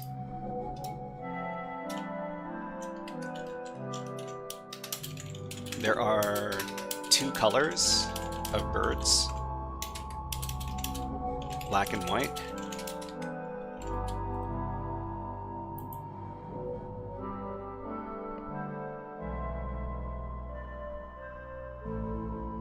Solved in 1 minute and 21 seconds.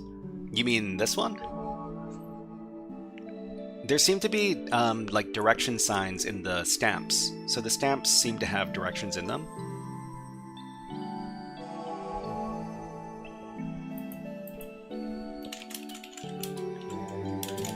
Have directions.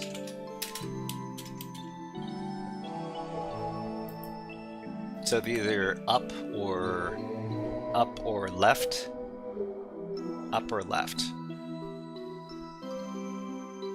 So each bird is also paired with a letter.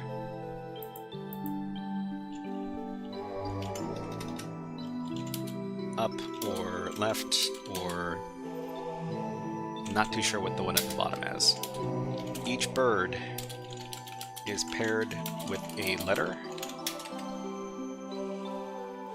Don't think, feel, use your instincts.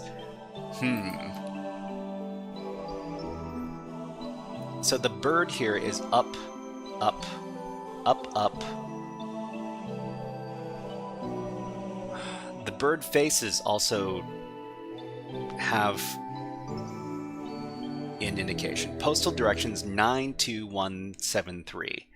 92173. Okay, so postal directions 92173, right? There are a sequence of numbers at the bottom right corner. So it's 92173. Is that it? Yeah. 9 equals up, 1 equals up. You need 92173. Yeah, I mean, if we, oh, you know what? I guess this, the colors of the birds are not really that relevant here. So 9 is up, 2 is down. 2 is down. Right, okay. 9, 2, 1, 7, 3. So if we take a look at this, 9 is up because it's on the stamp. On the stamp on the upper left direction is up. 2 is on the lower left letter.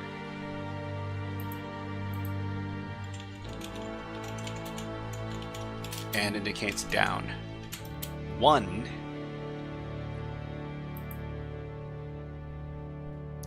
is the bird's eye. The bird's eye is pointing up. So the upper left bird.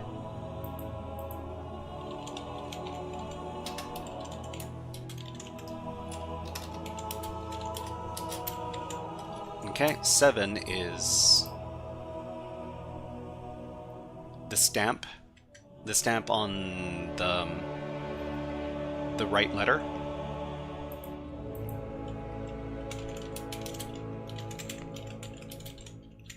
And this indicates left.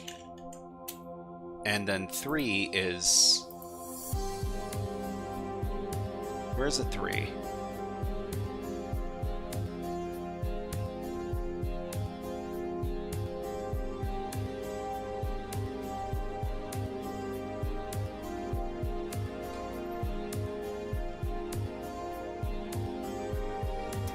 Where's the 3?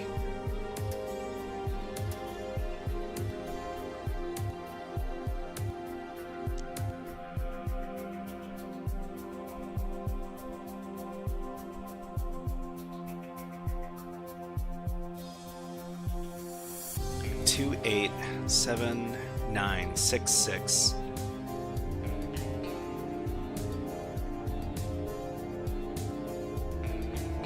Am I missing something super obvious here? Oh, maybe this is the 3. It's a backwards 3. So the backwards 3 is pointing up. So the upper right bird.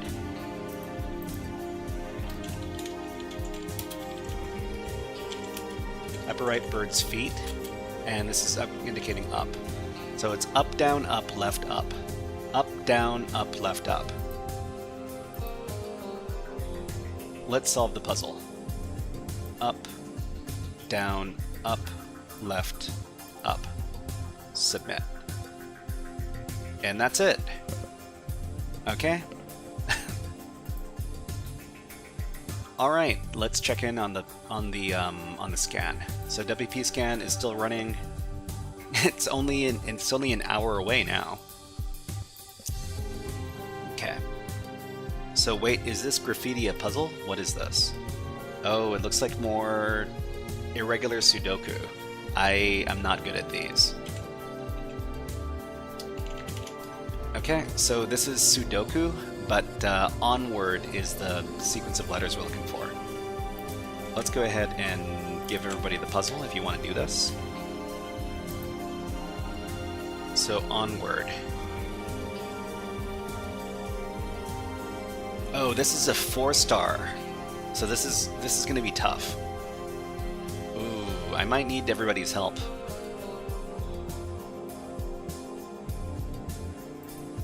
Okay, let's make this nice and big first. We're gonna have to do a lot of note-taking for this one.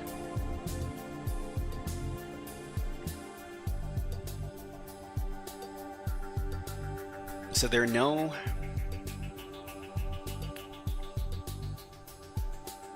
areas where most of it is filled in. We might also need to take some hints.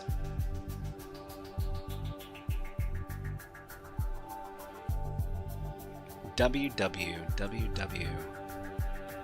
We have very few pairs of letters. We only have one pair of letters. There's a W here, there's a W here. So which means that the W for this column has to be either here or here.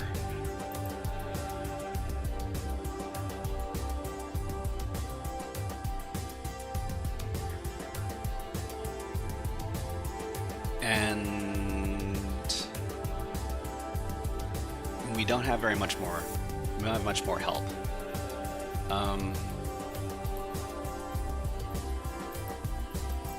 This has to be O, R, or D. O, R, or D. This is the same. It's O, R, or D. We do in other places. Yeah. This is O, R, or D. Actually, this can't be R. This can't be R. So this is O or D. O or D, O, R, or D, O, R, or D. Okay. So if there's a W, there's no W here, so the W for this region has to be here, because there's only one spot left for this W. Here. Okay, and then for... that means the W has to be here for this region. This has to be the W, because it doesn't... everything else has been blocked off.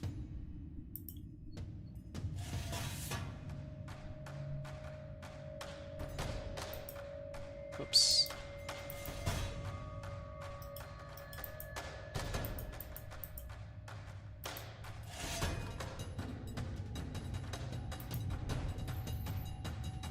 This could take a while. So there are two possibilities for these two. The N and the R. So this could be N or R. This could be N or R.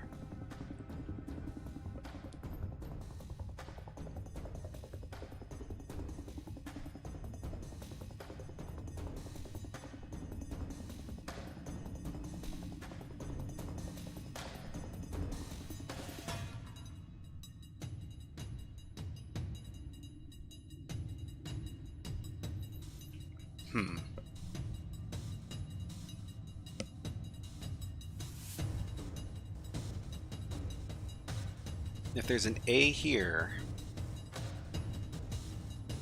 that means for this area, the A has to be in one of these spots, but not here.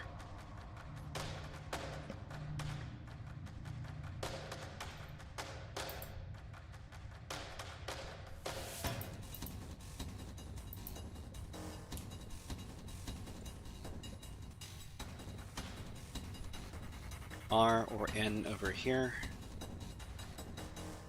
I guess we could also try to figure out where the other W is for this column, for this row. For this row, it has to be here. So this W has to be... This has to be W. Because if we go here, then here, then here...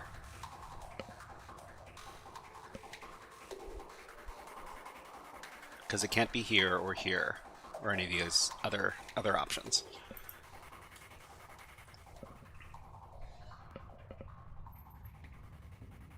What else could we do this kind of trick with?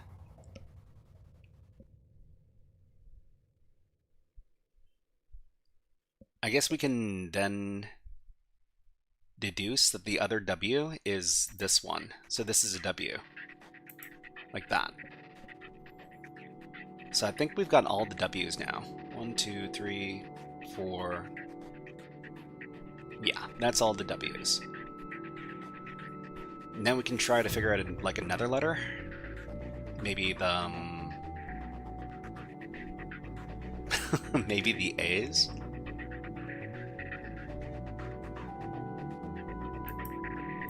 Yeah, the A has to be in one of these two spots for this one.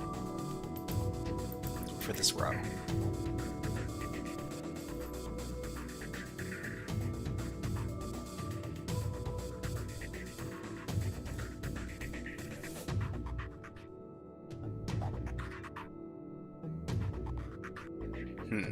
Well, let's start taking some hints, because, well, we want to solve this as quickly as we can. Okay, so you're able to complete the top left region fairly early, with a little help from the second region along with the bottom. Huh, top left region. Top left.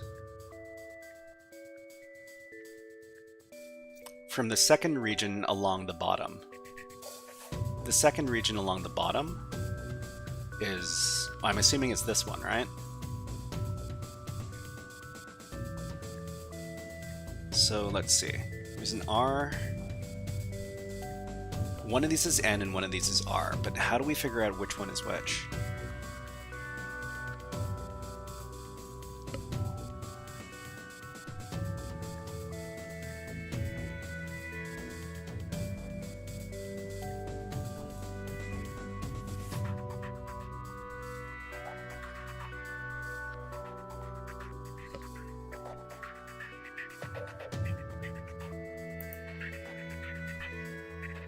Little help from the second region along the bottom. Second region along the bottom. So this helps us isolate. So there's no R.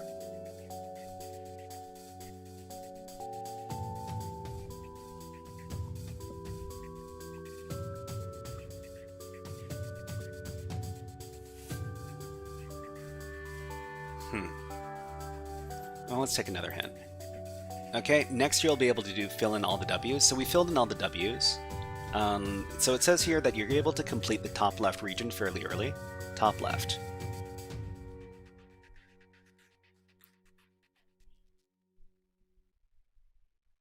So is there something in here that makes sure that one of these is definitely the N and one of these is definitely the R?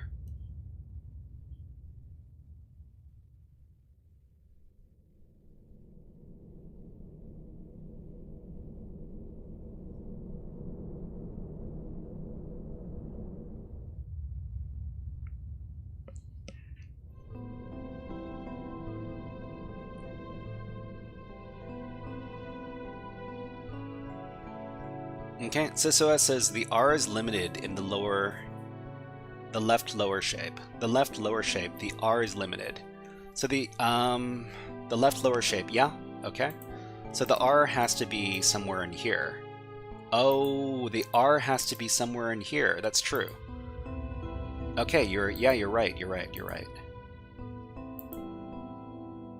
Let's get rid of this. Oops. So this one has to be, the R has to be here, or here, or here, which means that this has to be the N.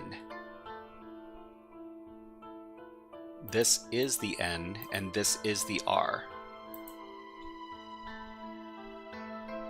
Okay, and then we fill out all the W's. That's done.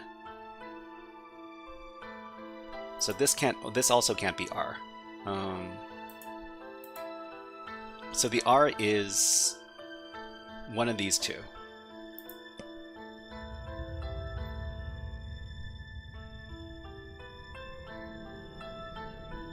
And the N for this shape has to be one of these. So this could be the N, and this could be the N.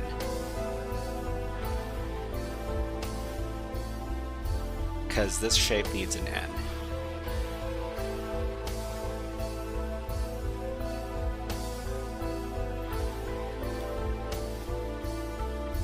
Now what other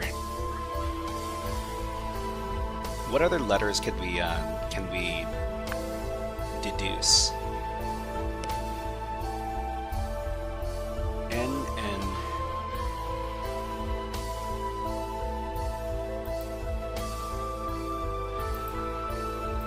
Well, I guess one of these has to be the A as well, because the A is constrained over here. So this could be an A, or this could be an A, because there's an A in this column already.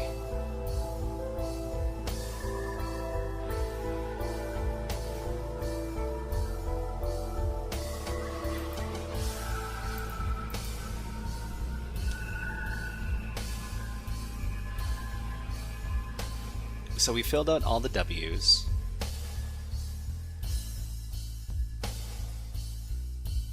R, R. What about the R in the first couple of rows? I mean, this could also be an R.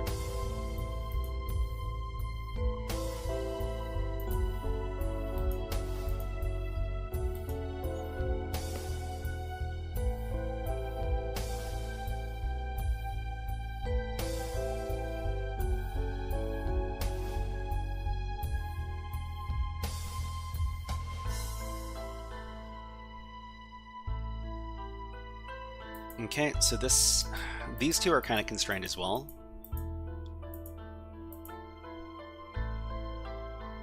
This is not O or W, so the O has to be somewhere in this area. So the O could be here, or here, or here.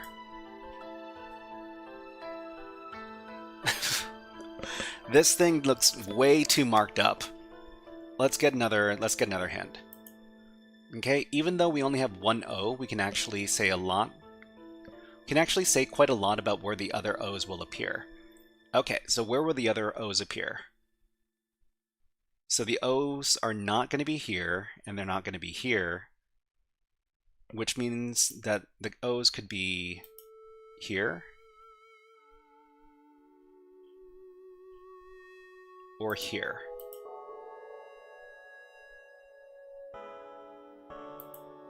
And the O's can also be here, because they're not going to appear in this row.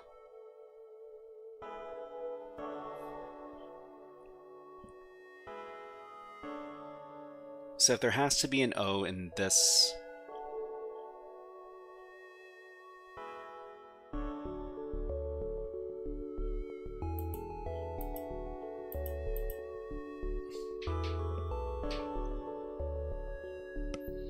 Even though we only have one O, we can actually say quite a lot about where the other O's will appear. So the O's will not be here, and will not be here. There are only two candidates for O's for this shape, because there's only two spots. This is the same for the N, because there's only... because these are all taken up. So this is either O or N. And what is missing here? A, R, and D?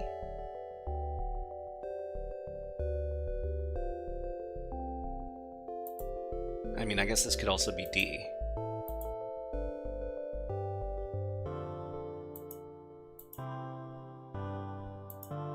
Right now.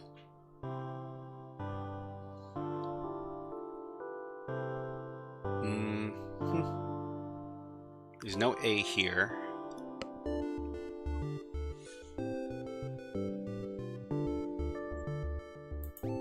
Okay, so 4 of the remaining O's will have pairs of positions that they can appear in. 4 of the remaining O's will have pairs of positions that they can appear in. So we found the pairs. So these are 2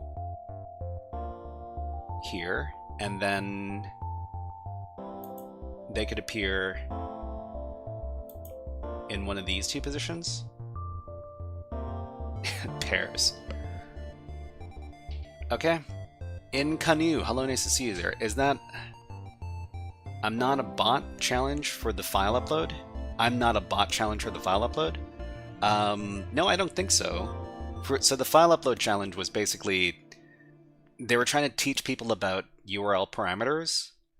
And in most cases, you need to understand about URL parameters to do file upload attacks.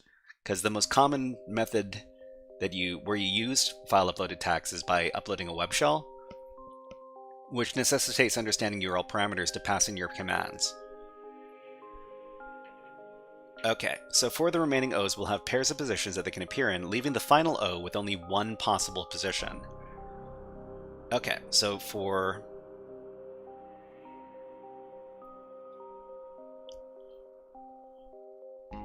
one possible position, so there's deduction, right? So this is an O, this is not an O. This is not an O for sure. These 2 could be O's. These 2 could also be O's. That's a D because it's not an O. Which one is a D?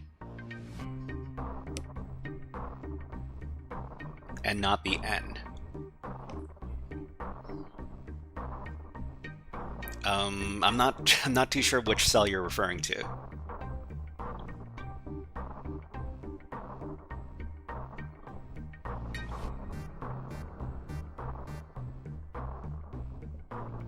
So for this area, the O has to be in here. For this area, the O has to be in one of these 2. For this area,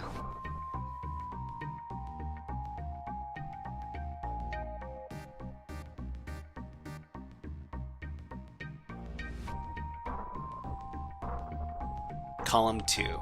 Column 2? Column 2. So this is the second column. So this one has to be the D, row 5. This one has, so column 2, row 5, this one has to be a D, is what you're trying to see? That has to be a D because it's not O. So this is not O, so this has to be D. It can't be an N, because one of these has to be O and one of these has to be an N. So this has to be the D.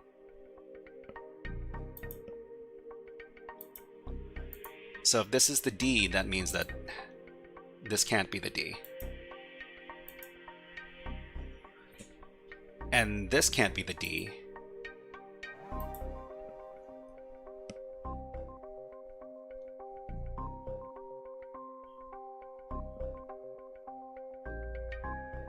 If I'm understanding this correctly. So this shape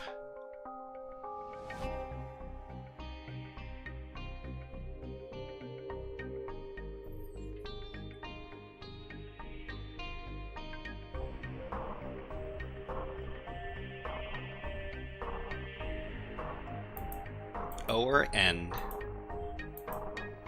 A, R, D, W, R, D, W, O, N, A, O, N, A.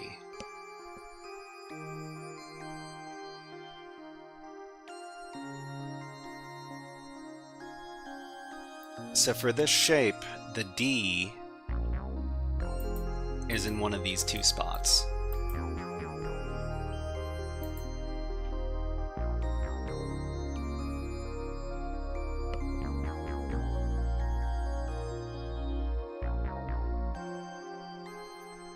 Okay, so let's interpret the hint. 4 of the remaining O's will have pairs of positions that they can appear in.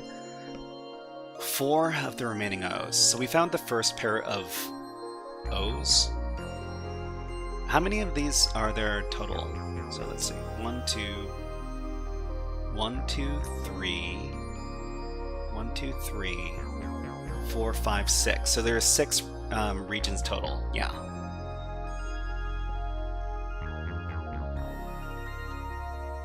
So there are 2 pairs here.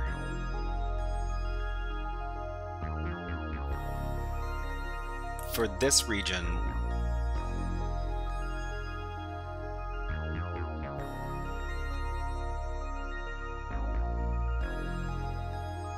there are 2 pairs. Okay, let's take a little break, because I've got to take a little bit of water. But in the meantime, here are some birds. We'll be back in about 60 seconds.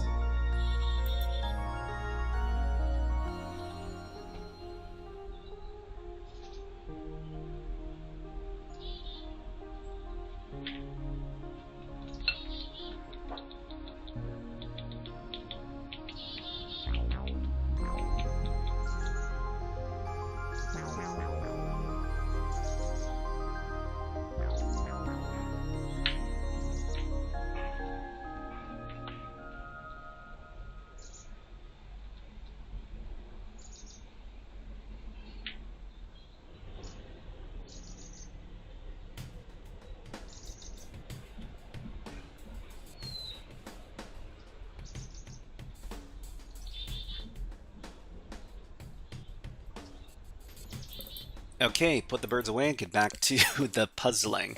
So we're currently waiting on some scans to come back, and it's taken a while. It's taking a while. We've got another 38 minutes to go. Hopefully we can get like a very clear picture about what's going on the WordPress app after we get our scan back.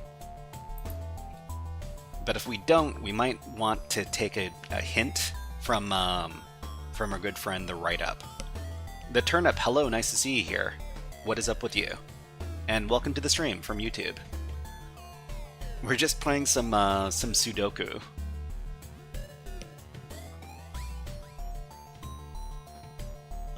So we've got some information about the pairs of O's. So the O is going to be in one of these places for this area. For this area, it's gotta be 1, 2, 3, 4.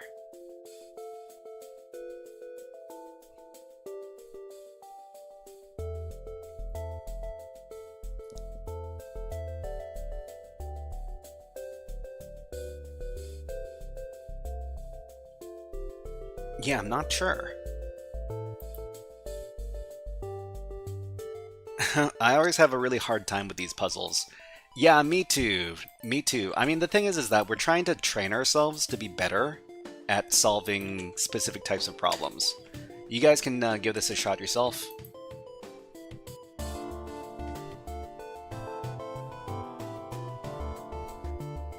So if we know that WNA is here, we know that this has to be O or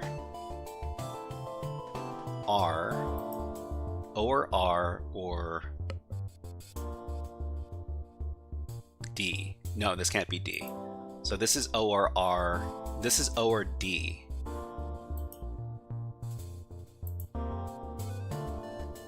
And this is not O.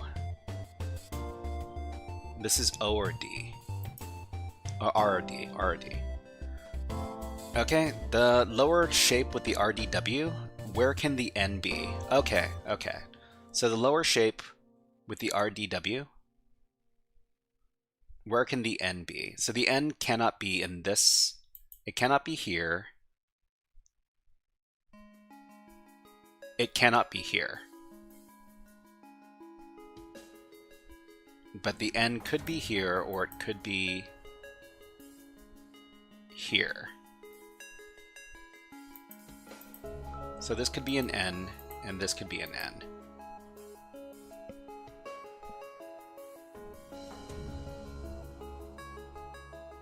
The lower shape with the RDW, where can its N be? N's not here. N could be here or here.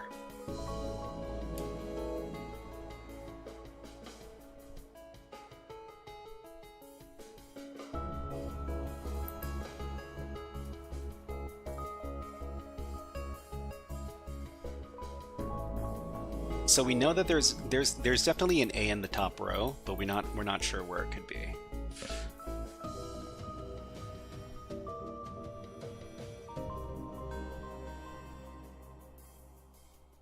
R.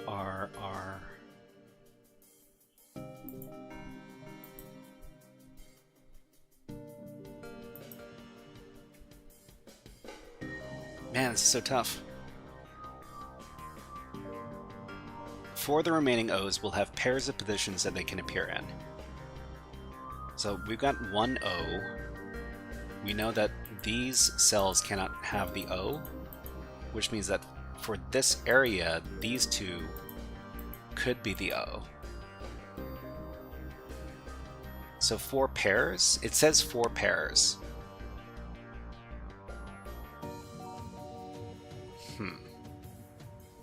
And the top row, okay, so it says in the top row, where could the N be? The top row...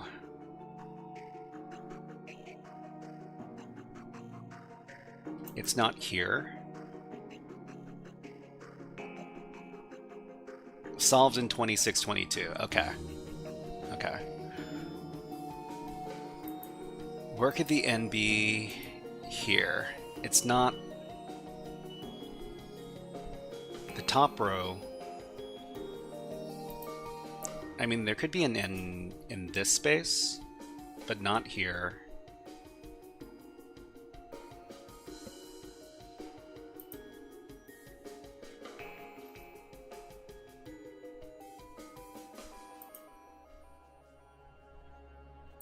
Or here, or here. It's looking like alphabet soup in this place.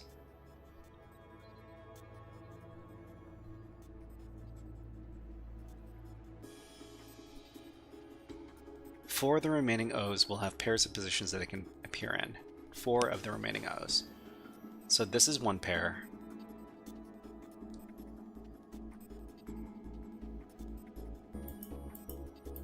I can't get a beat on where these other pairs could be.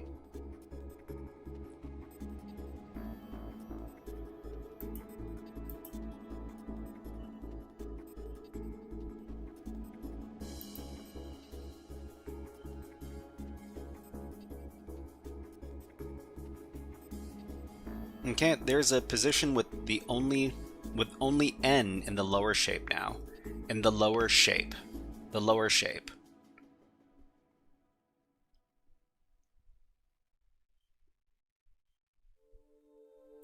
I mean, when you're talking about the lower shape, it has to be one of these two.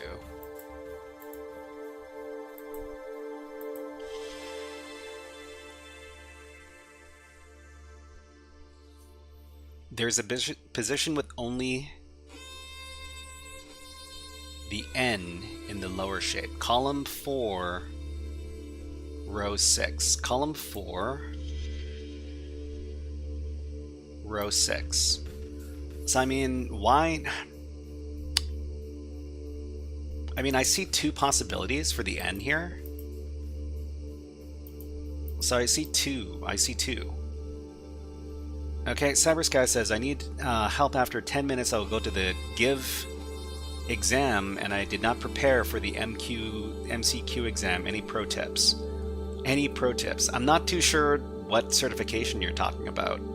So I'm not completely sure how I can help you, CyberSky.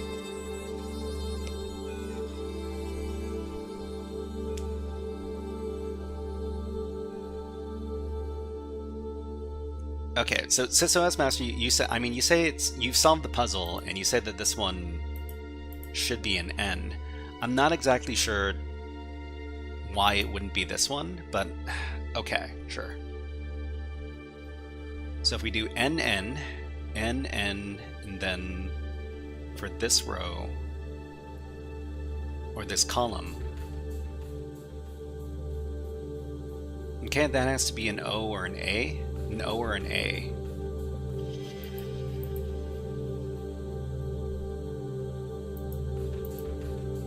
So this has to be an O or an A. These two have to be either O or A.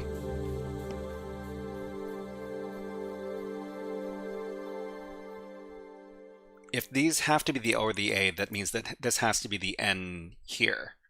So one is the O, one is the A. That means this is definitely the N here. And then here,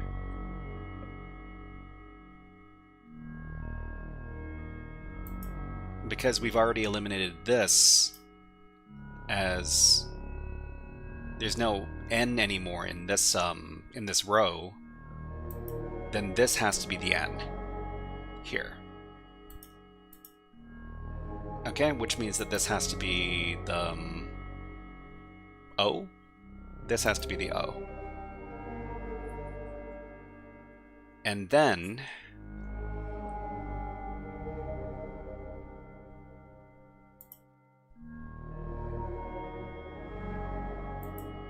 we've got A, R, and D over here. A, R, D.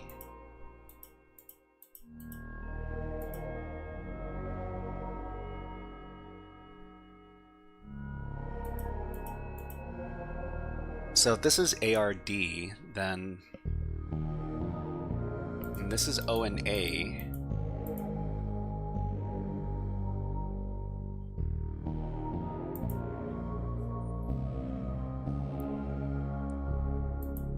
And this is O and D.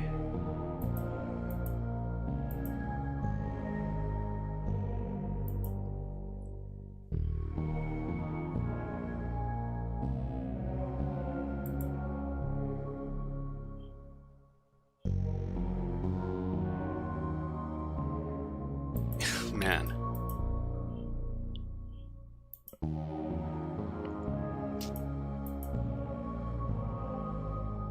I guess this could also be a D.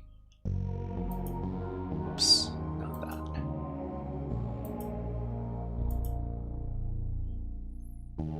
Okay, column 3, row 4 cannot be the O. Column 4, row 3 cannot be the O. It's excluded by the other two O's below. So one of these has to be... So if this can't be the O... Whoops, not the O.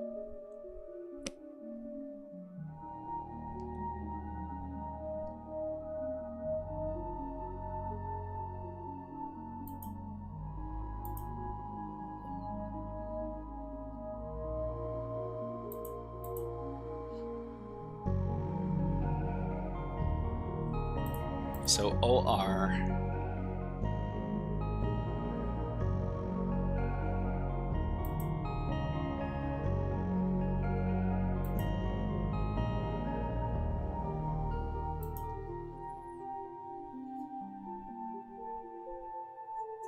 Okay, column 6, row 6 cannot be the O because of column 2, row 6. Column 6, row 6, so this one in the corner. This cannot be... Okay, how does a bot see this? Dunk's home. Hello, nice to see you here. How does a bot see this? I mean, I'm using a particular service. Let's put about an hour more on the clock. So 60 minutes.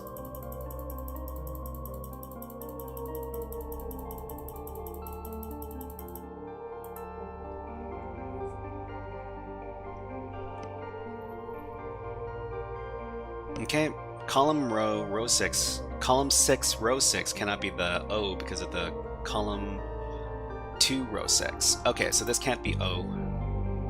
That makes sense. So this is R or D. So we got R or D that are capping over here. Okay, I'm downloading a bunch of Linux ISOs Oh, you're downloading a bunch of Linux ISOs. Are you going to be doing some security exercises or doing some network lab stuff? Let me know.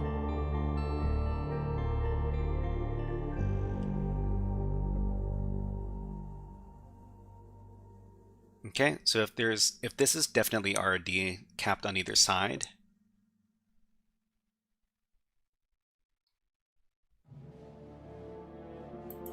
and that makes it more than likely that one of these is the O,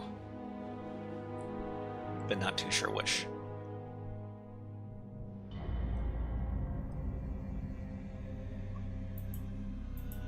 So one of these is the R, one of these is the D.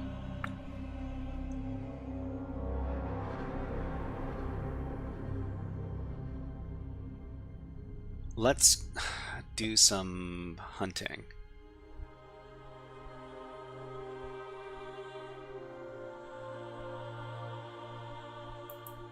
So the N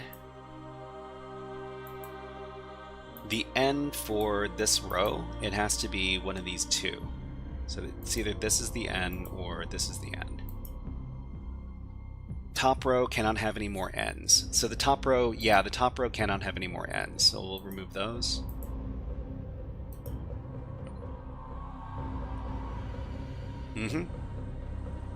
Column 1, oh sorry, column 1 already is an N, sure. So ARD down here. So that means that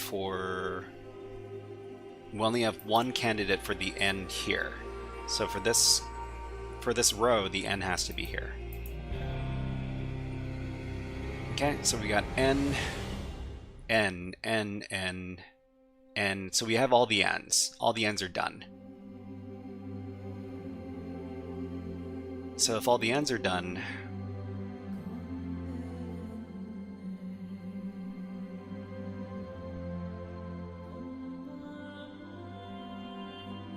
now we can focus on another letter.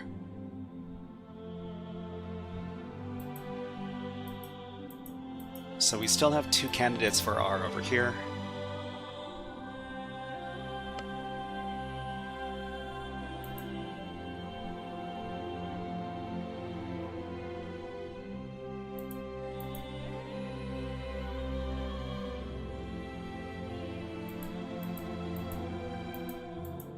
There might be an R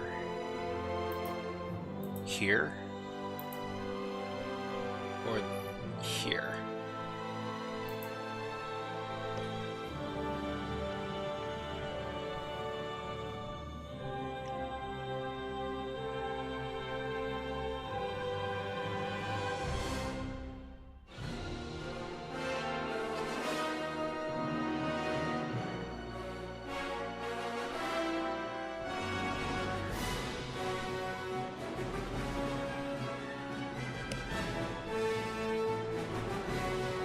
Oh, another thing we can look for is we can look for the A in the top row.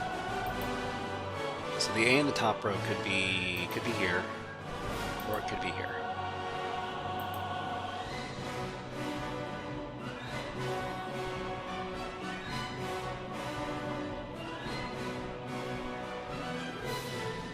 We've done all the W's. We've done all the N's.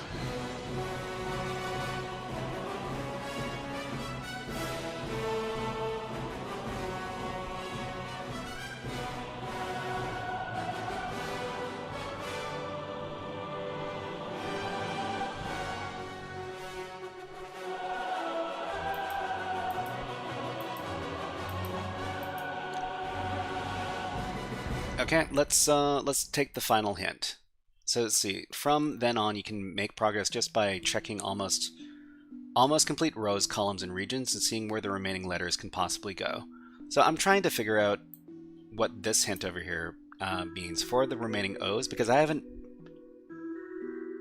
Well, I put down one of the O's. Have pairs of positions that they can appear in. One possible position.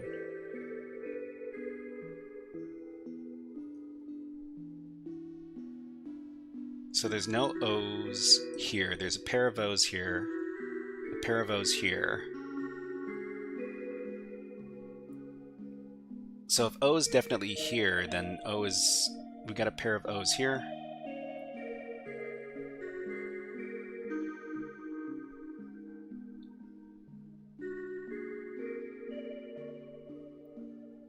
That kind of makes me think that the O has to be here for this region. I'm not sure.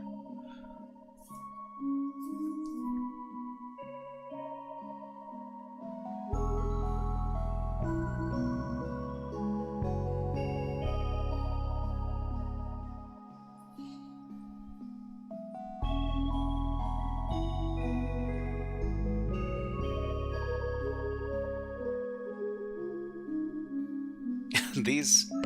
man, this stuff makes my brain hurt.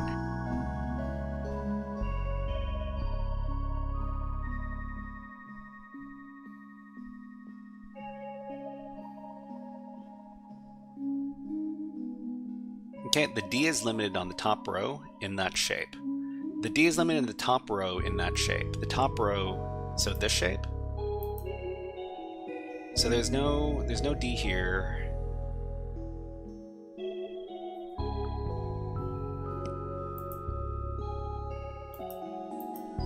If there's a D,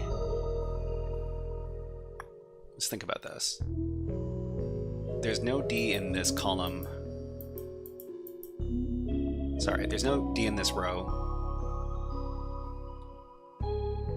Doing just one cell and one letter for the cell on column 6, row 2. Column 6, row 2.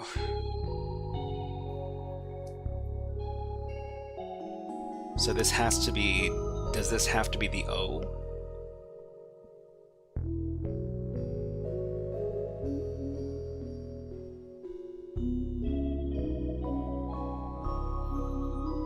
Anyway, if this is the O, and it has to be the O, that means that this has to be the O for this area here. So O, O, O.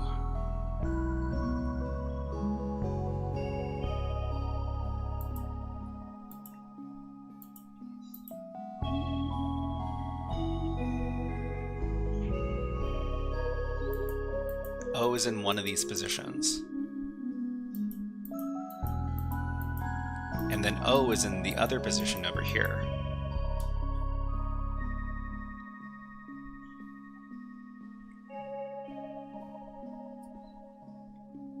I mean, we can eliminate O here.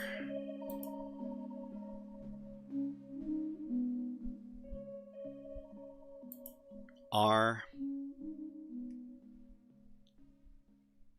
Okay, wait, we finished this row. Let's see. The D is here.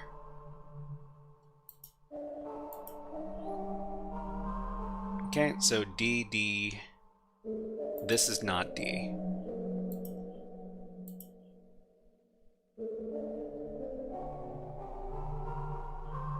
And this is not D, which means that this has to be the D. Here.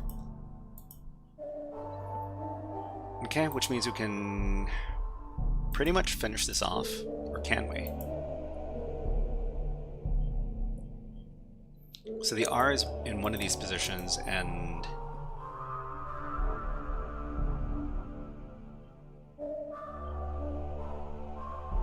the A.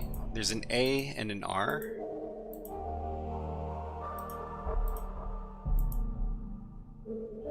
Must be column 5. Must be column 5.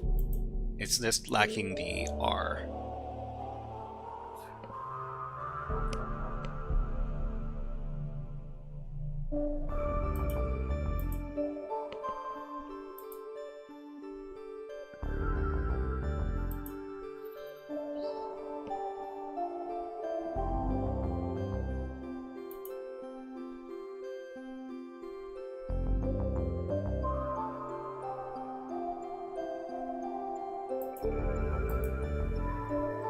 Okay, so because there's an A in this column, right.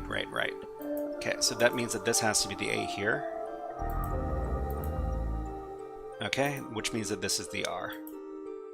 Which means that this is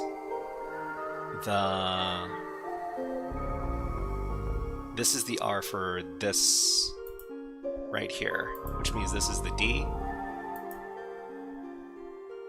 And this is the R. And that means that this is the...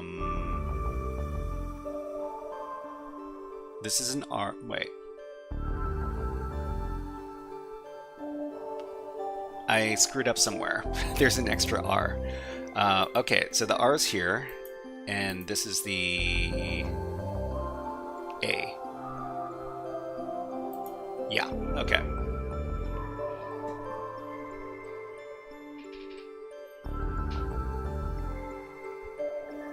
Okay.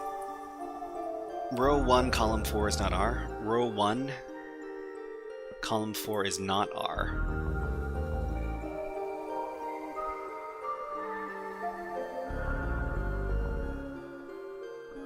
Oh, this one, yeah, okay. Okay.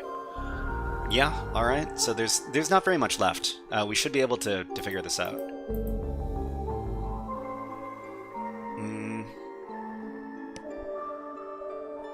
Column 1 is a given now. So...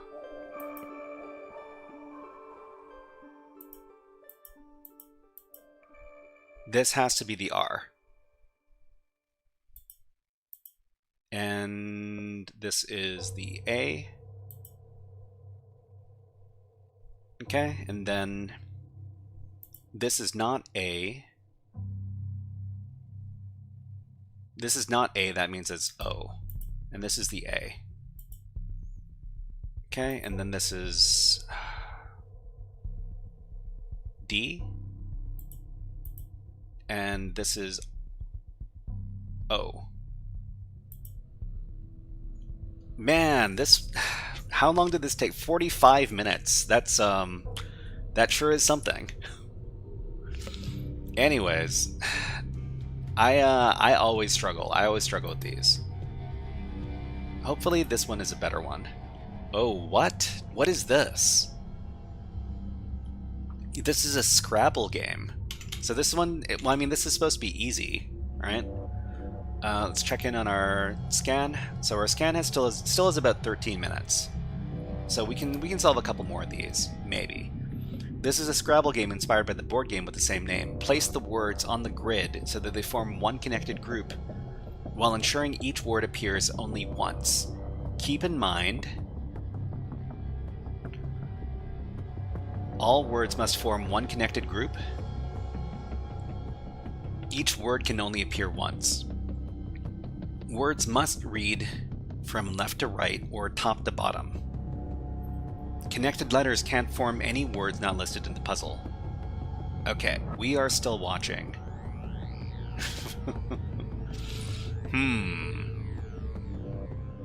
I mean...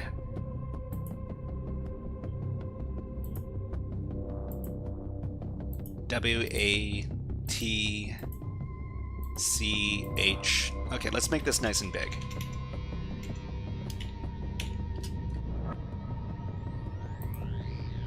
I-N-G. This has to go along the top. It might not necessarily be... So we are...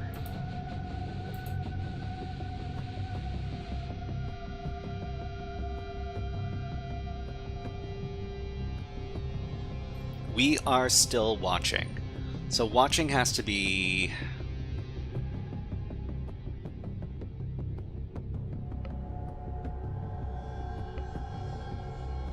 still.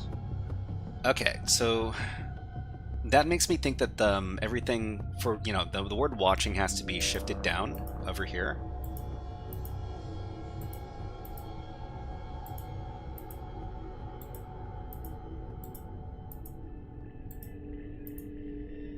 N-G. So this S is for S-T-I-L-L. So it's we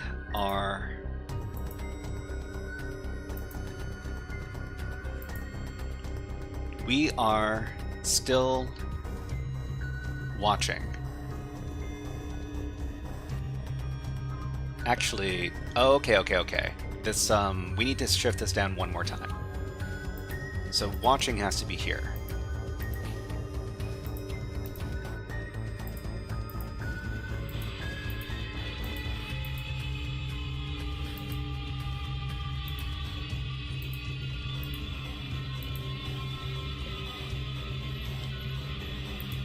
So still is here. We is here.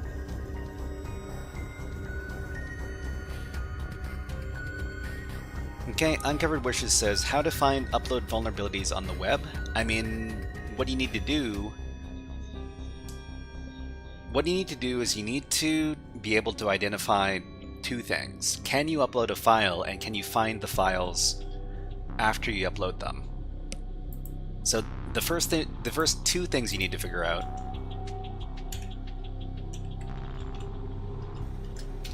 Can you upload files?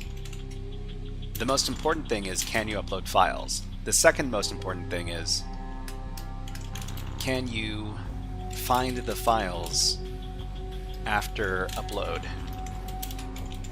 Okay, and the third thing is, does the web app run script like PHP or ASP? So the first thing you need to figure out is if you can upload files. Then find out where the files are located after the upload, because if you can't locate them, then it's useless to you. And then, does it run PHP or ASP? So figure out these three things, and you can probably look for file upload vulnerabilities. So a couple of resources you could look at is something like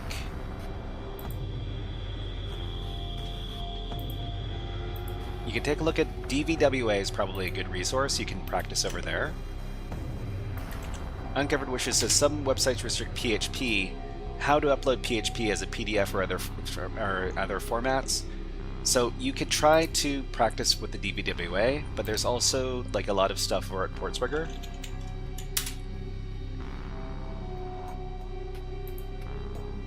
For file upload vulnerabilities, they've got some good labs you can take a look at.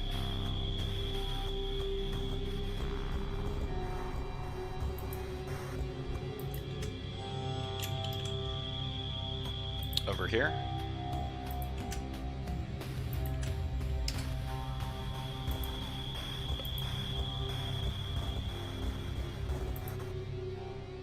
Okay, we've got another 8 minutes to go here. Where were we?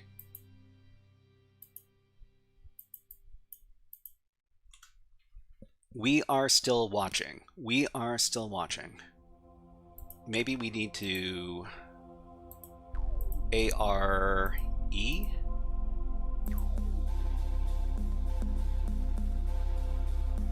We are still watching. So still is here, watching's here. R-W. Okay, done. Okay, next.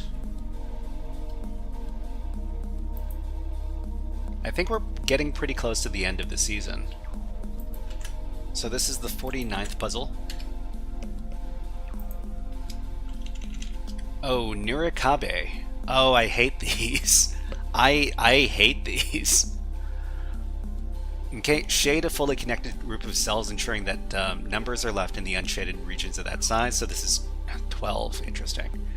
Keep in mind that each number must be enclosed in an unshaded region, as many cells as indicated by the number. Unshaded regions must contain exactly one number. All shaded cells in the grid must form one group connected horizontally or vertically. Shaded cells must not form any 2x2 blocks, and therefore shaded cells. So I mean, I guess unshaded cells don't follow this rule. let's give this a try.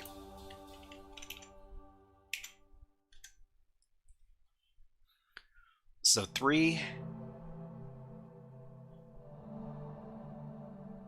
So this should be shaded.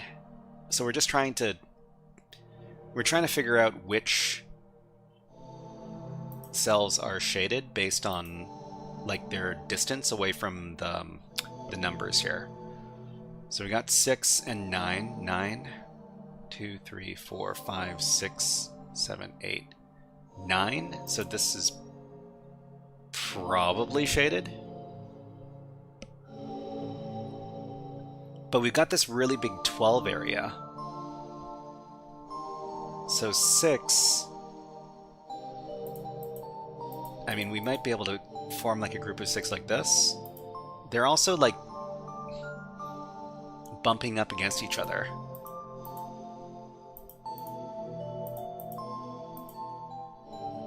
One, 2, 3, 4, 5, 6. I mean, we could have something like that. And then the 12, this one's really tough. 1, 2, 3, 4, 5, 6, 7, 8.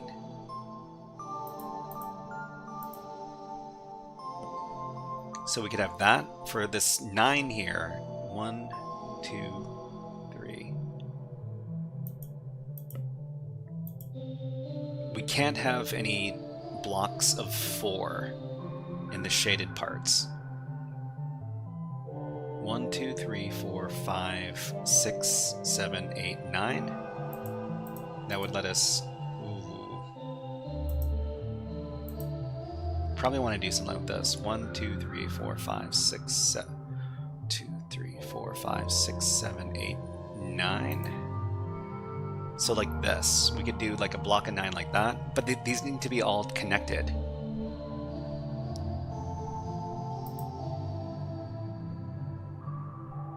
So because these need to be all connected, we need to... Solved in 2 minutes and 26 seconds, that one was tricky. Yeah, we're trying to figure it out right now. 1, 2, 3.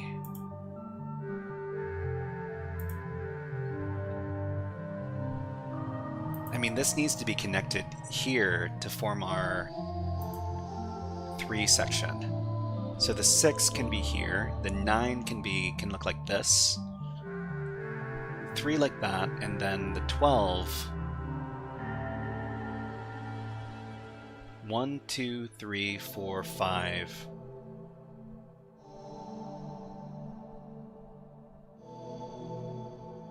Six. But this needs to be connected. 12 is big, 9 is big. 12 is big, 9 is big. True. But these need to be connected.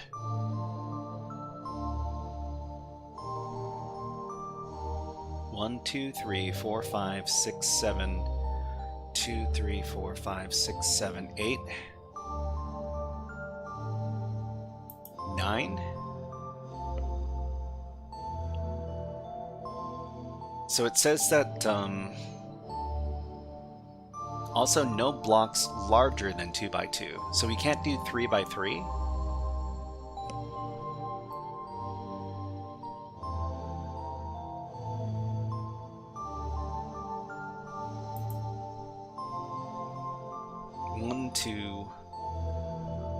This needs to all be connected.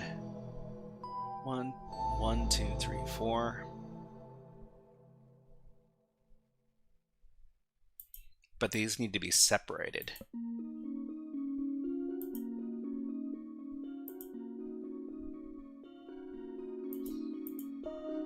1, 2, 3, 4, 5, 6.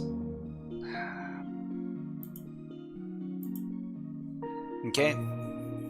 Hey, do you know about Bitdefender? Bitdefender? Hold on. Is Bitdefender the encryption? So that's like a hard disk encryption, right? I mean, I wouldn't say that I know no shaded block that forms squares. No shaded blocks that form squares. So we need to break up the squares. But I'm lucky. Hello, nice to see you here. Bitdefender, I don't know very much. You are talking about the disk encryption technology, right? Oh, that's BitLocker. Okay, so Bitdefender is what? It's an antivirus? Okay. No, can't say I know anything about Bitdefender.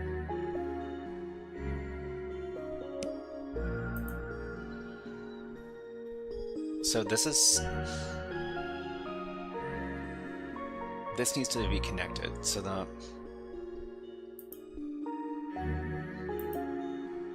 1, 2, 3, 4, 5, 6. But it also has to be connected like this. And we need to keep it separated. 1, 2, 3, 4, 5, 6. So we could do like a shape like this. 6 here. 9 has to be... We need to carve this out. 1, 2, 3, 4, 5, 6, 7, 8, 9. So, I mean, the 2x2 block rule, does it apply only to shaded regions, or does it also apply to unshaded regions?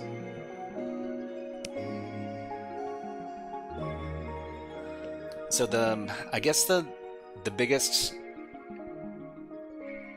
problem we have to contend with here is that we need to make it shaded only. Only shaded. Only the shaded ones. Okay. So 1, 2, 3, 4, 5, 6, 7.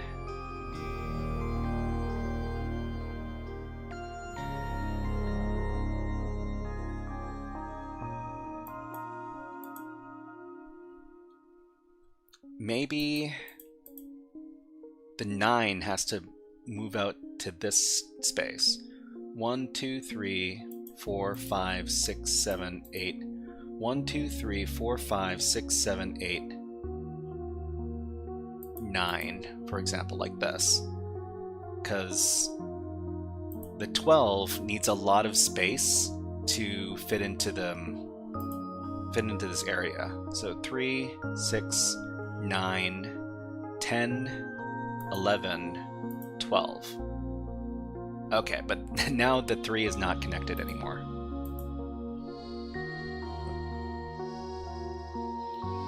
My 12 has a 3x3 block unshaded. A 3x3 block unshaded. I mean, this looks like a 3x3 block right here.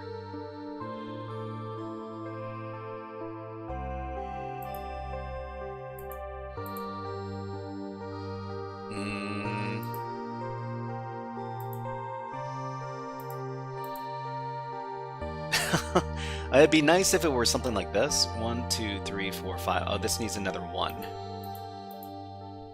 1, 2, 3, 4, 5, 6. Move the 3 into a straight. So the 3 into a straight. 1, 2, 3, 4, 5, 6, 7, 8, 9. So we've got 9 covered over here. But we should probably... It's something like that, but not that. Okay, well...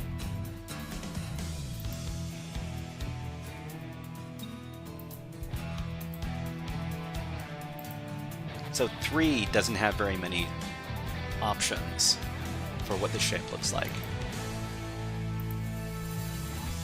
1, 2, 3, 4, 5, 6, 7, 8, 9.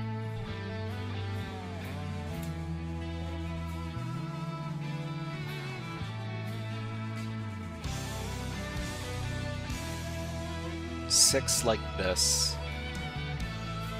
12.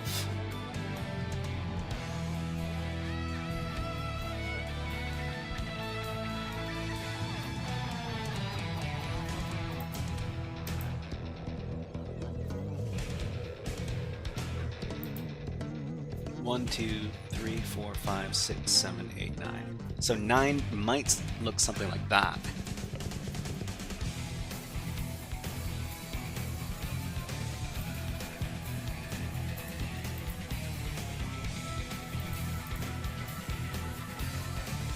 That is 9, 10, 11, 12. So if that's 12, that means we need to carve out the 9.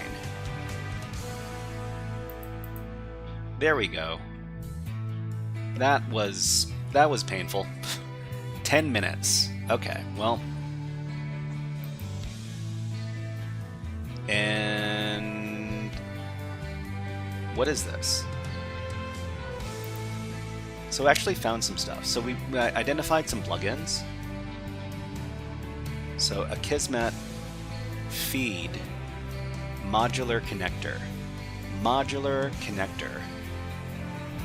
Told you it was tricky. Yep, tricky, tricky. Okay, let's see if we can figure out. Let's see if we can figure out what the vulnerability is here. So it's modular connector version 2.5.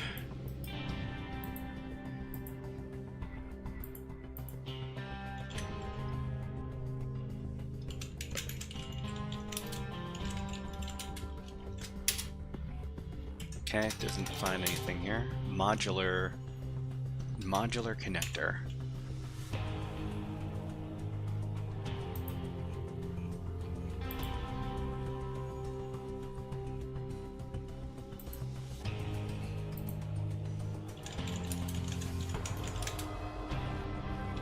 This is a WordPress plugin.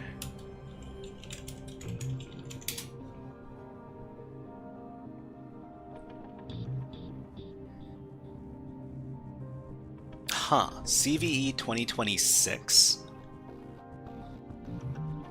2026, huh? I mean, this could be like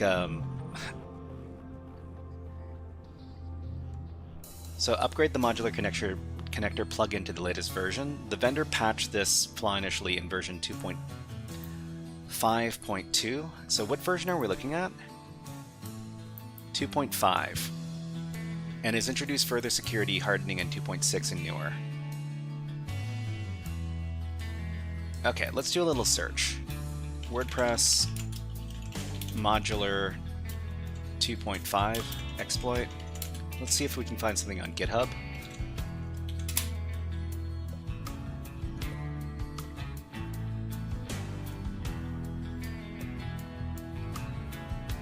Okay, we found something on GitHub. So the modular DS plugin for WordPress versions lower than 2.5.1 suffer from a critical unauthenticated privilege escalation flaw. So, I mean, we've got a CVE that we can look at.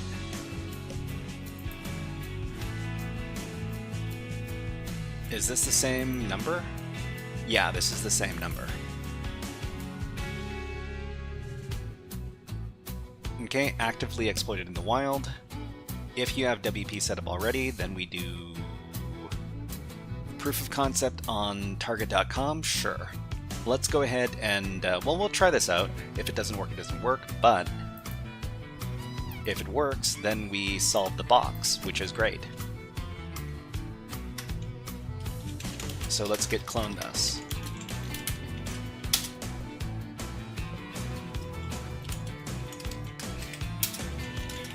Okay, so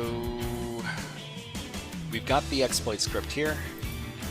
Let's see what it requires. Actually, let's look through it first, just to make sure it doesn't do anything super bad to us. So bin bash, cookie jar, cookies.txt. Let's see. Localhost 8080, that seems kind of weird.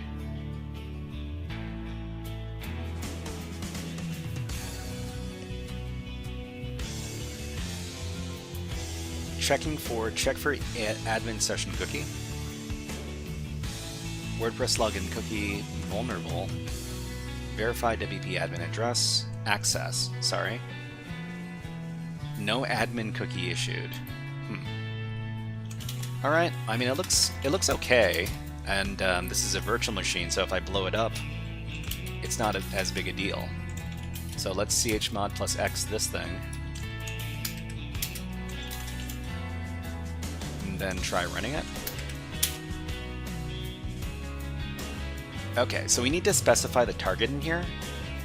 So let's go ahead and edit the script.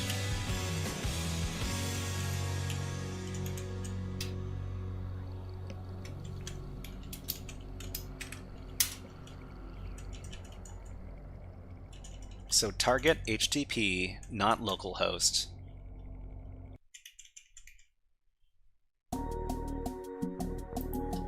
It's this IP address right here. Actually, let's make sure that we have connectivity still. Okay, we still have connectivity.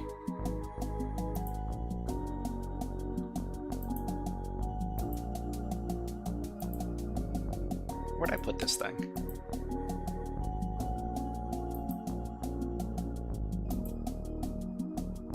I put it in my research tab, okay.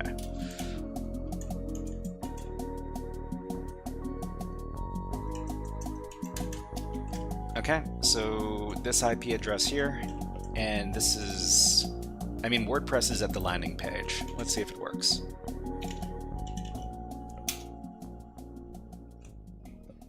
.404. Oh. Are we supposed to go directly to the modular connector plugin? Let's adjust this so that it doesn't have the slash. Not vulnerable, no admin cookie issued. So let's check to see what it's actually reaching out to.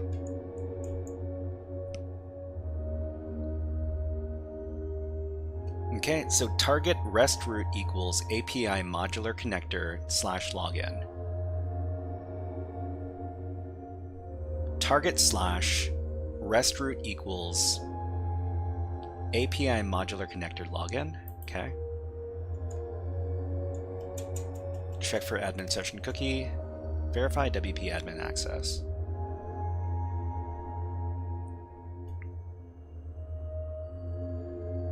So we need to make sure that there's an API modular connector login endpoint. Let's check.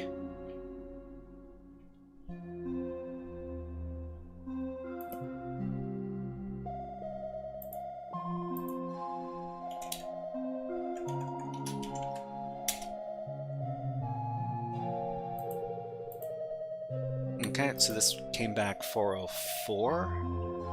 Where is the API directory going to be?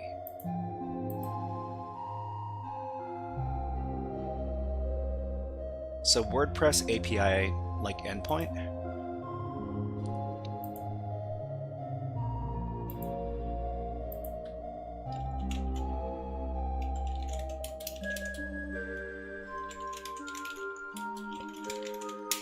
Whoops, that's not how you spelled location.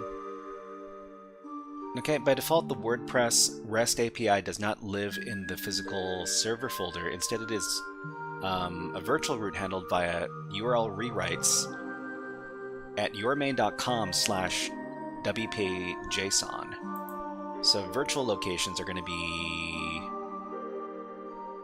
your domain /wp-json. Okay, and then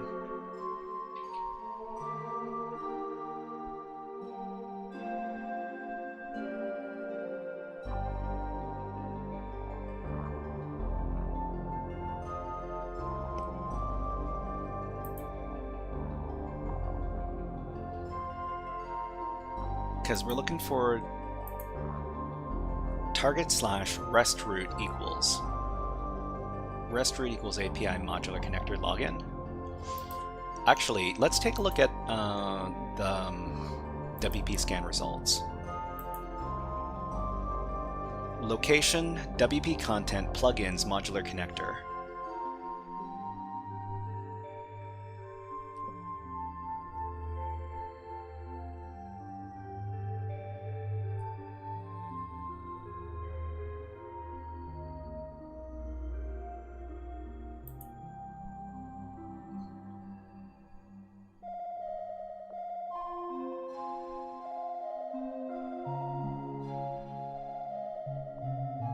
And what is the script looking for?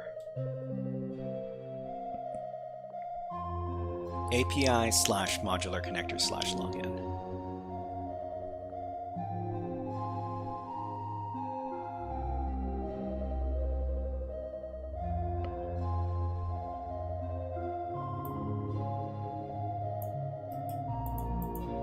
Okay, let's ask for a little help from our good friend the AI.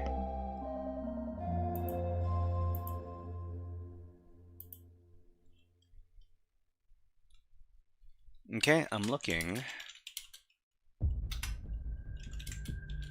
for this endpoint for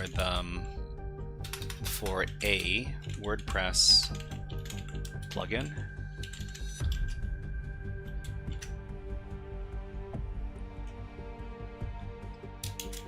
What is the likely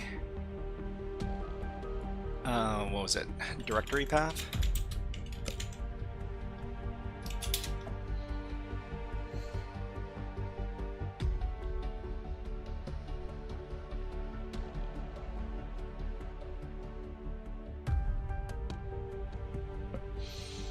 Oh man, I'm getting tired.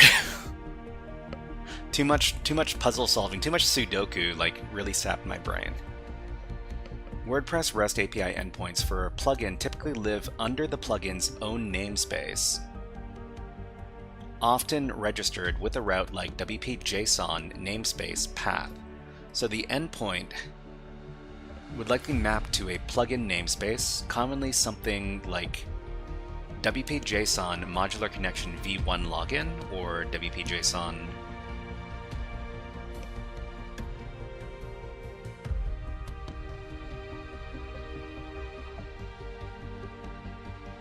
Okay, so let's think about this. So they're looking for target rest route equals. Rest route equals.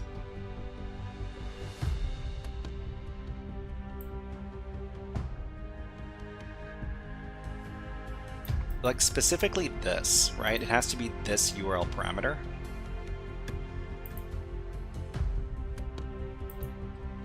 We know the URL parameter we want to send. It's this.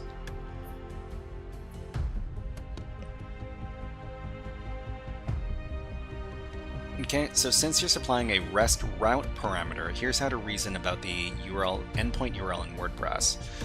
The actual URL is composed your site example WP-JSON namespace version route, where the namespace in the version would come from the plugin's REST register REST route call. So the provided REST route parameter would map to WP-JSON namespace. WP-JSON namespace version API modular connector login. Okay, Joe Sit, hello, nice to see you here. You're out.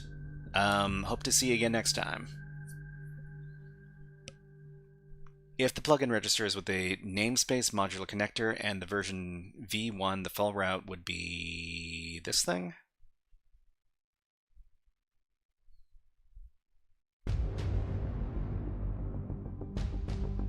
Typically the route path in register REST route is defined after the namespace. So do you expect something like WP-JSON modular connector v1 login, or check the plugin source where the REST route, register REST route is confirmed, is called to confirm.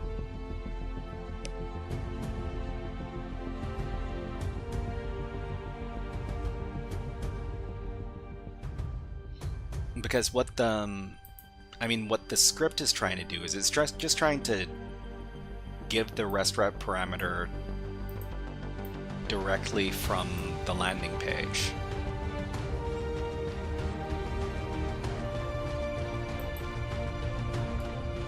I wonder if there are other exploit scripts for this particular CVE.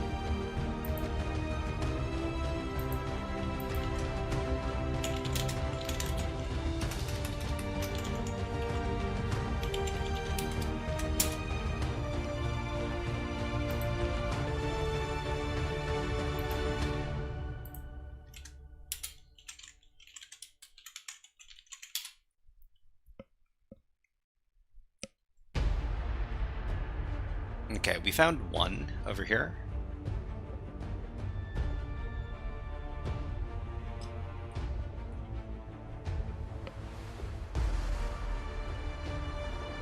I guess we could read a little bit more about this thing.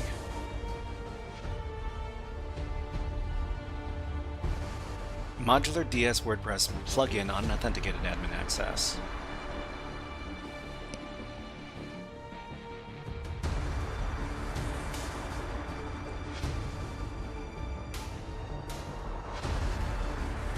The affected REST endpoint is accessible exclusively via the REST route mechanism. Direct access through WP JSON may be unavailable.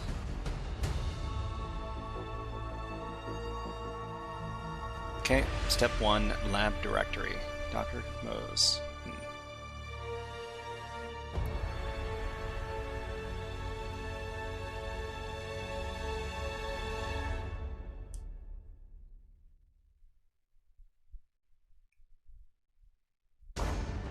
Oh, we can also supply the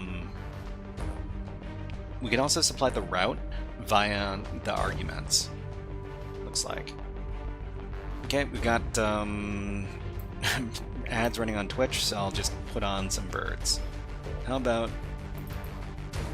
these birds? We'll be back in just a second. We'll be, just have to have a little bit of water.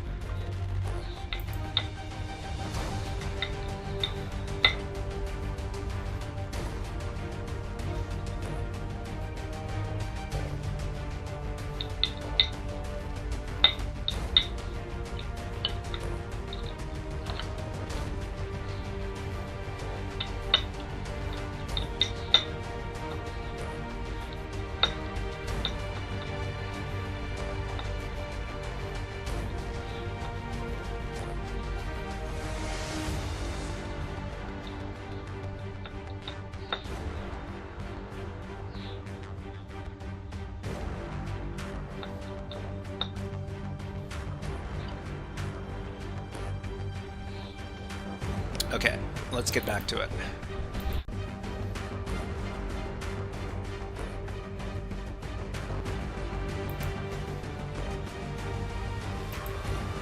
So WP scan is still running, so for the themes, it still has another 9 minutes or so.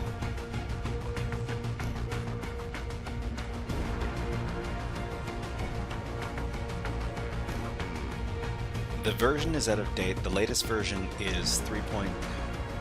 You know what? Let's check out this README.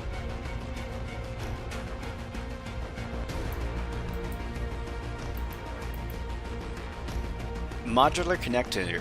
It says that the version is out of date. The latest version is 3.0.2. So the version's probably in the README text file. Let's take a look.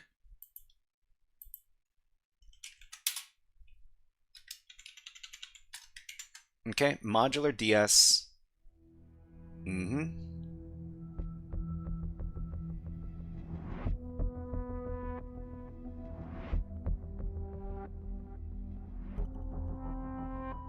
Stable tag 2.5.0.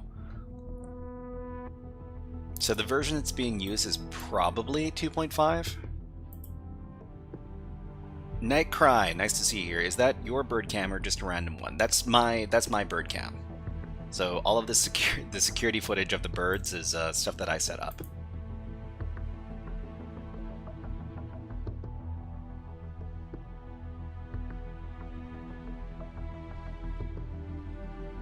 Okay, version 2.5.0. So this points to the same thing. So 80% confidence.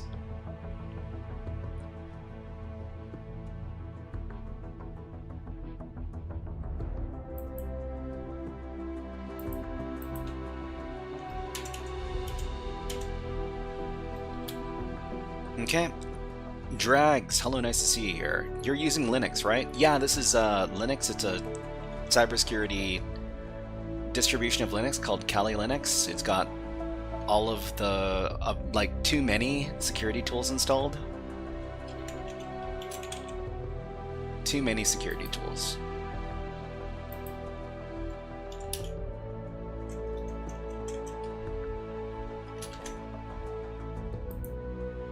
Too many? Yeah, too many. Well, more than I'd ever use.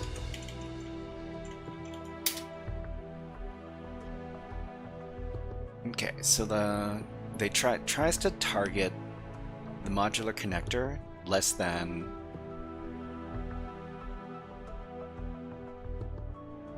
or equal to 2.5.1. Okay, I need a fox cam. Oh, okay. Oh, really? What are the foxes doing? What are the foxes doing on your property? I guess, having too good a time. The other thing we could search for is something like, something on, like, what was it? Like Metasploit?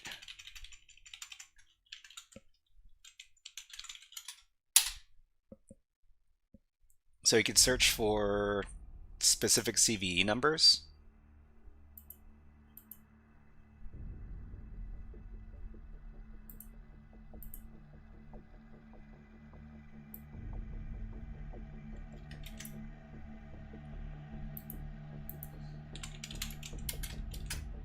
Oops.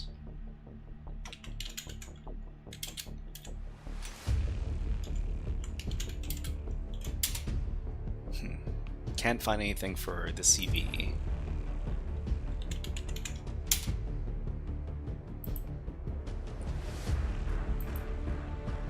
So it tries to access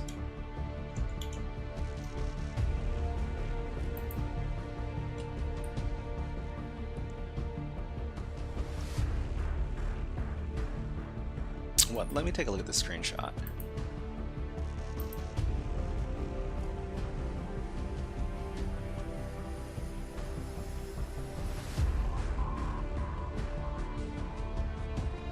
Okay, it runs a script. It says vulnerable admin session cookie issued.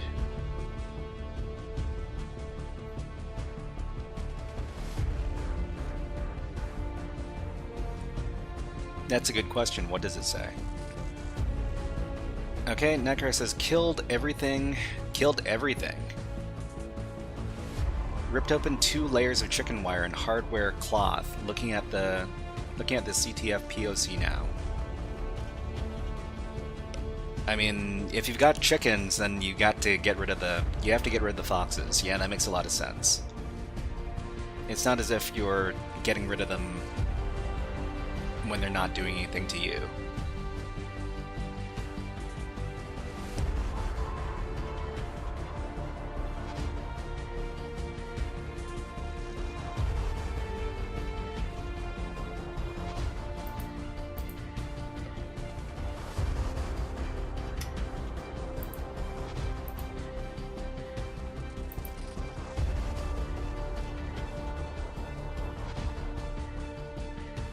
Okay, so the REST API route equals API modular connector login, sure.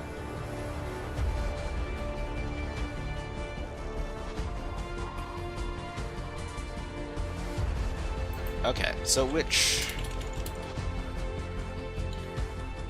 endpoint should I send that URL parameter to?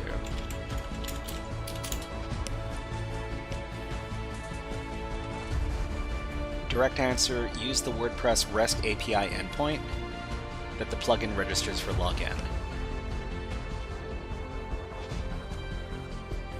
Okay, which will be under the plugin's namespace in WP-JSON. WP-JSON namespace version route, or WP-JSON namespace route.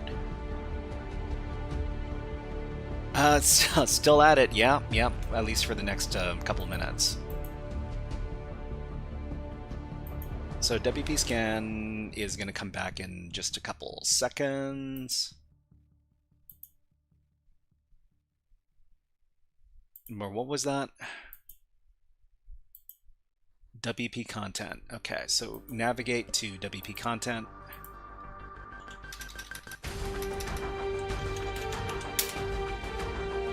Okay, and then WP content is blank.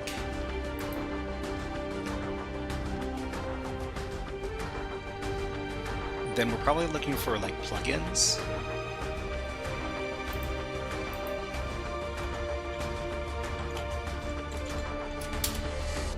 Okay, and that's also blank. And then thank you very much for subscribing on YouTube, Mike Stahl. Thank you, much appreciated.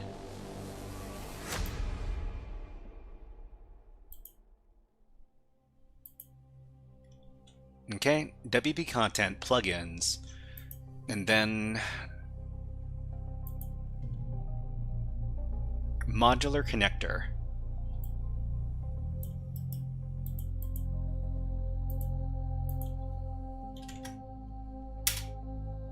Forbidden, you don't have permission to access this resource. Okay, that's fine.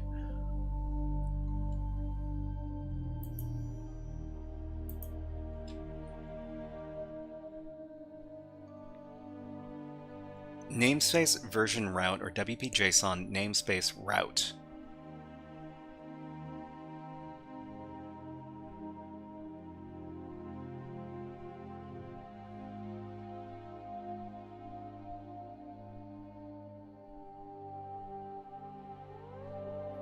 So for example, WP-JSON namespace login or WP-JSON namespace v1 login. WP-JSON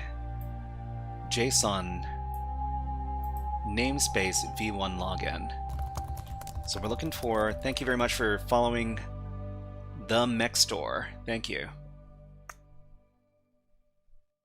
WP-JSON.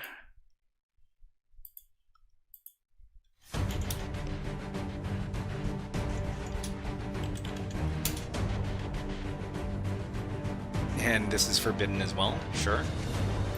Like WP-JSON, like v1. Ah.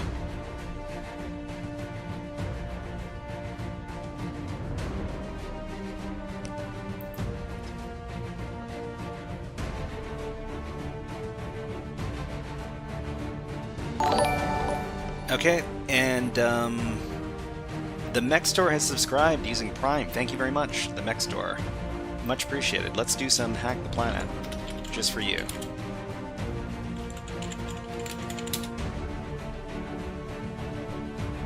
Hack the planet! Hack the planet! Okay, we gotten this far. I thought this was only affecting Windows. Affecting Windows? Are we talking about... Are we still talking about the WordPress thing, or are we talking about something else?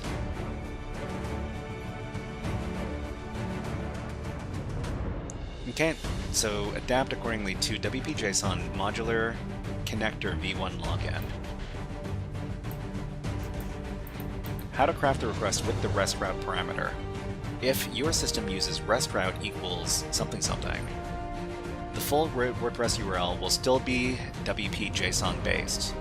So for example.com, WP-JSON, namespace login. So is it modular connector? The Notepad++ reverse TCP connection. Oh, okay.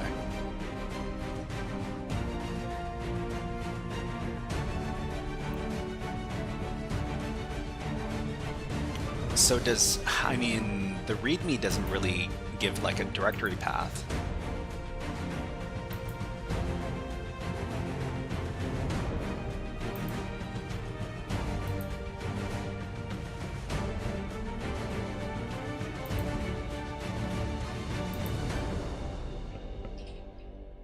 The other thing about like WP Scan is that WP Scan might have the ability to run exploits on known vulnerabilities without having to use like external tools. I'm not sure. But I'm almost certain that this is supposed to be our way in.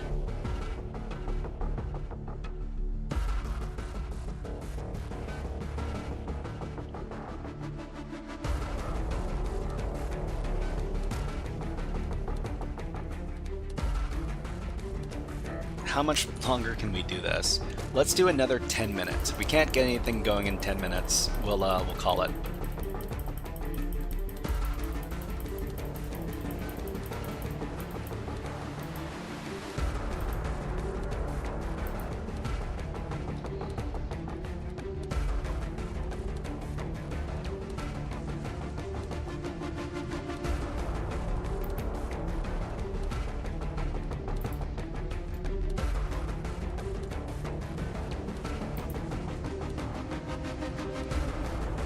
I mean, I guess the other thing we could figure out is if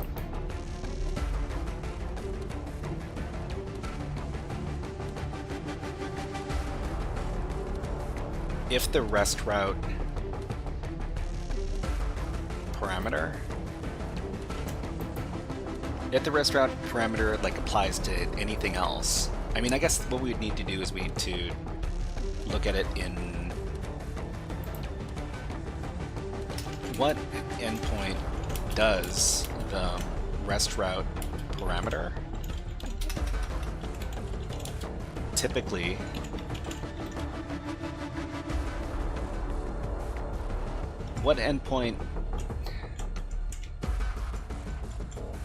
is the rest route parameter typically used with? The landing page of WordPress, or some other endpoint?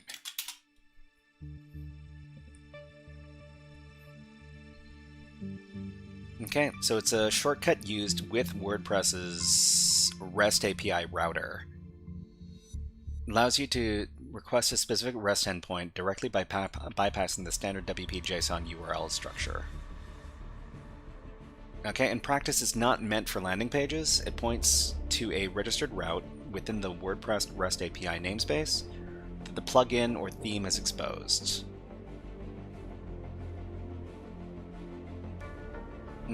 Okay, so it targets a specified registered REST route, not the home page. Okay, so I guess we need to identify what the REST route would be. We might be able to do that with Burp Suite.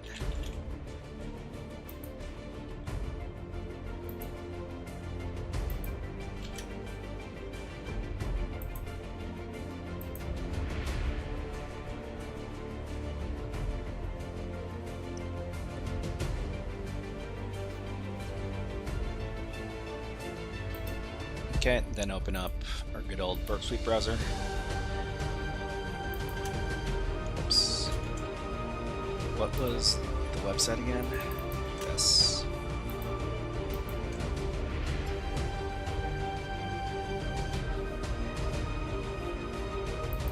This isn't going to receive anything.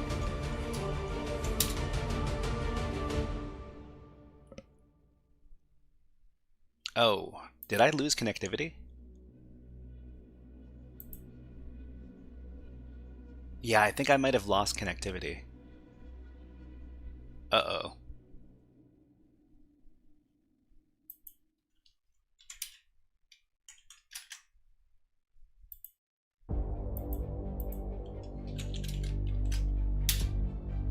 Yeah, no, the thing went, the lab went down.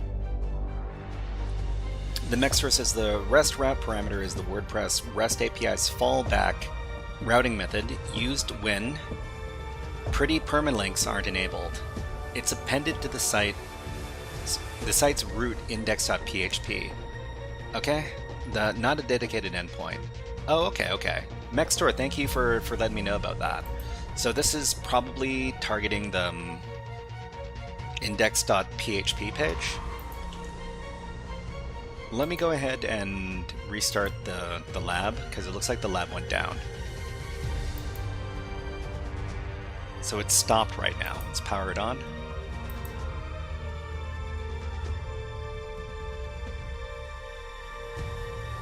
That's funny. Usually these labs stay up while you're still interacting with them. Okay, copy that, and we will try to curl the thing. Actually, let's try pinging the thing first. It's not online. platform access. And we should be connected.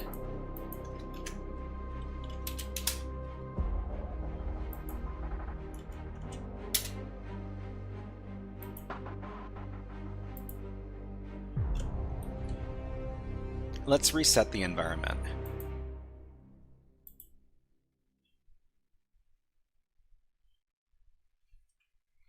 Okay, now we've got a different IP address.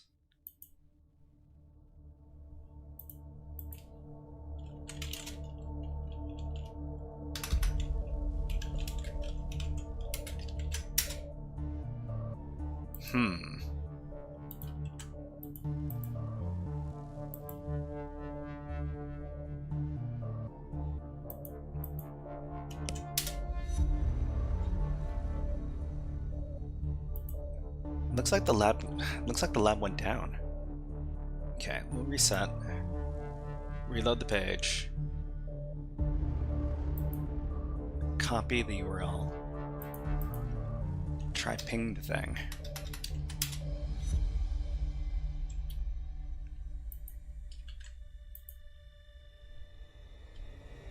Well, looks like looks like we're having some problems. Or the VPN? True. Let's reset the VPN.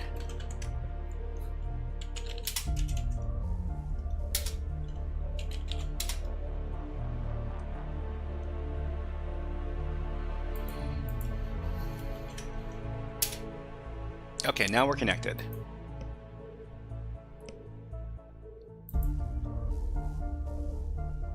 Okay, and then we'll go over to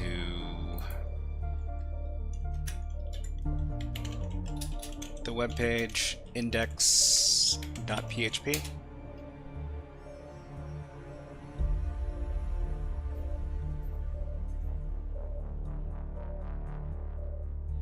Okay, so index.php redirected us. Let's curl it.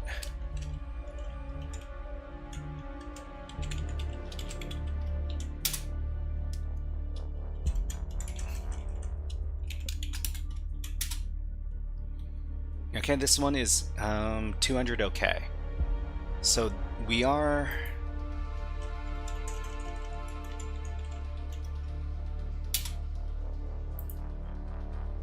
Scroll up to the top.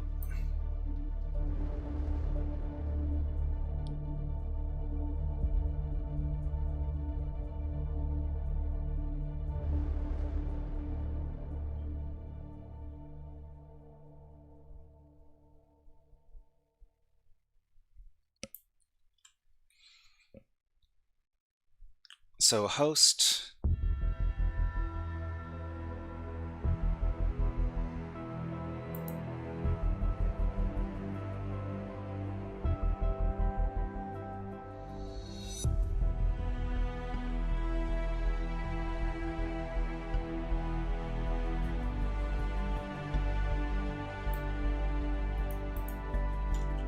let's specify index.php. Pipe into less.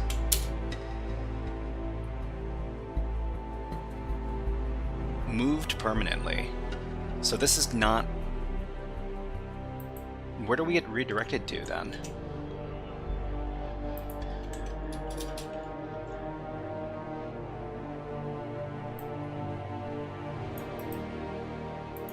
Okay, so we'll copy this. We'll take a look at it in Burp Suite.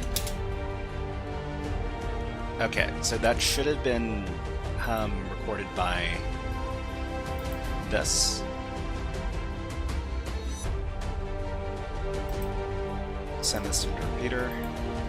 So this results in moved permanently, and then the next request is to where?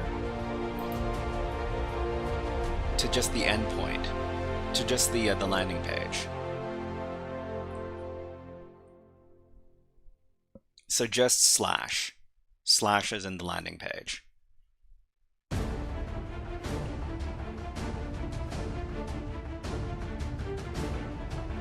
I mean, the landing page for WordPress should be index.php, right? Let's just confirm. WordPress landing page extension or WordPress landing page file name.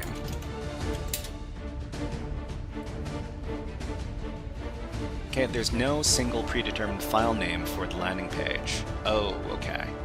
So I guess it's kind of a guess. I guess it's a guess. Alright. So I think we're going to have to call it here because I've got a bunch of stuff to do after stream. But let's talk about what we're going to be doing for the rest of the week. So this is not the only stream we're doing this week. We also have one going on Friday as well. So on Friday, we're going to be playing more puzzle stuff, and we're also going to be taking a look at another network pentesting room, Pickle Rick. We're going to be doing a demo of that. Hopefully I can put together a nice presentation to make it easier to understand. We're also going to be doing network hacking session number 9, where we take a look at privilege escalation. So there's so many different methods of privilege escalation. We're going to be taking a look at a few of the more common ones. So this is privilege escalation for Linux, and then we're going to shift gears and take a look at PowerShell. So how to do stuff with PowerShell. If you're working with Windows, you work with PowerShell a lot, especially if you're an administrator who's trying to get stuff done programmatically. So that's going to be the Friday stream. But let's go ahead and find somebody that we can raid into over at Twitch. Actually, let's take a look at InfoSec streams to see who's streaming right now. So BlazeBits is streaming. HackSmarter is also streaming. I guess we can talk to HackSmarter about his lab. We'll raid into HackSmarter.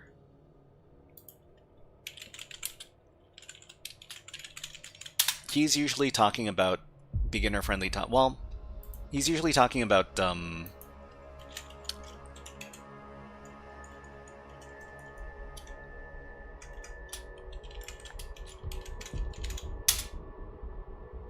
network security topics. Let's see what he's up to right now. And we're going to be doing the hip-hop hack. Okay, so he is doing hacking Active Directory and AMA, so like more Windows stuff. So if you want to learn about Windows hacking, please join in the raid and give this message. So OSFrog, hip-hop hack, OSFrog. I'd really appreciate it. Just like this. Okay, everybody. Are you ready to raid? We're going to be back on Friday, but have a great rest of the week. HackerFrogs out in 5, 4, 3, 2, 1. See you next time.